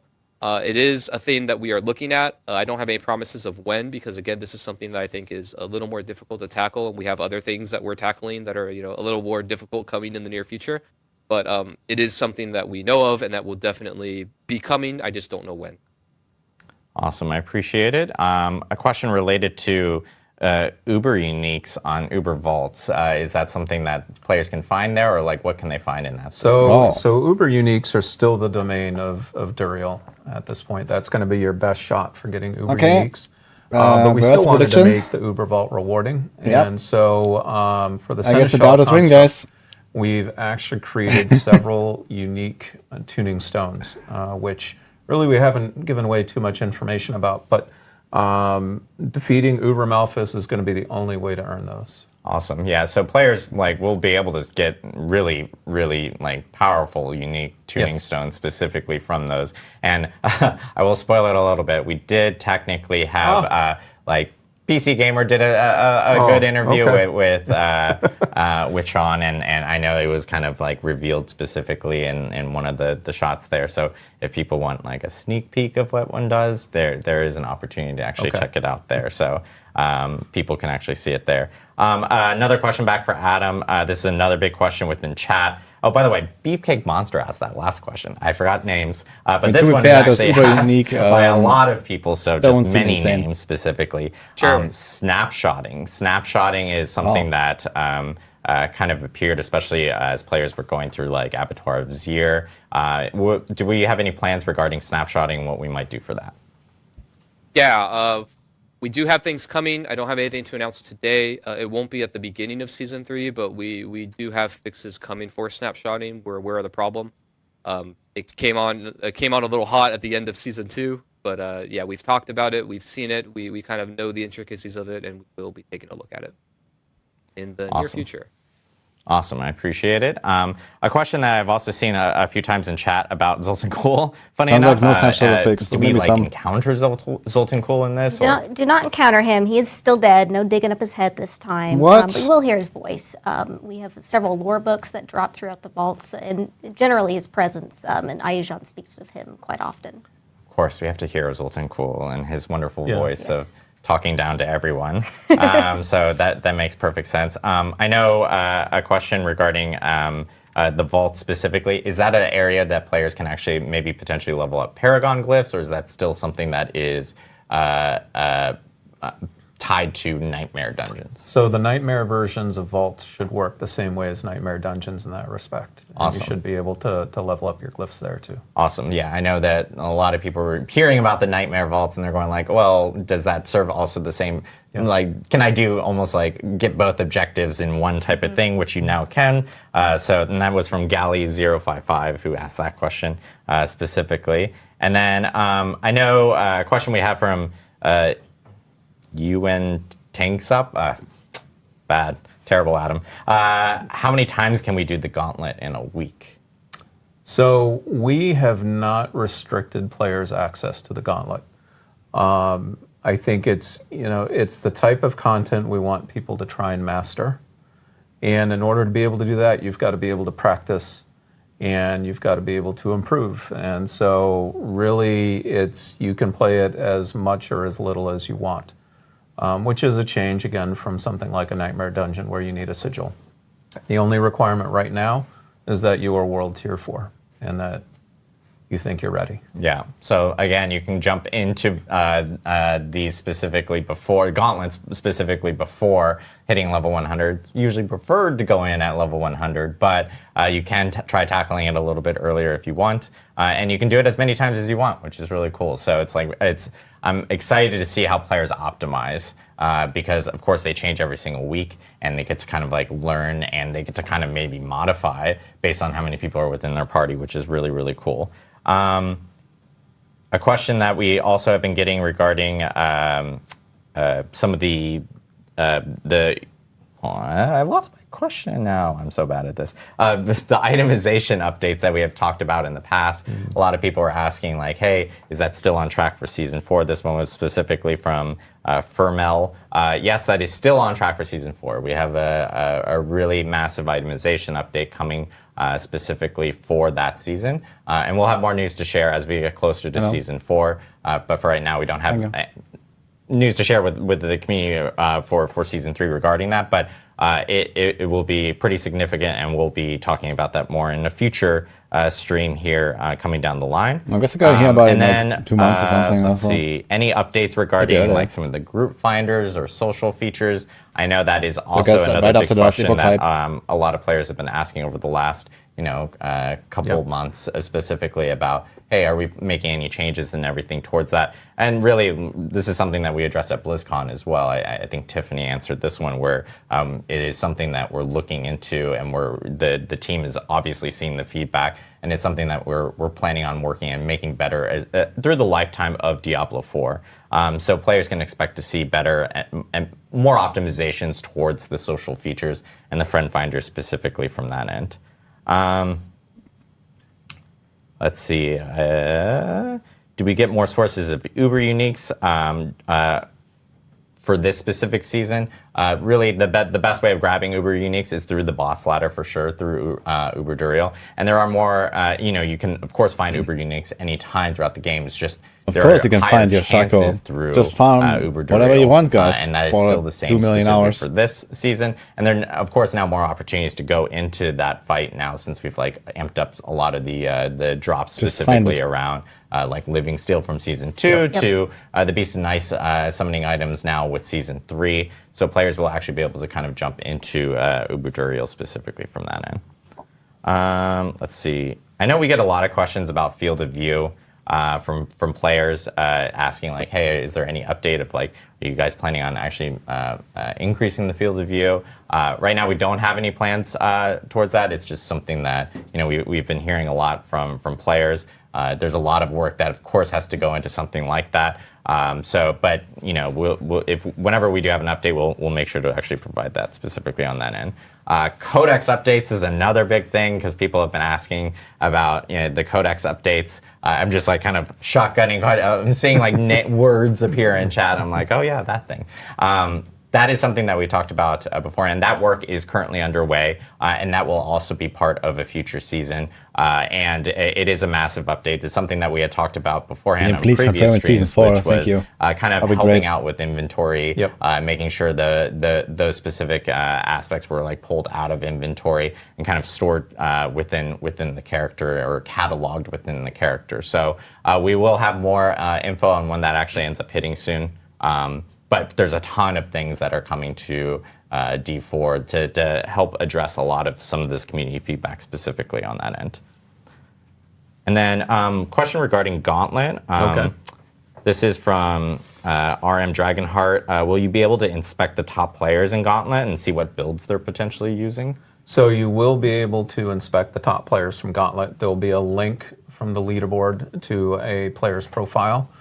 And you'll be able to see what they're playing currently.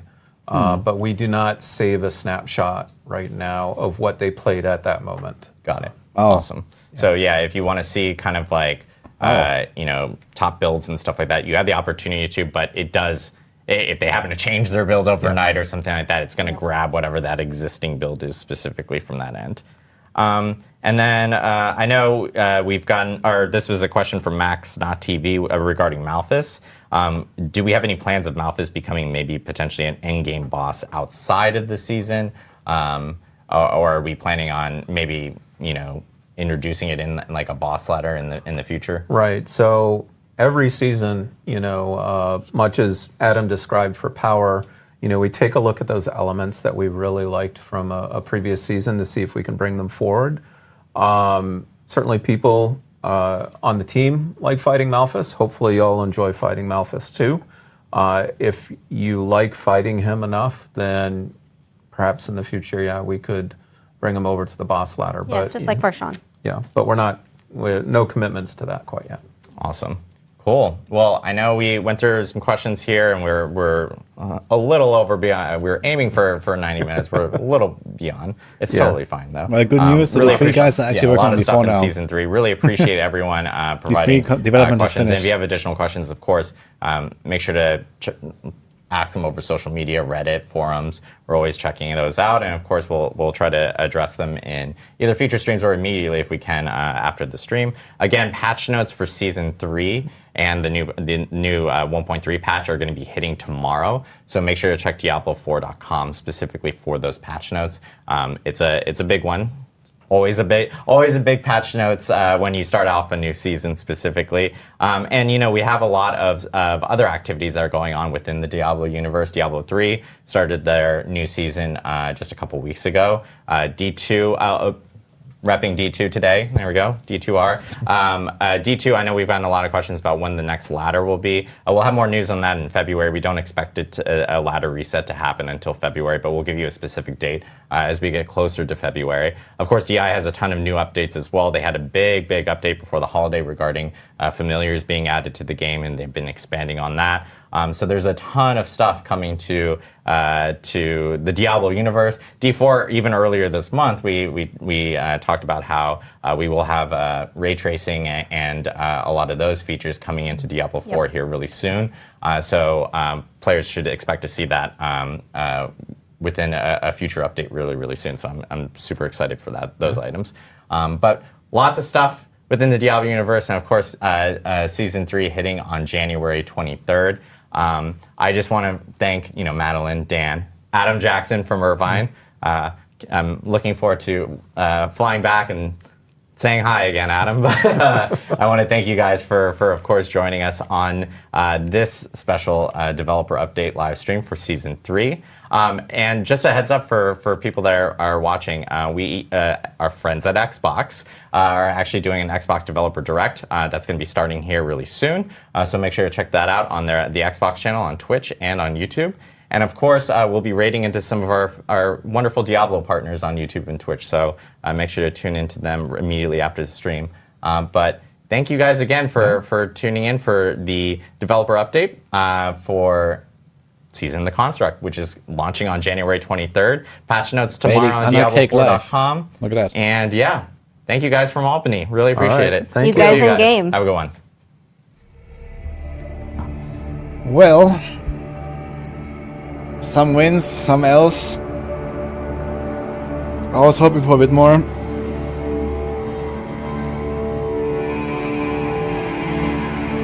Mostly else. Yeah, I'm trying to make a list right now.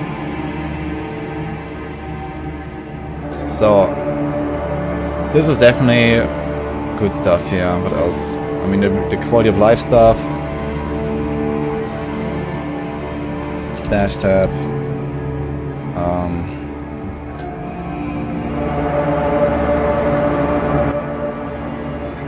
Multi 5 here, but I mean, what else? I mean, all of this here is good. So, this is fine. Gauntlet comes later. I mean, what the fuck, dude? Gauntlet comes who knows when.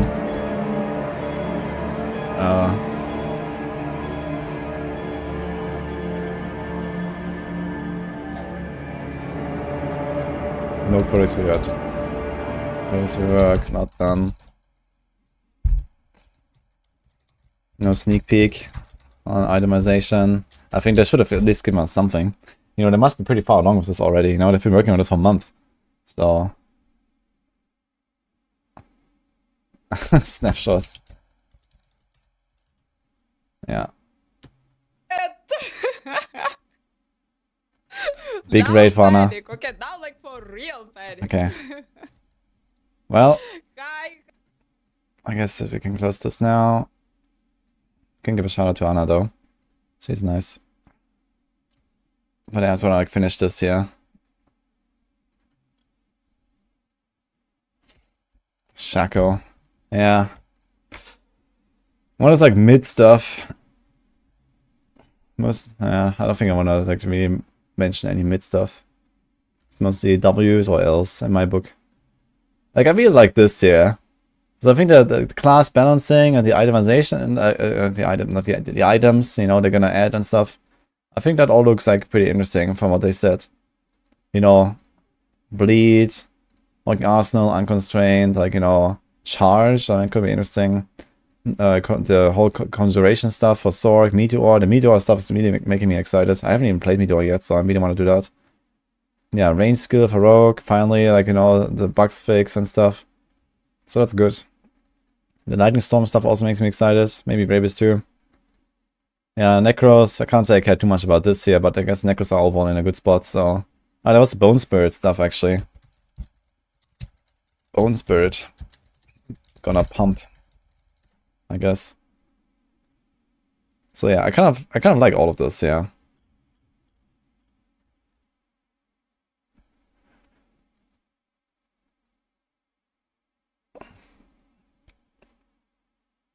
Season 3 is about what's coming in Season 4. And a balance patch. Now, I mean, the Season 3 is still like relatively large theme and stuff, I think, you know. Like the content they added with the vaults, that seems like way bigger than like this Blood Tide and all that stuff. The quest line seems larger, you know, this seems to have like a connection with like, you know, the old lore and stuff. So I think that they probably did a pretty good job on the season theme overall.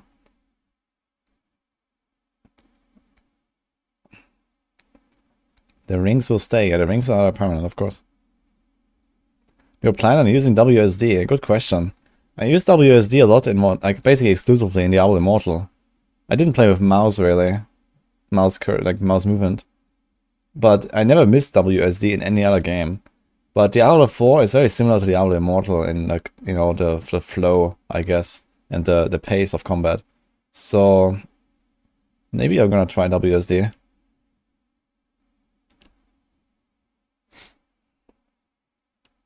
We can change our camera and stuff again, right? Oh, I also just went out of space on my disk. That's unlucky. Wait a minute.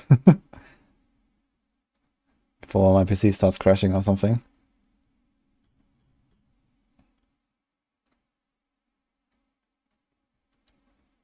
Okay.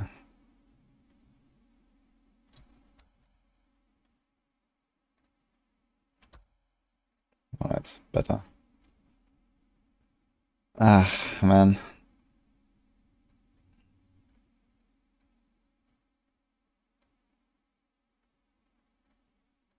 Okay, turn on some music again as well. Mention a sneak peek interview from IGN about the uber unique stones. Yeah, we saw one of them. I have them here. So this exclamation mark S3 sheet. I'm gonna compile all the info here that we got. I have all the stuff already collected. Here's the uber unique stone, ever nice. Gives you basically a Shaco on your pet.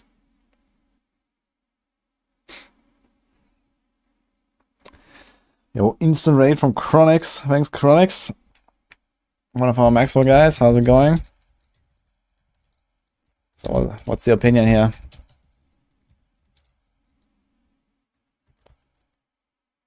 What am I gonna play on launch? I mean, I'm very happy they nerfed the Poison TB stuff finally. And they're buffing range builds. And I've kind of like fallen in love with Pen RF lately. So I might just play Pen RF for the race. I mean, it seems like, you know, like the crazy stuff that is like new, like the Lightning Storm is a unique. The Meteor is a unique. So you're not going to have them for the race anyway. Like any unique you can't rely on, basically. So maybe I'm gonna raise a rogue again, and then like, you know, make another class out right after or something. Thanks for the bits, by the way, Breeze, Johnny. Imagine I dropped the Gauntlet in the same day of last Epoch launch. Yeah, I can already see it happening actually. And no one is gonna play before then. Holy dude. They have to do it at least a week or two before last Epoch. Or, I know, at least a week or two after last Epoch, so if they really want anyone to play it.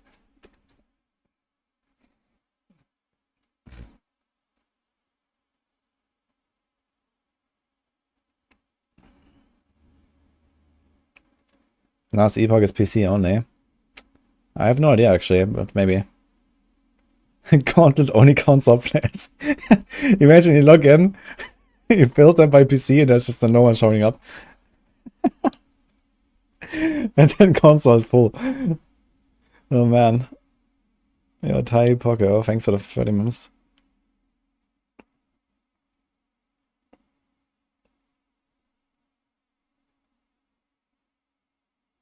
Yeah, they intended to make loot filter not necessary, exactly. Like the itemization changes are supposed to like not make us want loot filters, basically. Which I think is a noble goal.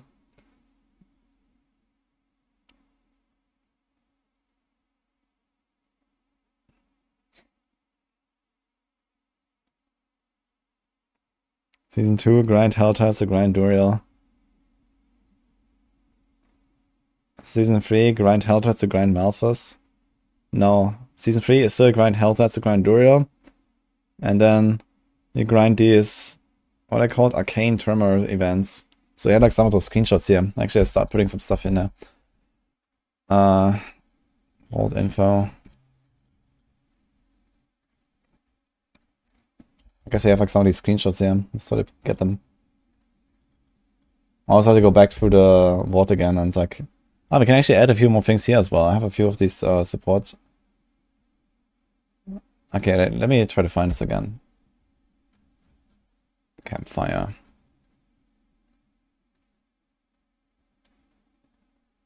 It's also relatively early.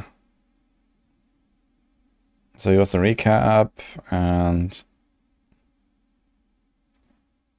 they're talking about the lore. Okay.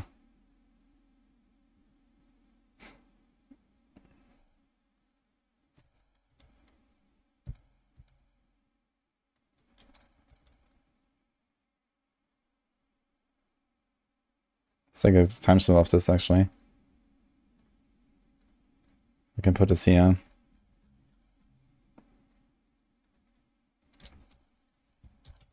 Malphas fight. Okay.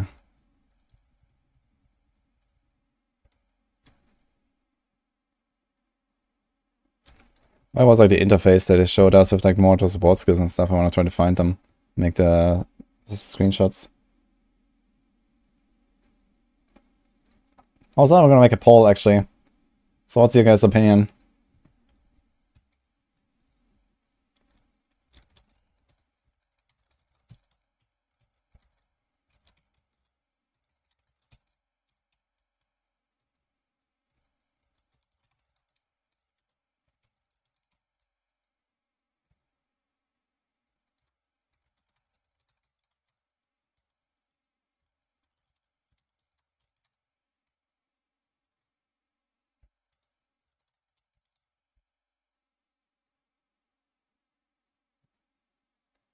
Okay, pause up. Let's see. It's on Twitch, guys.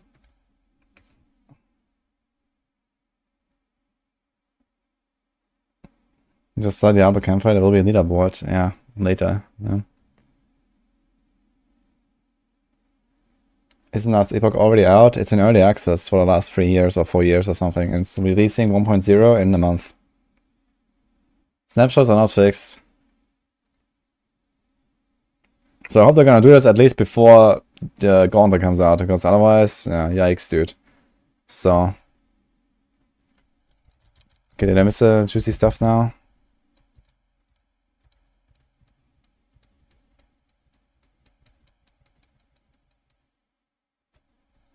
Where are these pets?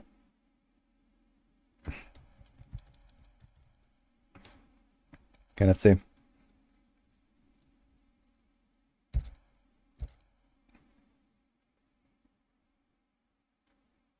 Oh, fuck. Okay, so I have this stuff here. Seneschal stone. So it's very similar to like the Million Hearts crafting or something. Need shattered stone and iron chunk. You need 64 iron chunks for one of these things. Holy fuck. What? I guess you're gonna get a lot from the mechanics, like the mechs or something. They might just drop everywhere.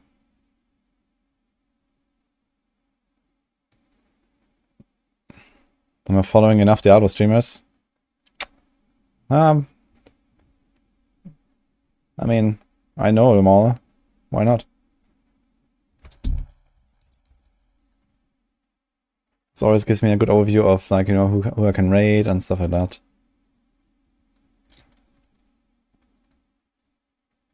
Okay.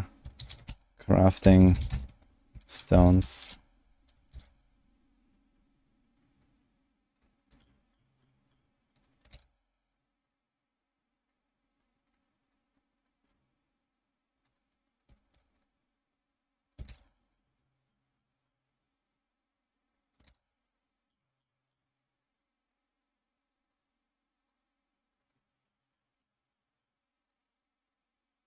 I can do this so I actually see a bit more. Oh, this guy has the eagle horn equipped, right? Is this eagle horn? Or sky hunter? It's hard to say. Look at that. Okay, let's see if you've seen any more of those. Pummel. Does it show? No, it just gets plus 10%, plus 10 XP and that's it. Okay, I think you have these already, right? Dealing 7,000 total damage to each over 2.5 seconds. Who knows if that is good or not, how much that scales up.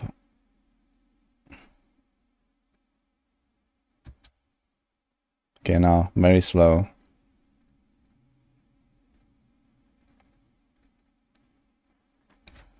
Supported skill will cause the Seneschal construct to teleport to the target if out of range, can only occur once every 7 seconds. Teleports once every 6 seconds at rank 4. So it actually goes down to like 0 seconds in the end. That's actually kind of crazy.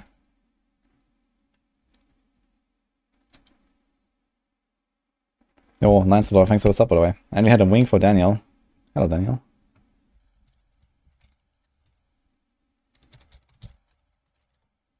Let's take this one. So initiative is orange one. What the fuck is initiative?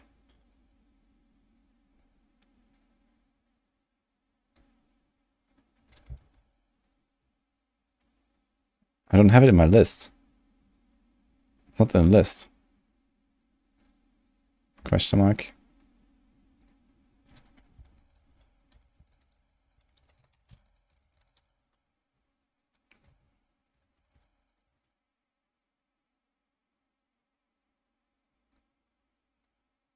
Actually, let's do this here. I have these at the bottom.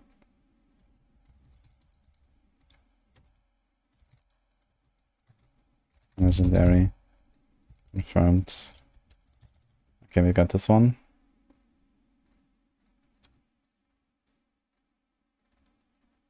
Let's see what else. Gripping. I think we have that one already. Do we? Legendary. We have a screenshot of this. We don't actually. Let's get it. It's a Gauntlet GRs, not Gauntlet is CRs. Not GRs. GRs is Abattoir. That's gone now.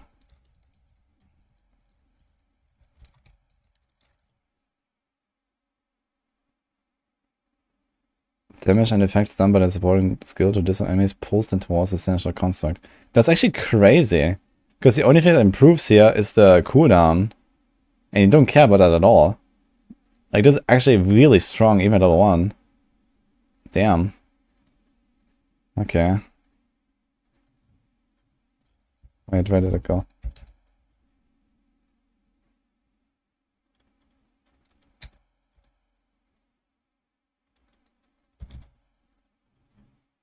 Do we have have gripping? Yeah, it up here. So this is an old screenshot.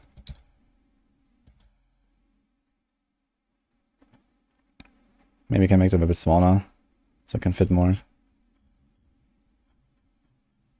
Okay, so this one is confirmed. Let's see what else we can confirm here. Voluminous support.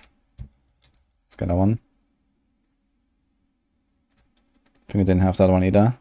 It's actually legendary as well.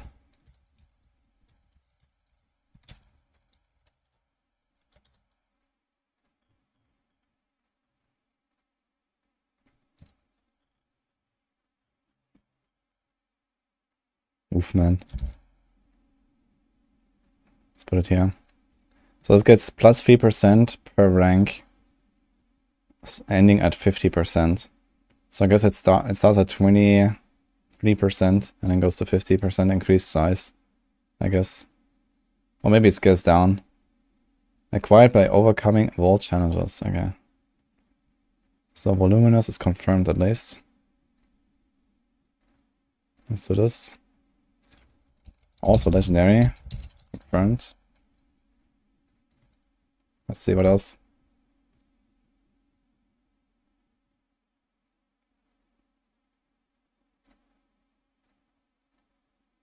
Ah, that was actually more. Just when oh god. Okay.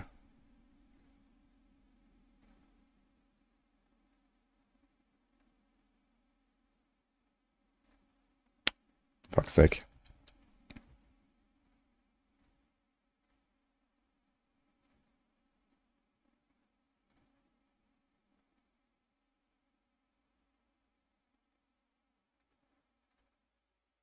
Here's burning.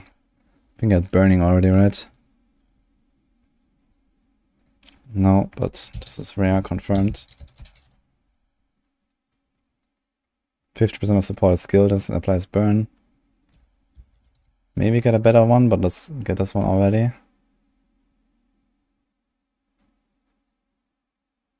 Kinda scuffed though.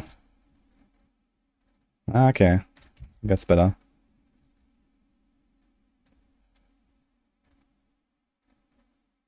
And there's bleed. So I can do those. They're both confirmed. Okay, I kind of expected as much. They're all like the same category basically. Here's the burning.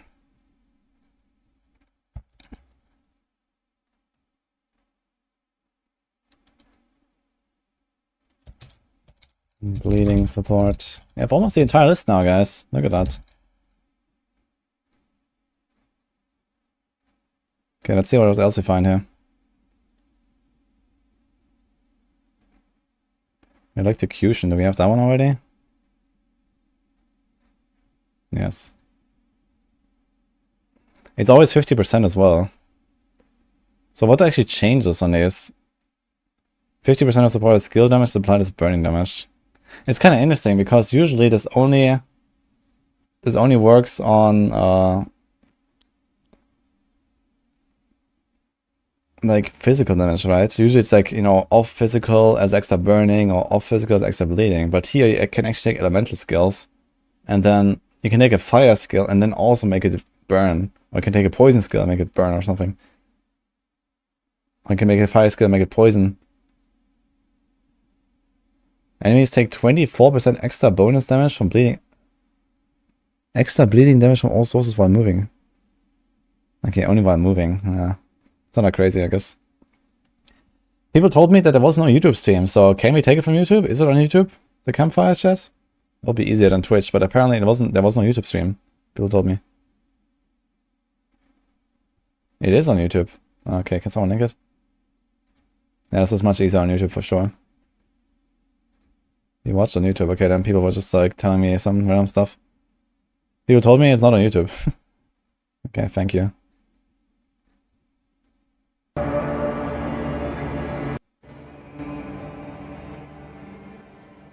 Okay, so we are where? 48 minutes. Is that the same timer, I wonder? I guess we check. Let's check, like, what is it? 20 minutes in. Oh, they're not, you know. To see how much we are desynced. 9:16. Okay, it's almost the same. It's just 5 seconds difference. Okay, let's try this. First thing we're going to add is volume area of it. Focus a little bit. Let's. It was dead at the start. Okay. If we were to apply some of these to the. Oh, it can. It's so slow in loading though. So I guess we're gonna use Twitch to scan, because this loads much faster if I jump 10 seconds.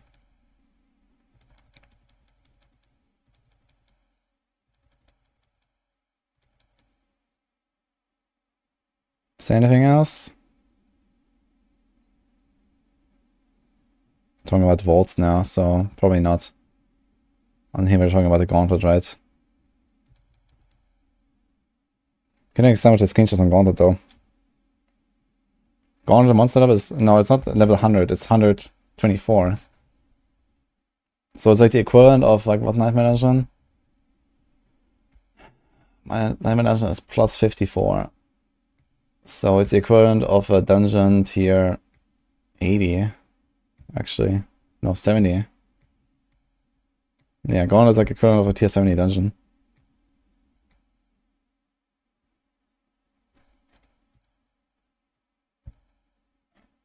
Okay.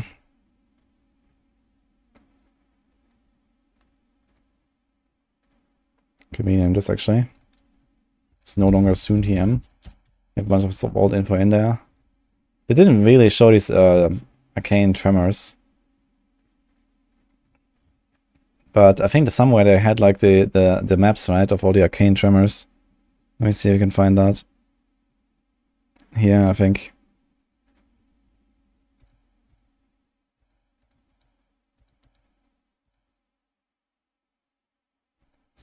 That's a nerve T70. Yeah, exactly.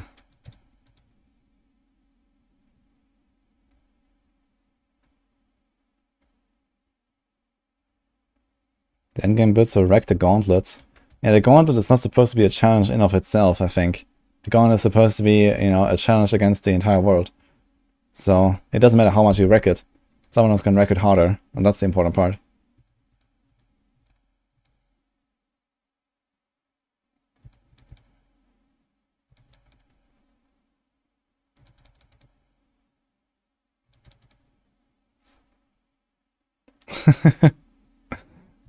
Where are the maps here? I saw the thing on the thumbnail. Maybe I have to go back further.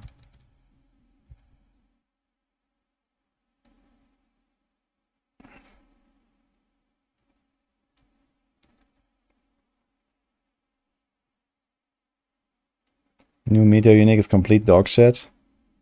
It looked really good to me. I'm really excited for Meteor. What do you mean?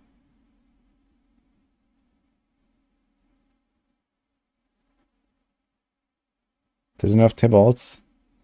Well, passively by removing Metamorphosis. There's no replacement for Metamorphosis, it seems, at all.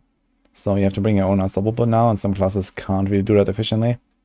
Like Necros, for example, you don't really have Unstoppable on Necro outside of Blood Mist, but I mean, I don't think I've ever played with Blood Mist. So, there's that. I am unstoppable. Dude, why the fuck? This fucking Twitch is like... It's telling me that there's a fucking... See the fucking thumbnail here? See this? What the fuck? Do I have to go back or forth? Which direction? This thumbnail is just not accurate when I click on it.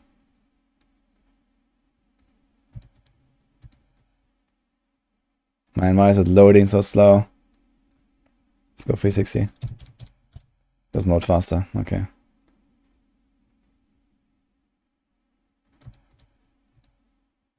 Towards are good on Sorc. Yeah, with Teleport, it's definitely good on Sorc. It's good on Rogues with Shadow Step. I guess Barbs, especially if they want to make Charge a meta thing now. I guess maybe a lot of builds will run Charge. You have Unstoppable and Charge there.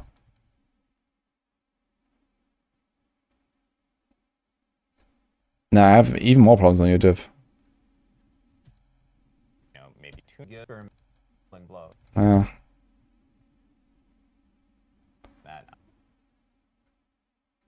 But here I don't even see the thumbnail, so I don't even see anything, so it doesn't help me. Like I'm just trying to find where did they Give us the maps. I want to see the maps. Some of Malphas's 56.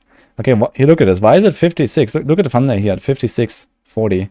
It's just these guys talking. And he had 48 minutes. 2 minutes later, we have the thumbnail. What the fuck?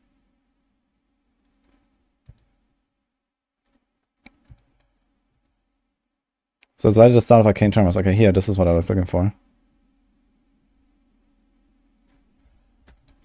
Okay.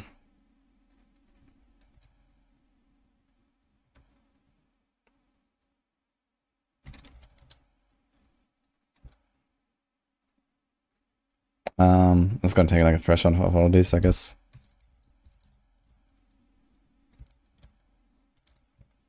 Tremors, dry steps. So I guess it's always gonna be like in certain areas.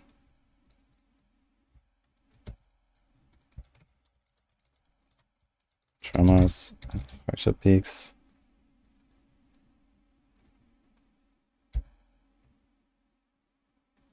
It's like this.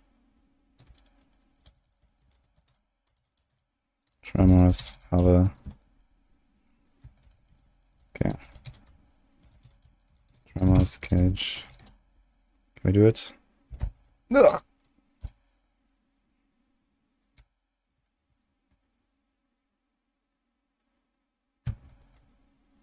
Wait, this says Skosklan. This is not Skosklan. This is fucking Havazar.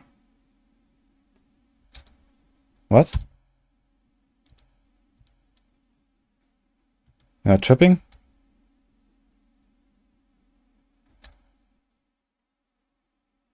It's the same map. It's the same area.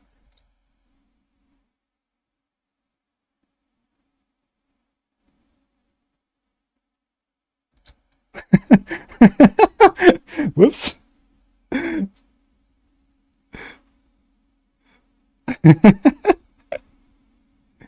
Okay.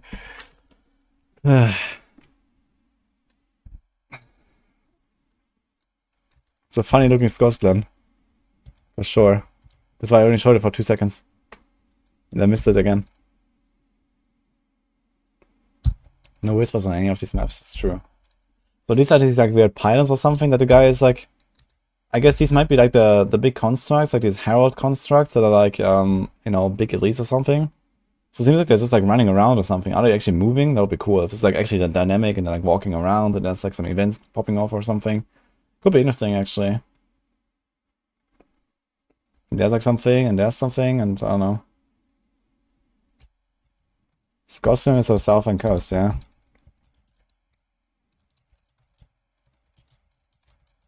Lul. Okay.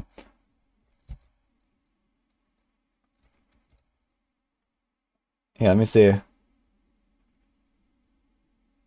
Yeah.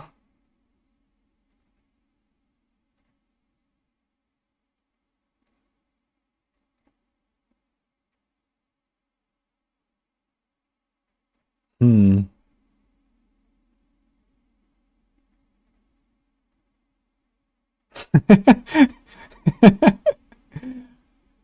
Oh well, I guess it's not the end of the world, but it's funny. Spot the difference. They even have all the same things in the same spot, and even the character is in the same spot. Yeah. So they just accidentally took like the same screenshot and just named it Scotland and forgot about it. I would say one is not like the others, but it actually is.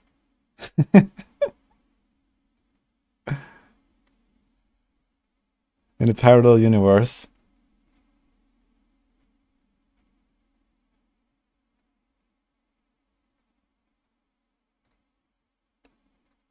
Oops.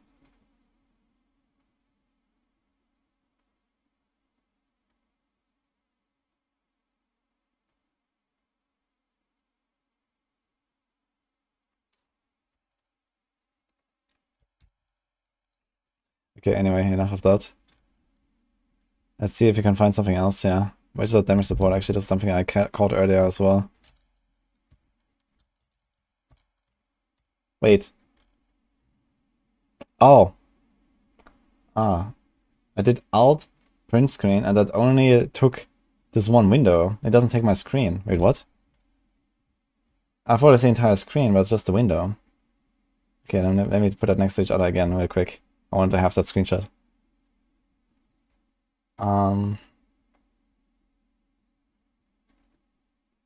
Here we go.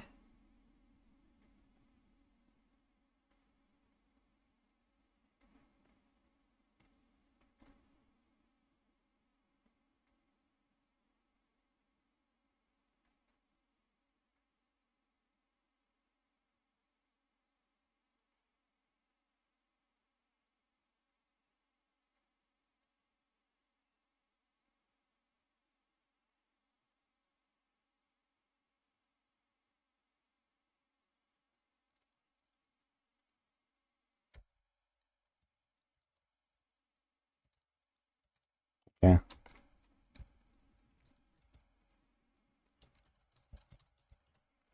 Got it.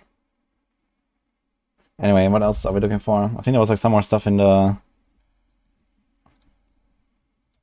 broadcast here. So these are some things. I'm not sure what these actually do exactly. What did they say there about this? Video for that too. And so it's your job to every so often go in and beat back, you know, all these construct invasions or incursions, essentially, that are creating the Tremors. And so I can talk a little bit about this activity. That sounds like how much more at approximately the same time. I guess so, video yeah. for that too. And so here you've arrived and you see basically a roaming band of constructs, and you know, wait a minute. Some video for that too. And so so they're like channeling into the Scorpion. here, you've and they arrived interrupt and them. you see basically a roaming band of constructs, and you know, obviously it's your job to go in and kill. There's no new hell type, by the and way. Send them back to where they came from. But that's not all you need to do within this activity. What you're looking to do to really advance the activity is look for these cores that you can use to draw out Malphas's most powerful lieutenants. And so you're getting a core here from an obelisk, which is an overworld hazard, and you've got to make sure to not get hit by that. And if you collect enough cores, you're able to deposit them in a brazier, which you can see on screen here glowing. And the brazier is a signal that you are now challenging one of the heralds of Malphas. And the herald It's actually a demon. of Malphas you see appearing right there. You and hopefully a bunch of other of your friends will, you know, gang up and defeat the herald of Malphas. Get some I have a bad feeling about SZF. cool rewards in addition to those pearls that we were talking about before, which you can then use to supercharge your rewards elsewhere. Awesome. Yeah, and I know, like, this being an overworld activity, you know, one thing that, and this is based off of feedback that we've gotten from the community as well, even with Season of Blood, there was like Blood Harvest, three which were friends. overworld activities, and now there's kind of activities everywhere. And they all have different various rewards for the player, whether that's vaults, whether that's doing some of the activities on the overworld for this season. You have opportunities of actually being able to get rewards kind of all over the place. Yeah, our intention is for season 1 you kind of stayed in tunnels, and Yeah. then season 2 Okay, what you else? kind of stayed in the overworld most of the time. We didn't want to make the players feel like they're stuck and they can only stay in one place. I'm gonna write this down and stick it as well. the It's like intention a is you info do some sheet. dungeons, you do some overworld activities. It seems like there's more some stuff bounties here, some along the way. gameplay. You should feel like you're Was that the gauntlet that I showed there? I think Really this was the cool gauntlet, build right? And get the of the gauntlet. Apparently. Okay, the thumbnail is Try always and 2 hit, minutes but delayed, it seems. Really, you're Or gonna 3 be minutes shooting even. for it, for all intents and purposes, looks like a normal dungeon. Level 100. But we said, It's 8 minutes, by the way. again, it's Gauntlet. World Tier 4. It's targeting level 100 players, so we're going to throw Dude, look at his old pockets, man. For all intents and purposes, looks like a normal dungeon. But we said, again, it's World Tier 4. It's targeting 2 million. 1 million. level 100 players, so Oh, power we're gonna crit. throw a dungeon boss at you Uh-oh. right at the Why start. not? Yeah, I will note, like, I know we're mentioning level 100. Technically, you can do Yes. Gauntlet before level 100. It's And he's running Banishor's Talisman, by the way. This is the buff. just probably more Yeah. efficient to do it at level 100, just because Yeah. it is an end game activity that, I mean- and it would be challenging. I mean, if you think you're ready to tackle 4.5. the gauntlet below level 100, by all means. It's just, it's not tuned that way. And so here, you're fighting, you know, the Tomb Lord, and he's And they buffed the Ambulance and Glyph XP, by the way, stuff, pretty so powerful, it's much easier to double them now. you're more powerful. Okay, here's the pylon, actually, I'm gonna get a screenshot. And so here, you're fighting, you know, the Tomb Lord, and he's pretty powerful, but you're more... Pillar of Proving. I have to get that one.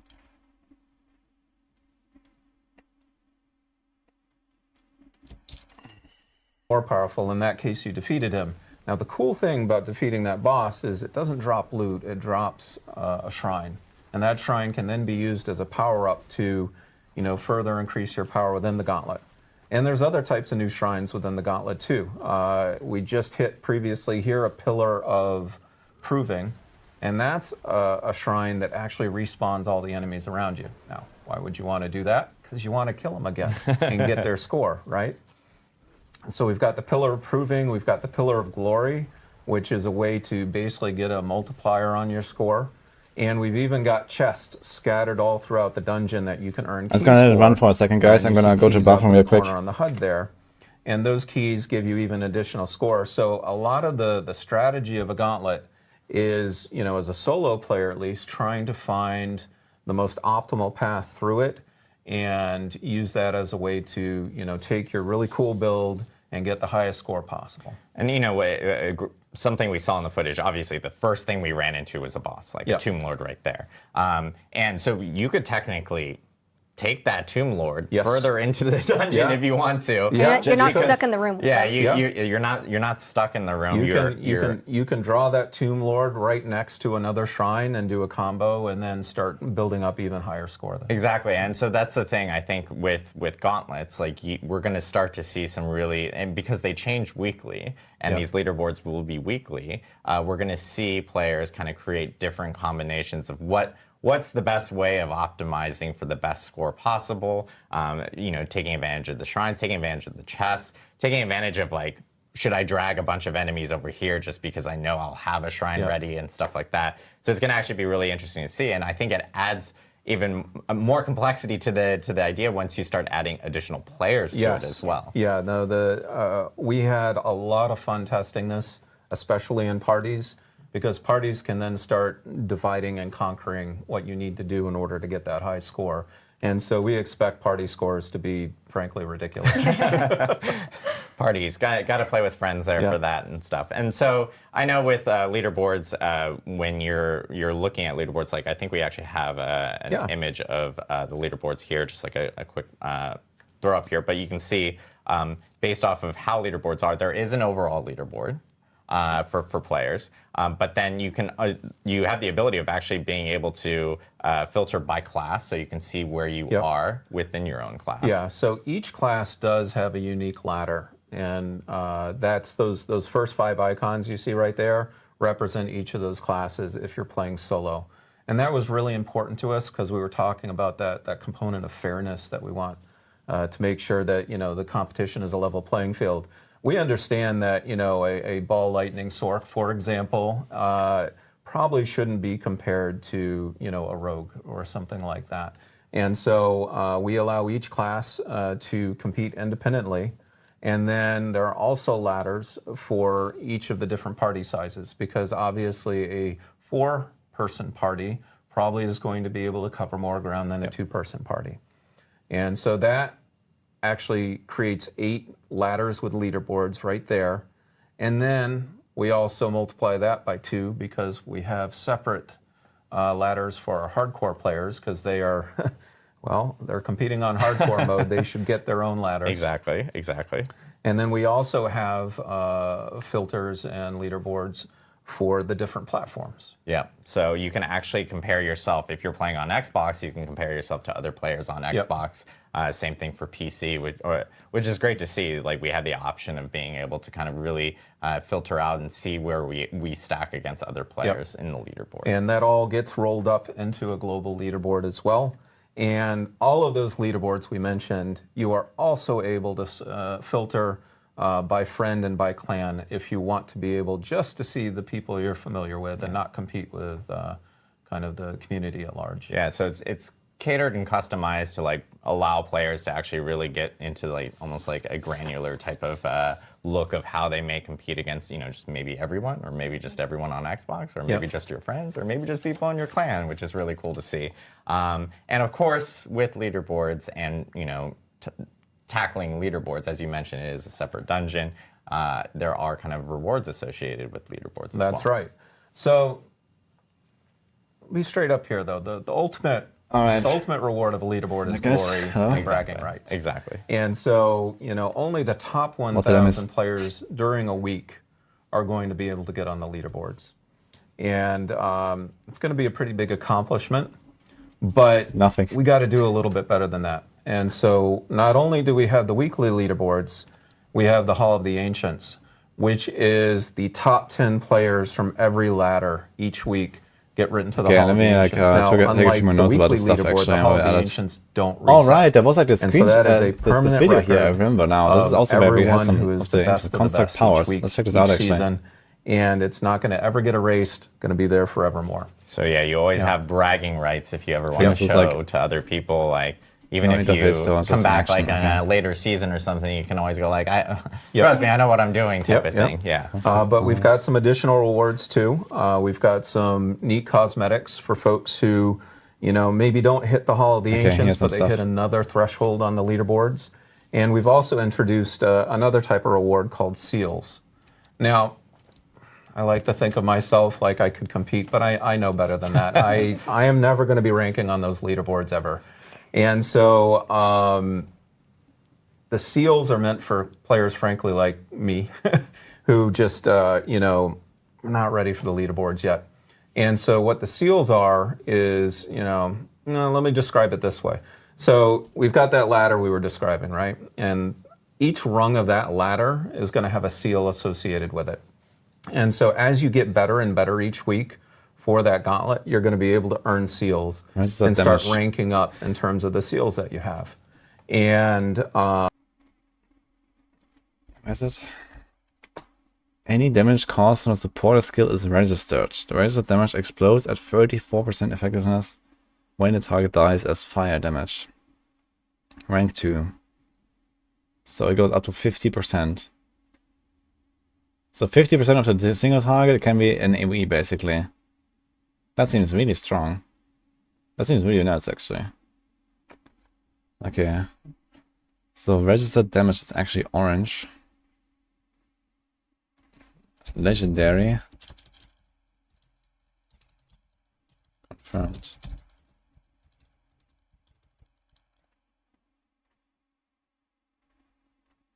So it goes up there, basically. Oh, thank you. Got food, guys.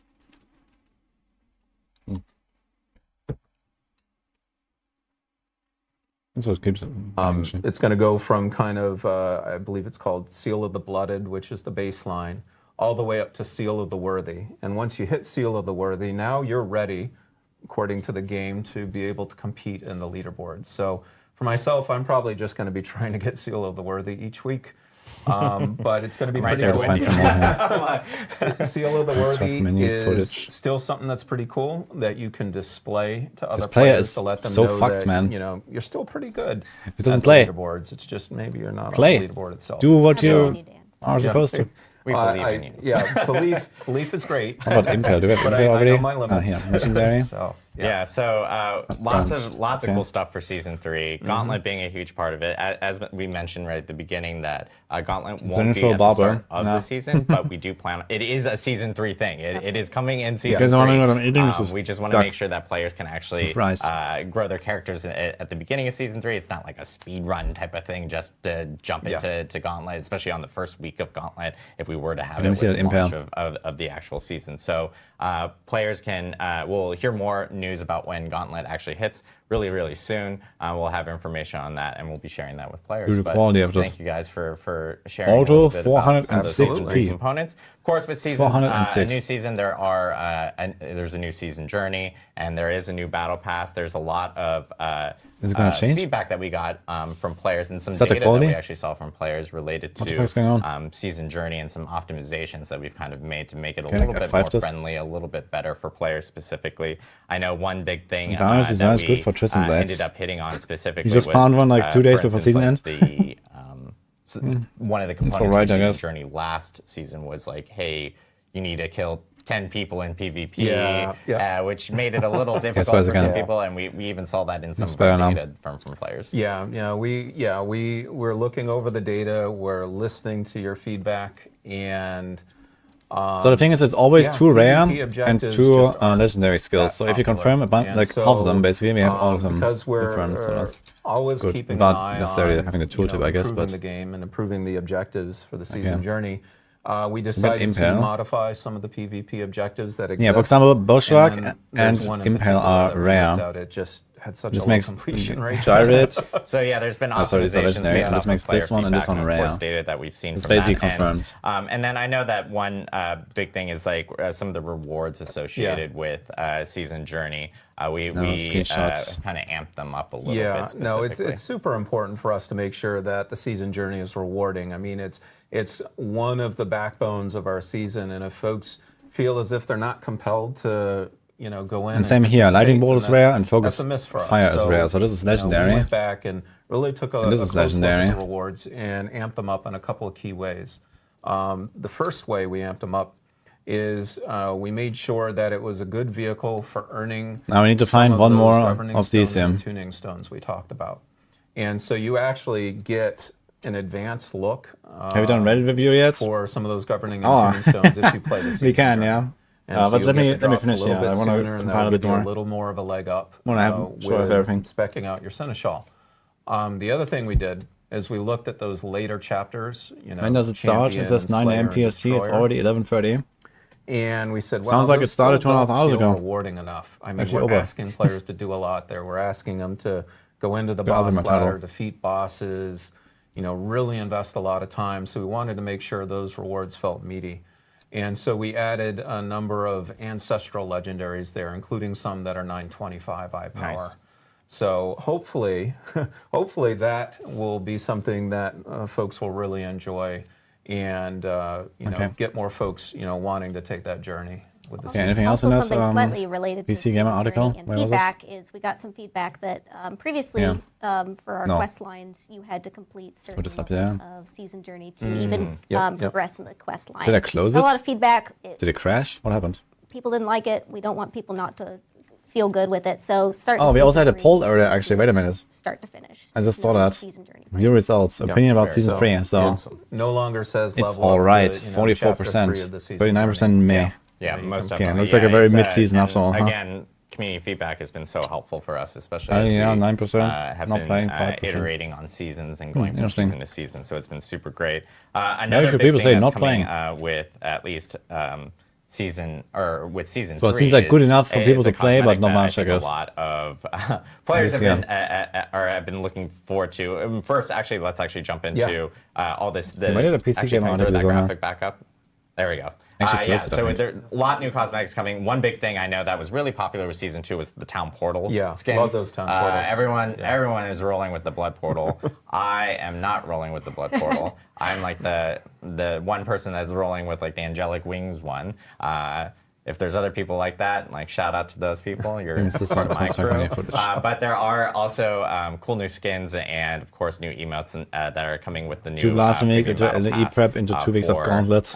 Season 3. And then one item that I think we actually haven't really added to since launch is emblems specifically. Emblems are kind of like on your character title or on your Let's see if they're gonna on show the, anything else the then. character bar for your screen. I have been rocking the Tree of Whispers one for a long time. I'm going to put it into retirement because we are adding new ones here. I believe we're adding, I think it's 3, I believe, Yeah, for this so season. you will get I think Mockery we have already, 2 right? new emblems per your adventures in the season journey, and then 3 through the battle pass. Awesome. Oh, we don't actually. Wait a minute, there's a new one. Adding in emblems, I know that's something that people were asking about because we've always had the 3 at launch. Yep. And so this now gives you the opportunity of actually collecting additional emblems in Season 3. And of course, Season Blessings are also getting adjusted for the new season because I know with the last season, of course, they were specifically catered towards Season of Blood. This one is... so this is a blue one. Season 3, including items that affect like tuning stones, for Rare. instance, specifically for players. Alright, got this one. So Season Blessings will be getting updated for this new season. And then I know that one Need to thing organize that, these screenshots a little bit, I think. People, Make it smaller and stuff, something and, I mentioned in the beginning, like which screenshots is all over the place now. boss ladder items that is But most we're almost done, I think. coming back for Season 3, almost so nothing. players We're missing can expect, Safeguard, Fortify. to have the opportunity of Rigid being is able like to confirmed tackle, by extension, I guess. through the boss ladder, and we actually do have some optimizations that we'll be talking about here really shortly I was gonna related say that. to being able to jump into boss ladders. So yeah, lots of stuff for Season 3. Yes. Big Tons season. of stuff for Season 3. Yeah. Biggest season yet for Diablo 4. And you know we covered a lot. I'm looking forward to people jumping in. It begins on January 23rd, where players will be able to actually jump in and create new characters for the season. So, Dan, Madeline, thank you guys so much. Oh, you're welcome. Really appreciate it. And then I know for the next part of our broadcast, we're actually going to use some amazing tech. First time we're doing this because we now have 2 different sets. One here in Albany, which is themed like Cathedral of Light. You know, we're in a colder environment. It is cold outside in Albany. I'm not used to that as a California person. I'm sorry about that. I landed lots of snow. But it's like... The supporting skill deals Cathedral of damage, Light, gains 70%, 7% increased critical strike chance for the same target. Going to Irvine, where we're in like the... I hate to say the bits of hell. Irvine is not like hell, I promise. I Wait a minute. there. This is rank 2. But our studio is like that, and that we This are goes up to joined 15% by, crit, man. Adam Jackson. Adam, hopefully you're there. There you are. Hello. Hey, I hope you can hear me. I'm always paranoid. I can hear you. I think I'm a screenshot of this, yeah. Cool. Adam, you know, they always call it the Adam and Adam show whenever you and I are on. And of course, we're going to be talking a little bit about some of the balance changes coming with Season 3 and what players can expect. And a little bit about some of the philosophy as well of what I think they had a socket somewhere, but we didn't actually see present to the players of what they can expect going forward, especially with Gauntlet being involved. So do you want to take it away? And the slowing support, I think that's also new. Talk about today, Perfect. So I'm pretty excited. So I'm really going to be going over 3 different major topics today when we talk about what's coming in for Season 3 and beyond. So the first one is, I think, what everybody expects. We have some new class updates coming. A little bit of a caveat here, though. I'm not going to be going over every single node or every single update, but I am going to give you slows kind of a high enemy level for 2 what's coming seconds. The for closer every enemy, class. the console But you'll is definitely slow. find out some more stuff when 30% we look up at to a the maximum of patch notes, the other 34. things we're doing. Too close and patch notes are going to be coming out very soon, like tomorrow. Tomorrow. I mean, leveling is up is kind of useless. They're coming out tomorrow, so players can expect to see them tomorrow. We'll give you a preview today, but you'll see the full patch notes tomorrow. Correct. So it'll be a preview, but you know you'll still get an idea of kind of what we're thinking. It's like guaranteed. You know what we're doing. Next, I want to do a brief explanation of. It's a guaranteed slow for 2 seconds every time it hits. Like if it continuously attack, or like the fire beam or something, right? It's a continuously slow. It's like for rogues or something, this is pretty strong. Or anything like, you know, requires slowed enemies, requires crowd controlled enemies. Stagger. Seems pretty good actually. Kind of how we currently view class balance. You know, the game's gone through a lot. We've been out for a little while. We also have the Gauntlet coming. So, you know, a lot of changes coming, and we're going to be adapting to it. So the blue one? And then the last thing is kind of a roadmap for our plans for seasonal updates going forward. I kind of want to give people some more concrete ideas of when we update and how we update. So first, we're going to missing only Swift. So Fortify for the Barbarian, and Safeguard. we got a few things going on. The first one is some big improvements to Charge. You know, right now Charge is, you know, you need a bunch of different legendaries and other effects to make it really kind of seen and be powerful. And we're going to be moving a lot of power to the baseline skill from legendaries and other effects. It's going to do a lot more damage now than it did before. We might be insane, but I think it's really cool, and so we're going to do it. But you can see here kind of Season 2 what the damage numbers look like. You know, did like 1,200, and then Season 3, it's like 12,000. So, you know, like, Resource, like 8x or something like that. So it's going to do a lot of damage now, baseline. Of course, legendaries are adjusted to compensate, Mystics. but yeah, you should have a lot more fun with it out the gate. We're also doing a lot of buffs to key passives, such as Walking Arsenal, to kind of keep them up to date with the one that most people pick, that shall not be named. And then also we're adjusting a lot of shouts. You know, we got a lot of feedback that players Efficiency, don't really like slowing, feeling okay. kind of mandatory that they think put all there's the nothing different else, shouts yeah. on their bar. I played a Barbarian last season. I know how it feels. So we're trying to kind of walk this line where we want it to be fun and you can put all the shouts on your bar, but it's not required and There's you the kind of feel scripting. like there's good reasons not to. So we've done some Okay. changes there. And, you know, if I were a Unique's betting already man, tradable. I'd say No, I didn't I'd say put anything my about making money Unique's tradable. into, you know, charge and maybe some key think at this passes point it as could far actually, as things but that I I don't think you'll be happy to see. Oh, here's So more. I think you'll be kind of happy with our changes there. You know, Adam, whenever we have you on, you have to talk about Devastation. class stonks, and this is I Do you have love Devastation stonks. screenshot here? yes. I don't think So next, so. let's go over to the Sorcerer. Again, these aren't all the changes. These are just high-level stuff. First one is, you know, we know that Sorcerer players have kind of had some pain trying to apply vulnerable to enemies, so we're giving it to Lightning Spear now. Support skills get just baseline, 35% Lightning critical Spear, when strike it crits damage enemies, bonus. will now make them vulnerable. So you have I wonder if another it's like avenue additive or to multiplicative, it cross doesn't over say and anything. consistently apply it. We also have some buffs I to various suppose this is Paragon legendary multiplicative, nodes that right? you can Because look it doesn't forward always to crit that and kind it's of supposed to will like make actually some buff the things damage sort stronger. of thing. And last but not least, for you Meteor fans, Meteor build is getting quite a few updates and buffs across the board.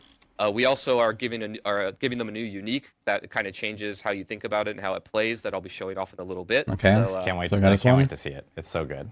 It's so good. yeah, totally. So again here, Meteor players and Elemental Summoner players, like the ones that like to use the different conjurations, we got some stuff there in the Legendary, or the Paragon Legendary node space that should make you happy. And next we've got the Rogue. Player just stops playing, man. So we've got quite a few changes coming to the Rogue. There's a lot of buffs to really underuse skill and skill upgrades. You know, a lot of people use, you know, Twisting Blades and Poison Imbue and things like that. And we're really targeting some of the things that people aren't using so much Play. and giving them some love. Dude, this play is so awful. What the fuck? In particular, we're targeting range builds. Why to is this make not a them more YouTube video? viable and fun. I think it's the Precision Key passive is getting a bit of a rework, and a lot of stuff coming for things like Penetrating Shot and stuff like that. And we're also updating pretty much all the range uniques, including Windforce, Skyhunter, and 720. Eaglehorn. They're going to be quite a bit more usable and powerful, I think. So here, again, some buffs coming really to range builds in general, and also Caltrops, which is a bit of an underused skill that we're giving some love. Dude, I'm triggered. Let me try to And restart then this. we've got the Druid next.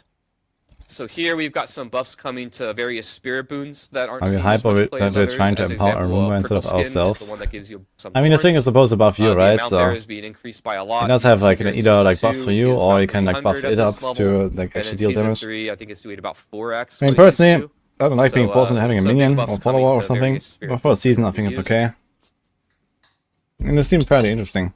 So And then also Rabies is getting quite a few upgrades. We got a new legendary coming in for Rabies. That's pretty neat. And then we also have a buff to enhance Rabies. So for all of you that love spreading your poisons among enemies, you're going to be a little bit happy in Season 3.